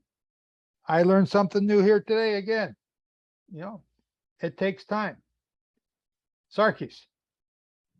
Yeah. I think the thing that they were concerned most is that the accusation that is to forsake Moses, basically not to keep the law, and not to circumcise their children, and not to walk after the customs. They mix customs. So this is leavening. Yes. And so they don't know the difference between leaven and Torah. And so they bring it, and I give credit to the apostles here. They show that. So let me just come in on what you're saying there. The year is approximately 60 AD. I don't know. I'd have to drill down on it some more, but approximately 60 AD. 30 years after Yeshua is killed. 10 years before the temple is going to be destroyed. The Talmud has not been written yet. There is no Talmud. We do have Gamaliel starting to record stuff, but they still have the temple there. They're still able to perform stuff, so they don't really need to record it. But Gamaliel's son and grandsons will become the ones to start writing down these traditions, and they only start writing them down after Hadrian has banished them from the Jerusalem area, and that started in 133 AD. In fact, so that's a full 70 years after Paul's killed. Right? So you got to understand the time here. What is Paul fighting against? An oral law, but it has not been written down yet. The Talmud did not come into being until the end or near 200 AD. Why did they put that in writing in 200 AD? Because no one was allowed to be at Jerusalem and the temple was gone. Maasim and Takanot? Not yet. No. All we're doing right now, Glenn, is the temple's gone. We're not allowed to be in the temple area. We're not allowed to be in Jerusalem, maybe not even Israel, and we're starting to forget stuff. So let's start writing it down, and we'll start debating it amongst ourselves to make sure we get all the details right. That's what the Talmud is. It's a great source of things, but it's also written by men 70, 80 years after the ceremonies have stopped. By people who are not allowed to be in the land and going from memory. So Glenn, you're what, you're pushing 60 something? Be 60 September. Okay. Tell me everything that you remember when you were 10 years old. Good luck with that. That's what we're doing here. Yeah. That's only 50 years for you. I This is know. 100 years for them. So Glenn, you're 60. Tell me everything that took place in the 1890s. Yeah. Yeah. So Right? that's not even fact in my book because I don't know. Well, yeah. So we got the Indian Wars ending. Yeah, We got it's- the Industrial Revolution kicking off. We got the United States solidifying all their land mass in the late 1800s. Oh man, how did that all come about? We got World War I getting ready to start. We got the assassination of the Russian Tsar, which led to the pogroms in Europe of Yeah. the Jews of Western Russia, and then that led to all the other things that happened, the Holocaust and the founding of Israel. You don't remember any of that, Glenn? Yeah, and I don't even know any of it's true. So Everything I told you is true. it's all oral. Yeah, but that's what they're trying to remember. Yeah. So they're trying to remember all the stuff they did at the temple. But right now, during Paul's time, this is stuff still being talked about. It was being debated in Yeshua. Yeshua debated these different people on the house of Hillel and the house of Shammai. Yeshua is debating both houses because both those arguments that Yeshua has, which are recorded in the Gospels, are also recorded in the Talmud. Not that Yeshua is debating, but that these two different houses are debating them. The house of Shammai believed in the resurrection. The house of Hillel did not.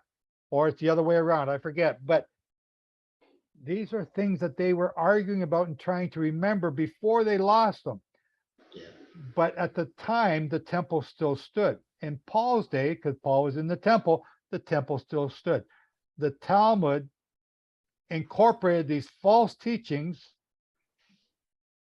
and those false teachings became the Torah from about 200, say 300, especially 400 onward. I'm going to be talking about this in the next book a lot, but these are the things that, we're having a debate here. Or we're having the discussion here. Some things we debate, and then this is recorded and it says that Glenn said this, and then Rabbi Eric said that, and then Rabbi Brian and Rabbi Sarkis, they all said these things, and then the consensus was all in favor of Rabbi Sarkis. And now that becomes our Talmud and recorded as such and becomes our law. And now everyone afterwards is starting to do everything the way Sarkis said to do it, even though that was wrong. But because Sarkis said to do it and he had a bigger following, that's what we started to do. That is the Talmud. That is what we have today recorded from this time period after the temple's destroyed, which was debated before the temple was destroyed. It was just a debate subject. It was something to talk about, something we were searching for, didn't have the answers to. And then this Yeshua guy tells us, well, he's just another part of the debate. Eric. Did the destruction, and which temple would you call the temple that was destroyed in 70 AD? Is that the fourth Herodian one? temple.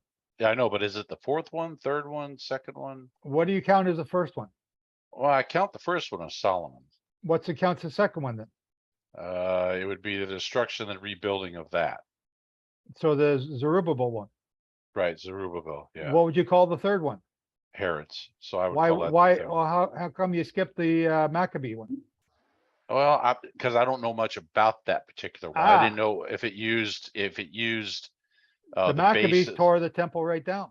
all the way down to the foundation. Oh, way down. That's so Isaiah it's- 25. That's why the Assyrians are down in Qumran, cursing the evil king up in Jerusalem, John Hyrcanus, who had to tear down the temple. So would that be the fourth one Herod's then? is the fourth one. Yeah. Herod Okay, would be so the fourth one. Okay, so the fourth one. So I just wanted to clarify, was it prophesied that the Messiah would come before the fourth temple was torn down, or did they give it a number at all? No, because that prophecy now, I believe it's the one that you're referring to, is in Daniel. Right. And what number does Daniel say is the temple? Oh, I'm not sure. He doesn't. Okay. Daniel So says the temple. but it just says the temple. There is no Well, number that he gives to it. So I think you're saying that the Satan will come and sit in God's seat. Am I got the right one? Which one? Say it again. You cut out on me.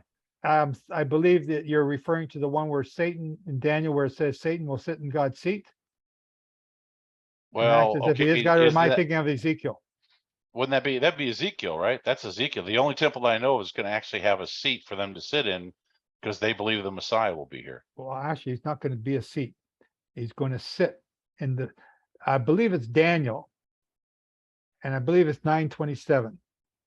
Have you seen the blueprints for Ezekiel's temple yet? Yes, I have. You didn't see the seat in there?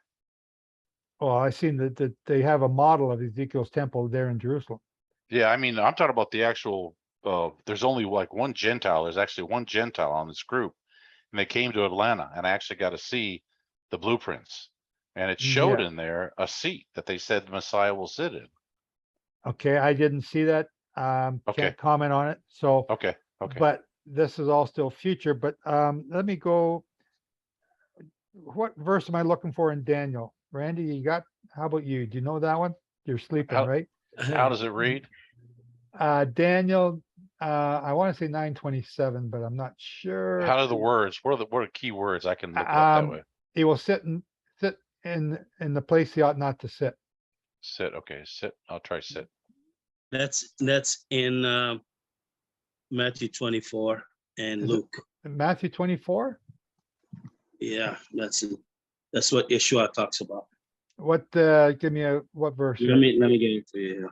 The abomination, desolation, there we are, verse 15. Let me put it in English. When you shall see the abomination of desolation spoken of, okay, so spoken of by Daniel, so it's spoken of by Daniel. Stand in the holy place, whichever reads, let him understand. Okay.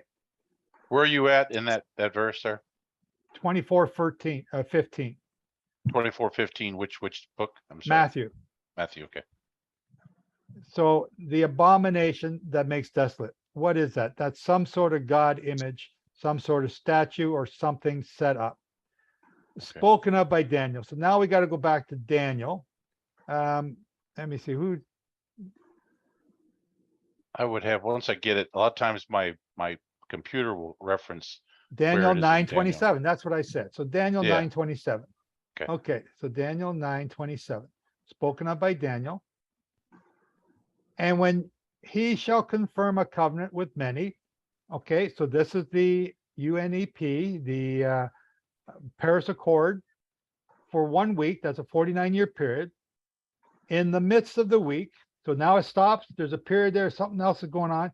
In the midst of the week, in the middle of the week, that's 2020, the middle of the 70th Jubilee cycle, he shall cause the sacrifice and the offerings, the bullocks of your lips to cease. What happened in 2020? COVID? COVID hit. When? Passover. What day was that? March 20, 11th, of March 11th. Who announced WHO announces a worldwide pandemic and to shut everything down starting on March 11th, Passover Day, 2020.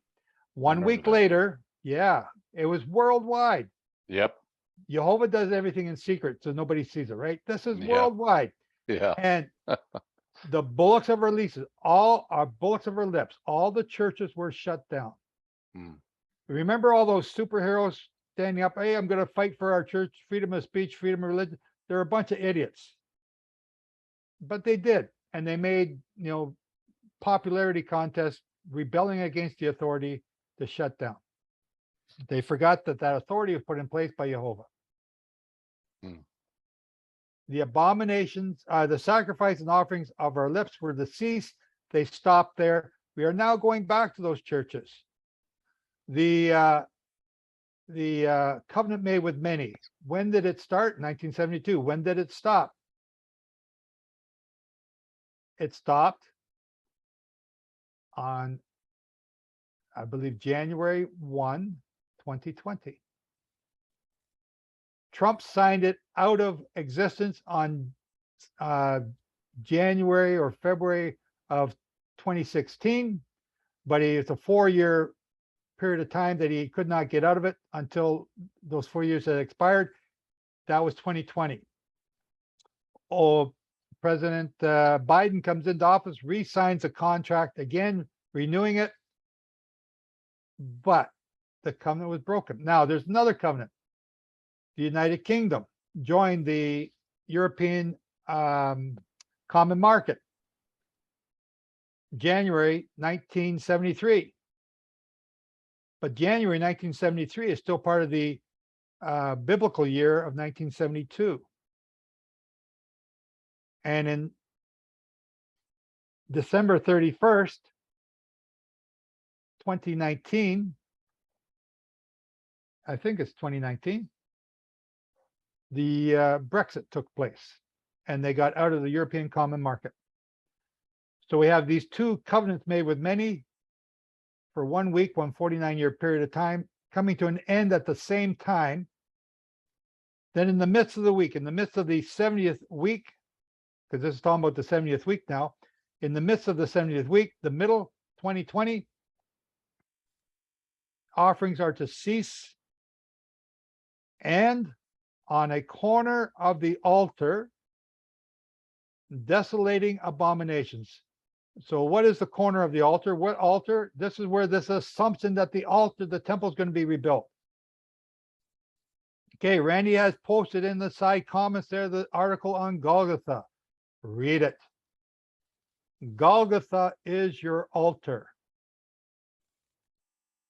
Golgotha is your altar, and that's where Yeshua was killed. Yeshua was killed on one corner. The abomination that Solomon set up was on the other corner. The abominations will, and until the end. Now the desolating altar is also on the wings, or the corner is the wings. The corner of your seats is on the wings of your garment. It's again, it's referring to the same thing. The desolating abominations, at which decreed shall be poured out on the desolator. So that's talking about them coming back on his own head. So now go back to Matthew 24. Matthew 24 and verse 15. Therefore, so now that we know where the place is, we know that that's what Randy and I had to go see. Could there be something there? And is there a place? Well, there's a possible place, right? Or is it the UN building? That's on the other side of the valley. Is that part of the corner of the altar? And that's the thing that we're wrestling with. But the countdown, right? The countdown, 1,290 days, started when? March 11. If we are understand, I'm not trying to, if we understand this to be correct, March 11. 1,290 days later brings you to, do the math, you figure it out. So verse 15, therefore, when you see the abomination of desolation spoken of by the Daniel the prophet, stand in the holy place. What's the holy place? Is that a temple? No. Go back and read the sanctuary cities. What is the parameters of a sanctuary city? Apply that parameter to Jerusalem, which was a sanctuary city. 2,000 cubits. I say cubits, not cubits. Cubits, not cubits. Valentine's Day. 2,000 cubits from the temple takes you over to the Mount of Offense, the Mount of where Yeshua was killed, where the red heifer offering is. That is still the holy area, the holy place. And this is the place where the abomination will be set up on the Mount of Golgotha. Whoever reads, let him understand. So you're supposed to be able to understand this. Where's the holy place? What is the holy place? It's not another temple being built. It's the existing land that's already there. On that top of Mount Golgotha is the Maison d'Abraham, where I often stay, where I often take people, where I had Randy this year. And he could walk around to all four corners of the top of that mount in 5 minutes. Am I sharing my screen here with you, or you guys? No, I'm just.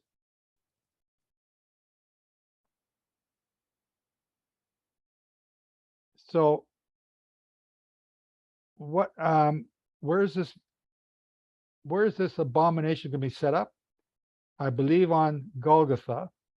It'll be on the southern end of Golgotha, because it also has to be destroyed the same way the Azazel is destroyed and thrown into the Azazel Valley. So therefore, this statue has got to be able to be destroyed and thrown into the Azazel Valley in the same way. You're all very quiet. Did I lose everybody? Does anyone know? We're on the edge of our seats. Keep going. No, I can't. I got to sell it to you in a book. It's actually, for some of you, you're not going to have to buy it at all. You're going to be given it. So yeah, that's the second book that I've already got written. I just got to get it edited in my Elijah trilogy. Sarkis. I think you look at Mark 13:14. That's the one I was trying to say about the abomination of this that makes it desolation. Mark 13. Verse 14. Hang on, Mark 13. Mark 13, verse 14. So when you see the abomination of desolation spoken of by Daniel the prophet standing where it ought not. Okay, so standing where it ought not. So there, that's a better translation than the holy place, where it ought not to be. That's really good. I like that one. That those who are in Jerusalem flee to the mountains. This is going to be because what happens next? And let him not go back inside, but he was and pray that your flight not be in winter. When's winter? After Sukkot. Sukkot, yeah. After Come Sukkot. on. No, come on. Yom You can do better than Teruah. that. Start from Yom Teruah. The 7th month. Yes. Yom It's Teruah, winter that's and right. summer. That's all the Bible teaches. There's no only two crossing. there's only 2 seasons. There's no 4 seasons like we have here in Yep. Canada. There's 2 seasons. There's summer and winter. There's planting and harvest. That's it. So pray, what verse am I in? Verse 18, pray that your flight may not be in winter. Okay, so there's your first clue. For in those days there will be tribulation such as it was not. Okay, so where's the, I got to go back to Matthew 24 then. Maybe the rest of the clues there. Okay, we seem to have left off some. Matthew 24, verse 16.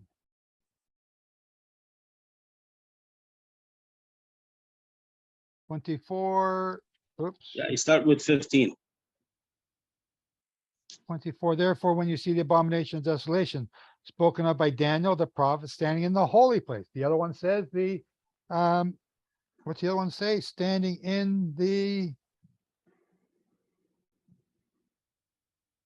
where it ought not. Yeah. So Stand where both, it not, what not. so both those things are telling you, you should understand this. You should know this. Come on, what's wrong with you? Why don't you know this? Therefore, when you see holy place, verse 16, then let those who are in Judea flee to the mountain, let them in the housetop. Okay, we read that. Let him who is a field, but woe to those who are pregnant. Sorry, ladies. And pray that your flight may not be in winter. Verse 20. And pray that your flight not be in winter. So starting in the 7th month, or on the Sabbath. or on the, not Sabbath, Sabbaton. Okay, hang on. Let me pull up the screen here. We're talking about something. Oops, wrong one. Let's go there. Matthew 24, verse 20. And we want the word here for Shabbat, the Sabbath day, the Sabbath day. The word day isn't there. The word is Sabbaton. Sabbaton. What is a Sabbaton? Of Hebrew origin, the Sabbath, so this is Strong speaking, of the Sabbath, that is a Shabbat or day or of weekly repose from secular avocations, also the observance of institution itself, by extension of a thing, I don't know what that is an interval between two Sabbaths, likewise the plural in all the above applications. Okay, let's see what Thayer says. So I was Strong's. Go Could be a ahead. Sabbath year. Oh. The seventh day of the week, which was a sacred festival of which the Israelites were required to abstain from all work. Okay, 7 days a week. Okay, so now here's where it gets interesting. So Strong's has the word Sabbaton. It's referring to the Hebrew word 7676. Let's go and look it up. So 7676, to cease, to cease, to cease, a ceasing, a ceasing. Shabbat, Shabbat, Day of Atonement. Ooh, it's got the Day of Atonement here. Why would it have the Day of Atonement? It's a Shabbat, Shabbat year. Week, Shabbat week. What is a Shabbat week? Okay, so 7676, Strong's. 7670, so Strong's has a Shabbat here, but not Shabbaton, right? Sabbaton, Shabbat. No, this isn't going to help me. But Shabbat. Day of Atonement is the Sabbath. Yes. Okay. But we're looking for Sabbaton because it's not just a day of ceasing. It's more than that. So Sabbaton is different from a Sabbath, a Hebraic Sabbath. In which way? Because ceasing is you cease all your work on the Shabbat. Isn't that correct? Yes.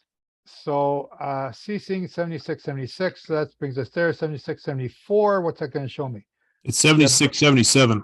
7677. Thank you. There it is down here. Sabbaton.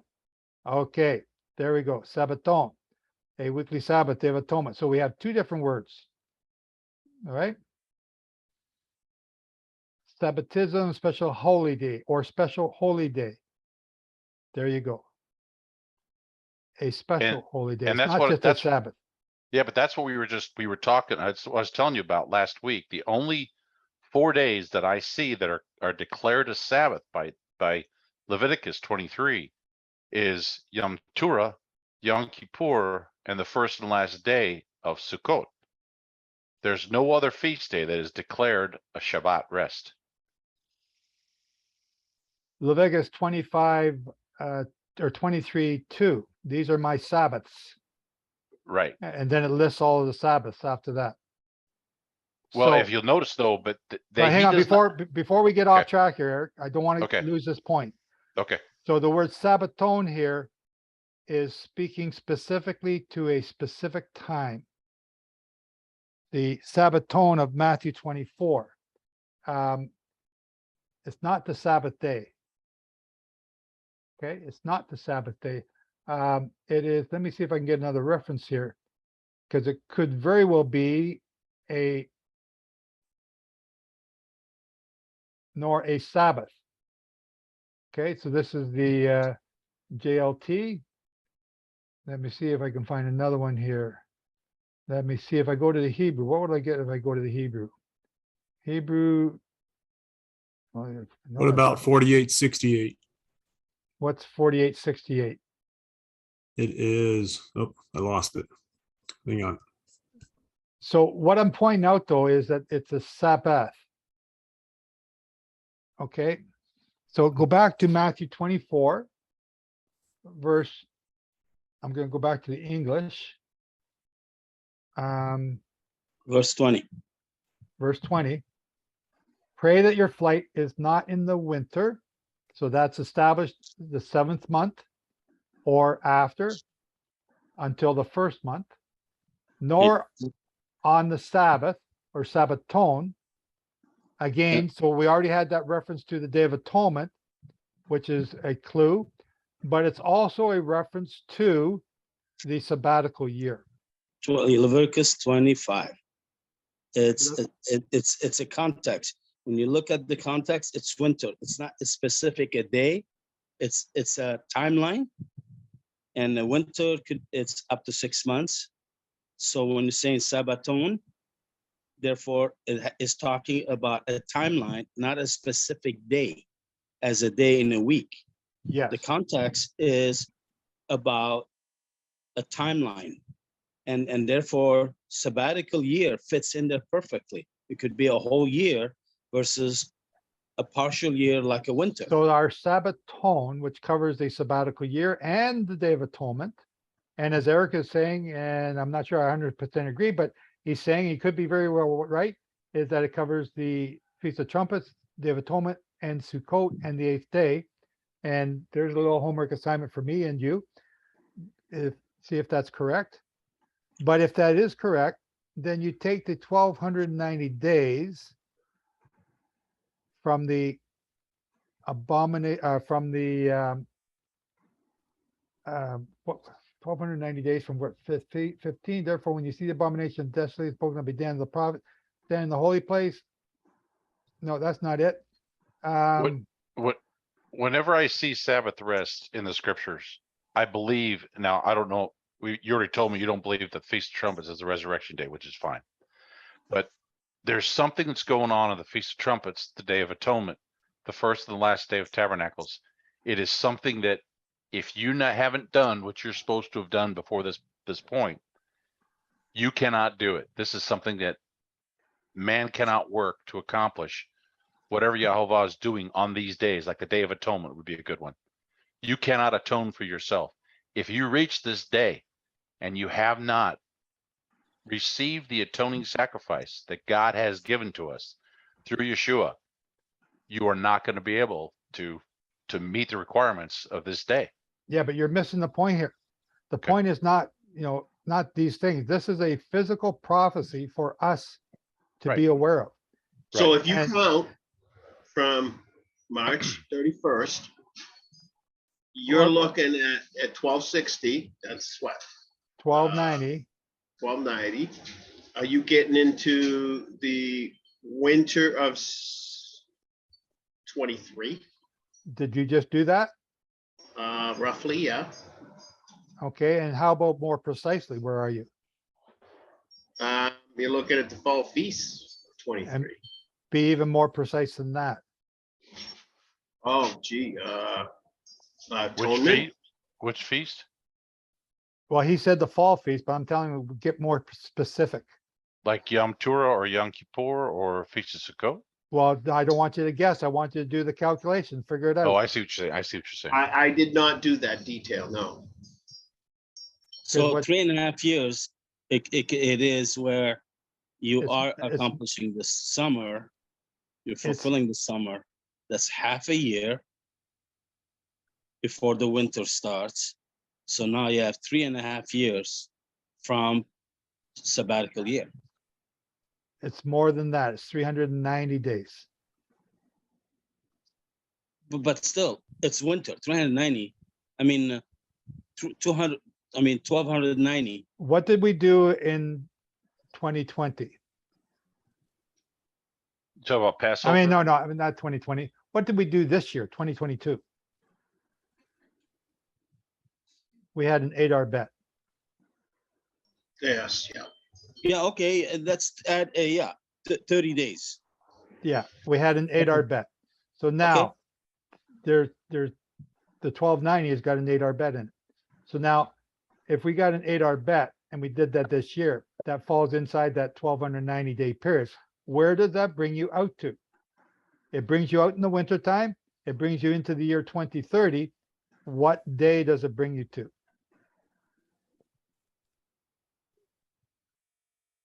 You've had more practice at this than me. Yes, I have. I've done it a number of times. But you guys need to do it. You need to do it because if that countdown started, which we just read, right? in Daniel 9:27, when the morning and afternoon sacrifices have stopped, the prayers of our lips were stopped. If that's an improper understanding for what took place on March 11, 2020, two biggest words in the alphabet or in the English language, if that's correct, then 1290 days later brings you to when? It's got to be a Sabbaton. And we have multiple Sabbatons happening at that time. Well, next year is Sabbaton. Yes, that's one. Okay. What's another And then one? 7 years after that. No, don't count the 7 years after. Just get this first one done first. Well, then you have a Sabbath of the feast in the fall would be Yom Teruah. Or Yom Shavuot. not Shavuot. Yom Teruah. Okay, I'm giving into Eric's definition of a Sabbaton. It's of trumpets, atonement, Sukkot, and 8th day. And I'm not sure that he's right on that, but let's say he is. So Eric, what are the other days? I just said them for you. So it's just okay. So I'm playing with you. I'm sorry. I'm sorry. You cut out. I didn't hear what you were saying. I got Yom Teruah, a Day of Atonement, first and last day of Sukkot. Those are the four that I have in the fall. Okay, so if you're correct in what you're saying there, that they are all Sabbaton, then which one is it that lands 1290 days from March 11, 2020? Okay. And then you threw it another one, the Bet Adar. You threw that in there. I'm like, going, I had to start all over again. There's an Adar Bet. Yeah, Adar Bet. Yeah. Okay, so there's an Adar Bet. So we kept Passover March 11th, 2020. All right. The Gregorian calendar uses 365-day year. So 365 times 3 brings you to March 11th, 2023. Torah. 2023. Right? Okay. So 365 times 3 is how many days? Take that away from 1290. Now you got to add on what the remainder is. I'm trying to make it simple. Boy. You are. VB, Janet's VB says Tabernacles 2023. Is that right, VB? Who's VB?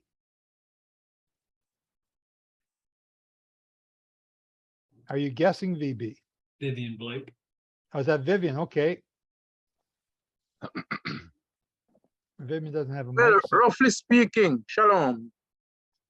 Shalom. Shabbat shalom. Shabbat shalom. Are you guessing or did you figure that out?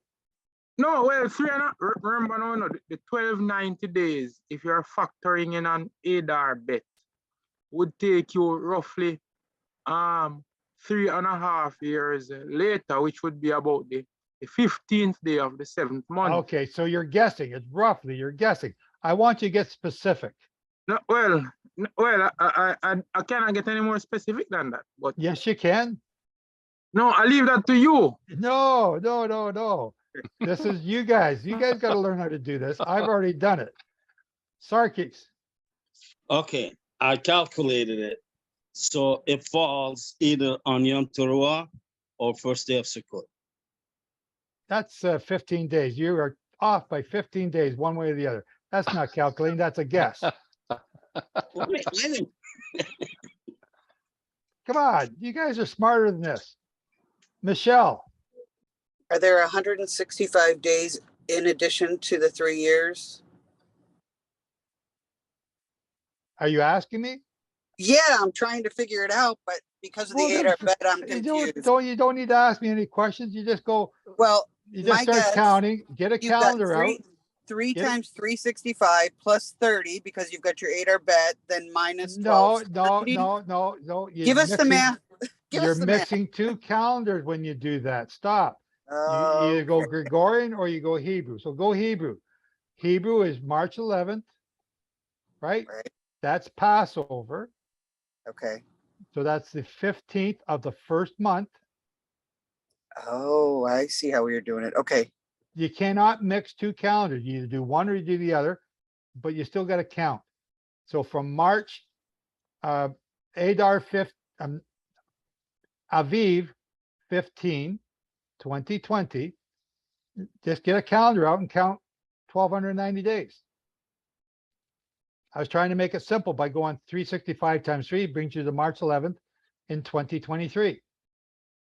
So 3 times 365 is 900, 1,095.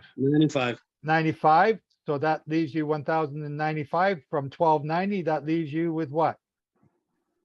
Just count those days from then on. 195 days. Is it 195 days?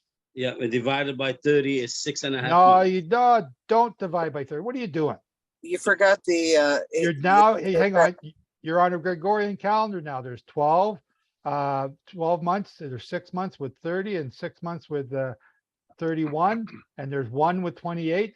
So you got to do that from March of 2023. Now count your 195 days. 195 days, yeah. Count those 195 days from March 11, 2023. Where do you end up? None of. Okay, I'm gonna have to end this meeting. You guys are gonna take all night here. I can't believe this. Well, you're not giving us good clues. I've given you so No, many clues. you're giving it to us. You're giving it to us. It's just a matter of I don't know the number of days in each one of the months. I don't have that memorized. I know. That's why you gotta go look it up. Okay, I'll So look it up. July's got 31. June's got 30. But- August has got May 31st, April 30, March 30. Yeah, but you know, Joe has the answer. You do know that. Yeah, I know. He's just pulling it out He's like teasing teeth. us. Oh, man, Yeah. you guys- Teasing us. So now that we So Lisa get the said idea, the 23rd, but now I'm lost. The 23rd of what? That's the 23rd. That's after Sukkot. That's after the 8th day. No, I No. think 2023. I think I got confused about the year you were talking about. it's the 9th 2023. day. The 9th, September 21. Janet, September 21, 2023. Okay, Janet, what day is that?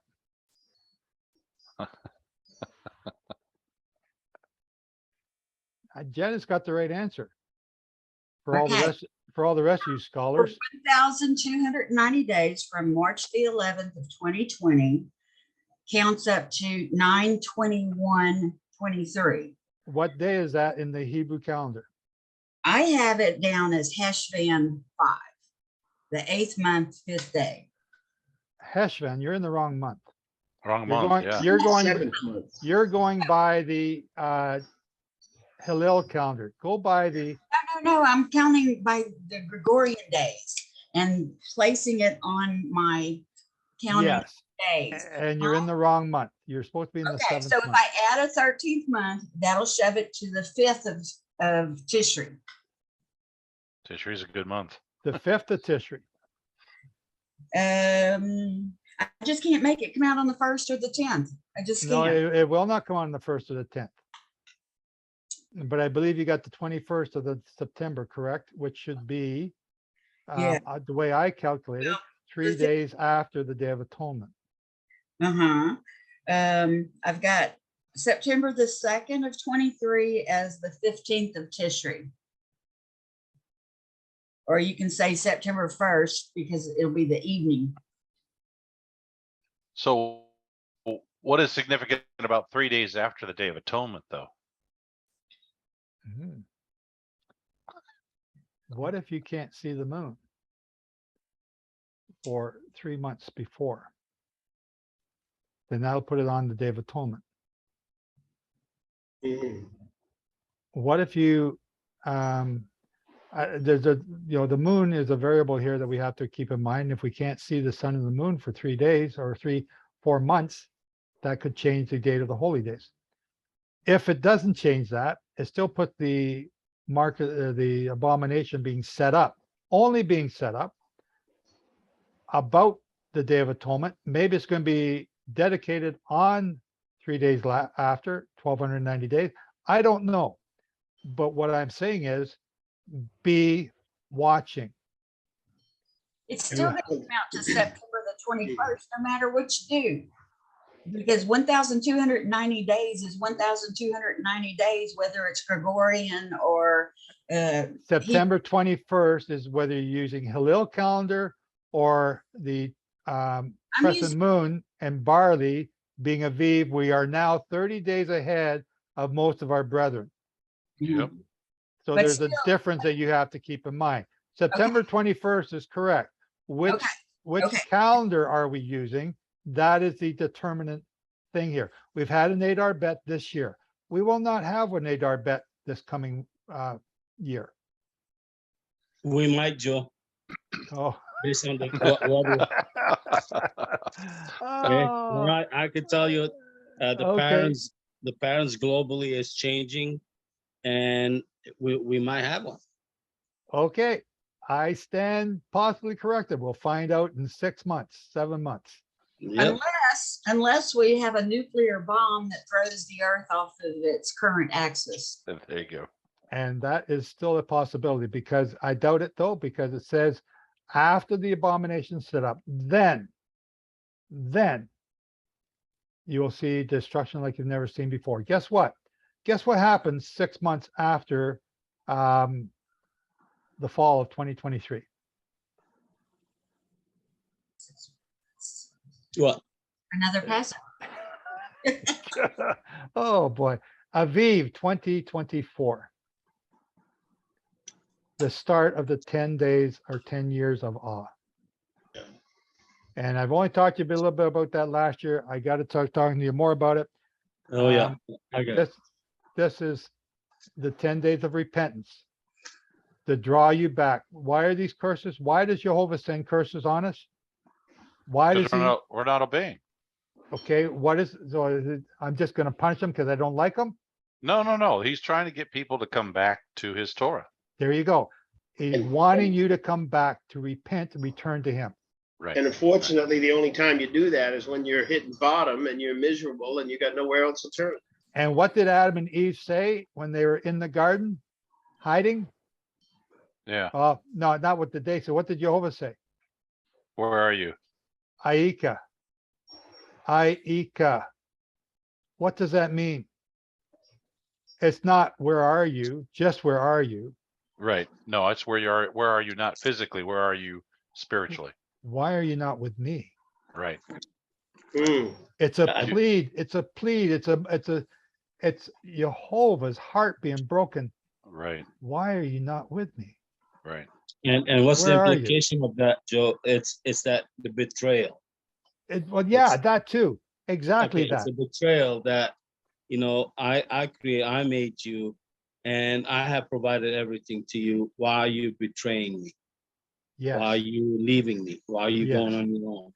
Well, they acted on the seed that was given to them by the word that was given to them by Satan, instead of believing the seed that hit their husband. Yehovah had given them. Yeah. Again, there's that multiple seed thing again, right on. So Right. yeah, but Sarkis is spot on. Why it's Yehovah saying, "Where are you?" It's because Yehovah's heart is broken. Yeah. Yep. There's a betrayal there. So these trials that are coming here, not just on Israel, but all the world. The world. Is why aren't you with me? Why are you still suffering? And what does it say in Revelation? But men would not repent, and they cursed God, and they've doubled down. And man, I gotta pull out the bigger guns, and then I gotta pull out the bigger guns. Yep. It's just, that's what we're about to begin. So then there's the other thought. Satan's gonna be let loose for a little while, or the abominable pit coming out of the abominable pit. What does that mean? Where is that abominable pit? Is that another Azazel Valley connection? You're having fun, huh? I do not have all the answers, but I have a gazillion questions. And with every question I get answered, I get 10 more questions to be resolved. So there's we are definitely in some interesting times. But if you're looking at the sunsets and watching the flowers grow and everything's peachy keen and you're not going to see what's coming. You don't know what's going on. So I'm Well, trying to tell you. I think Colossians kind of hints at this, and I think a lot of people miss what this is actually saying. It says, so let no one judge you in food or drink or regarding a festival, a new moon or Sabbaths, which are shadow of things to come, but the substance is of Christ. And they missed the shadow part. Right. In other words, it's a new moon, a festival, and a Sabbath. So those are talking about the 3 fall feasts that are coming up. Let no one judge you in new moon, that's trumpets, a Sabbath, okay, or a festival. A festival, yep. All those coming up. A Sabbath could easily be the Yom Kippur. The new moon is Yom Teruah. The festival would be the Feast of Sukkot. But it says, let no one judge you in food or drink. So he's talking to believers here. It says, Yes. which are a shadow of things to come, but the substance is of Christ. Yeah, And but people that miss last this. sentence, Eric, that last sentence is not what you think it is. He's actually saying, do not let no man judge you, but the body of Christ. Well, but remember though, these people in Colossians are surrounded by non-believers. So he's trying to encourage the believers to keep doing. In other words, a believer is going to watch what he drinks. He's going to watch what he eats. A believer is going to honor and know what the new moon is, the festivals and the Sabbaths. Non-believers will not. And he's saying, don't let those that don't believe in these things judge you who are keeping these things. That's what And Glenn let- just said. Just let the body, the people, the chosen, the saints judge, not the people that don't know. Right. But That's very important. Right, which are a shadow of things to come, but the church has taken this and twisted and around the other way. The shadow are the things that we've been implying here. Right. The shadow of Fall the feast. holy place, the shadow of the fall feast. What do they mean? The counting of the 7, the counting of 8, all these things that we've been talking about here today. Anyway, let's wrap this up. My voice is going and I have to get going because I can't hold it any longer. So it's time to wrap this up. And I want to thank you all for participating. As always, our midrashes, our discussions are only as good as you guys participating in them. We have a growing family. We have new people coming here now more often than not. And I'm hoping that they will listen and learn and participate, and not be afraid to, disagree. We might not agree with you. We'll tell you why, and don't let that be offensive. It's a learning place that we want to teach. So with that, is there anything else before I think it's Shane's going to do the closing prayer. Is there anything else, Randy, that pray for us? Pray for James and me to figure out the system that we're trying to do. Pray for us to figure out what the buttons we got to push to make everything work.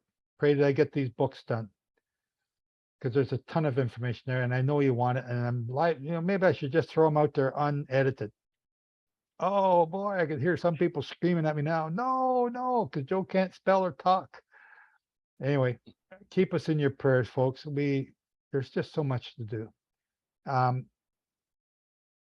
We need help. We need a lot of help. And if you're able to help, I don't know how, but find a way to help us. Anyway, thank you.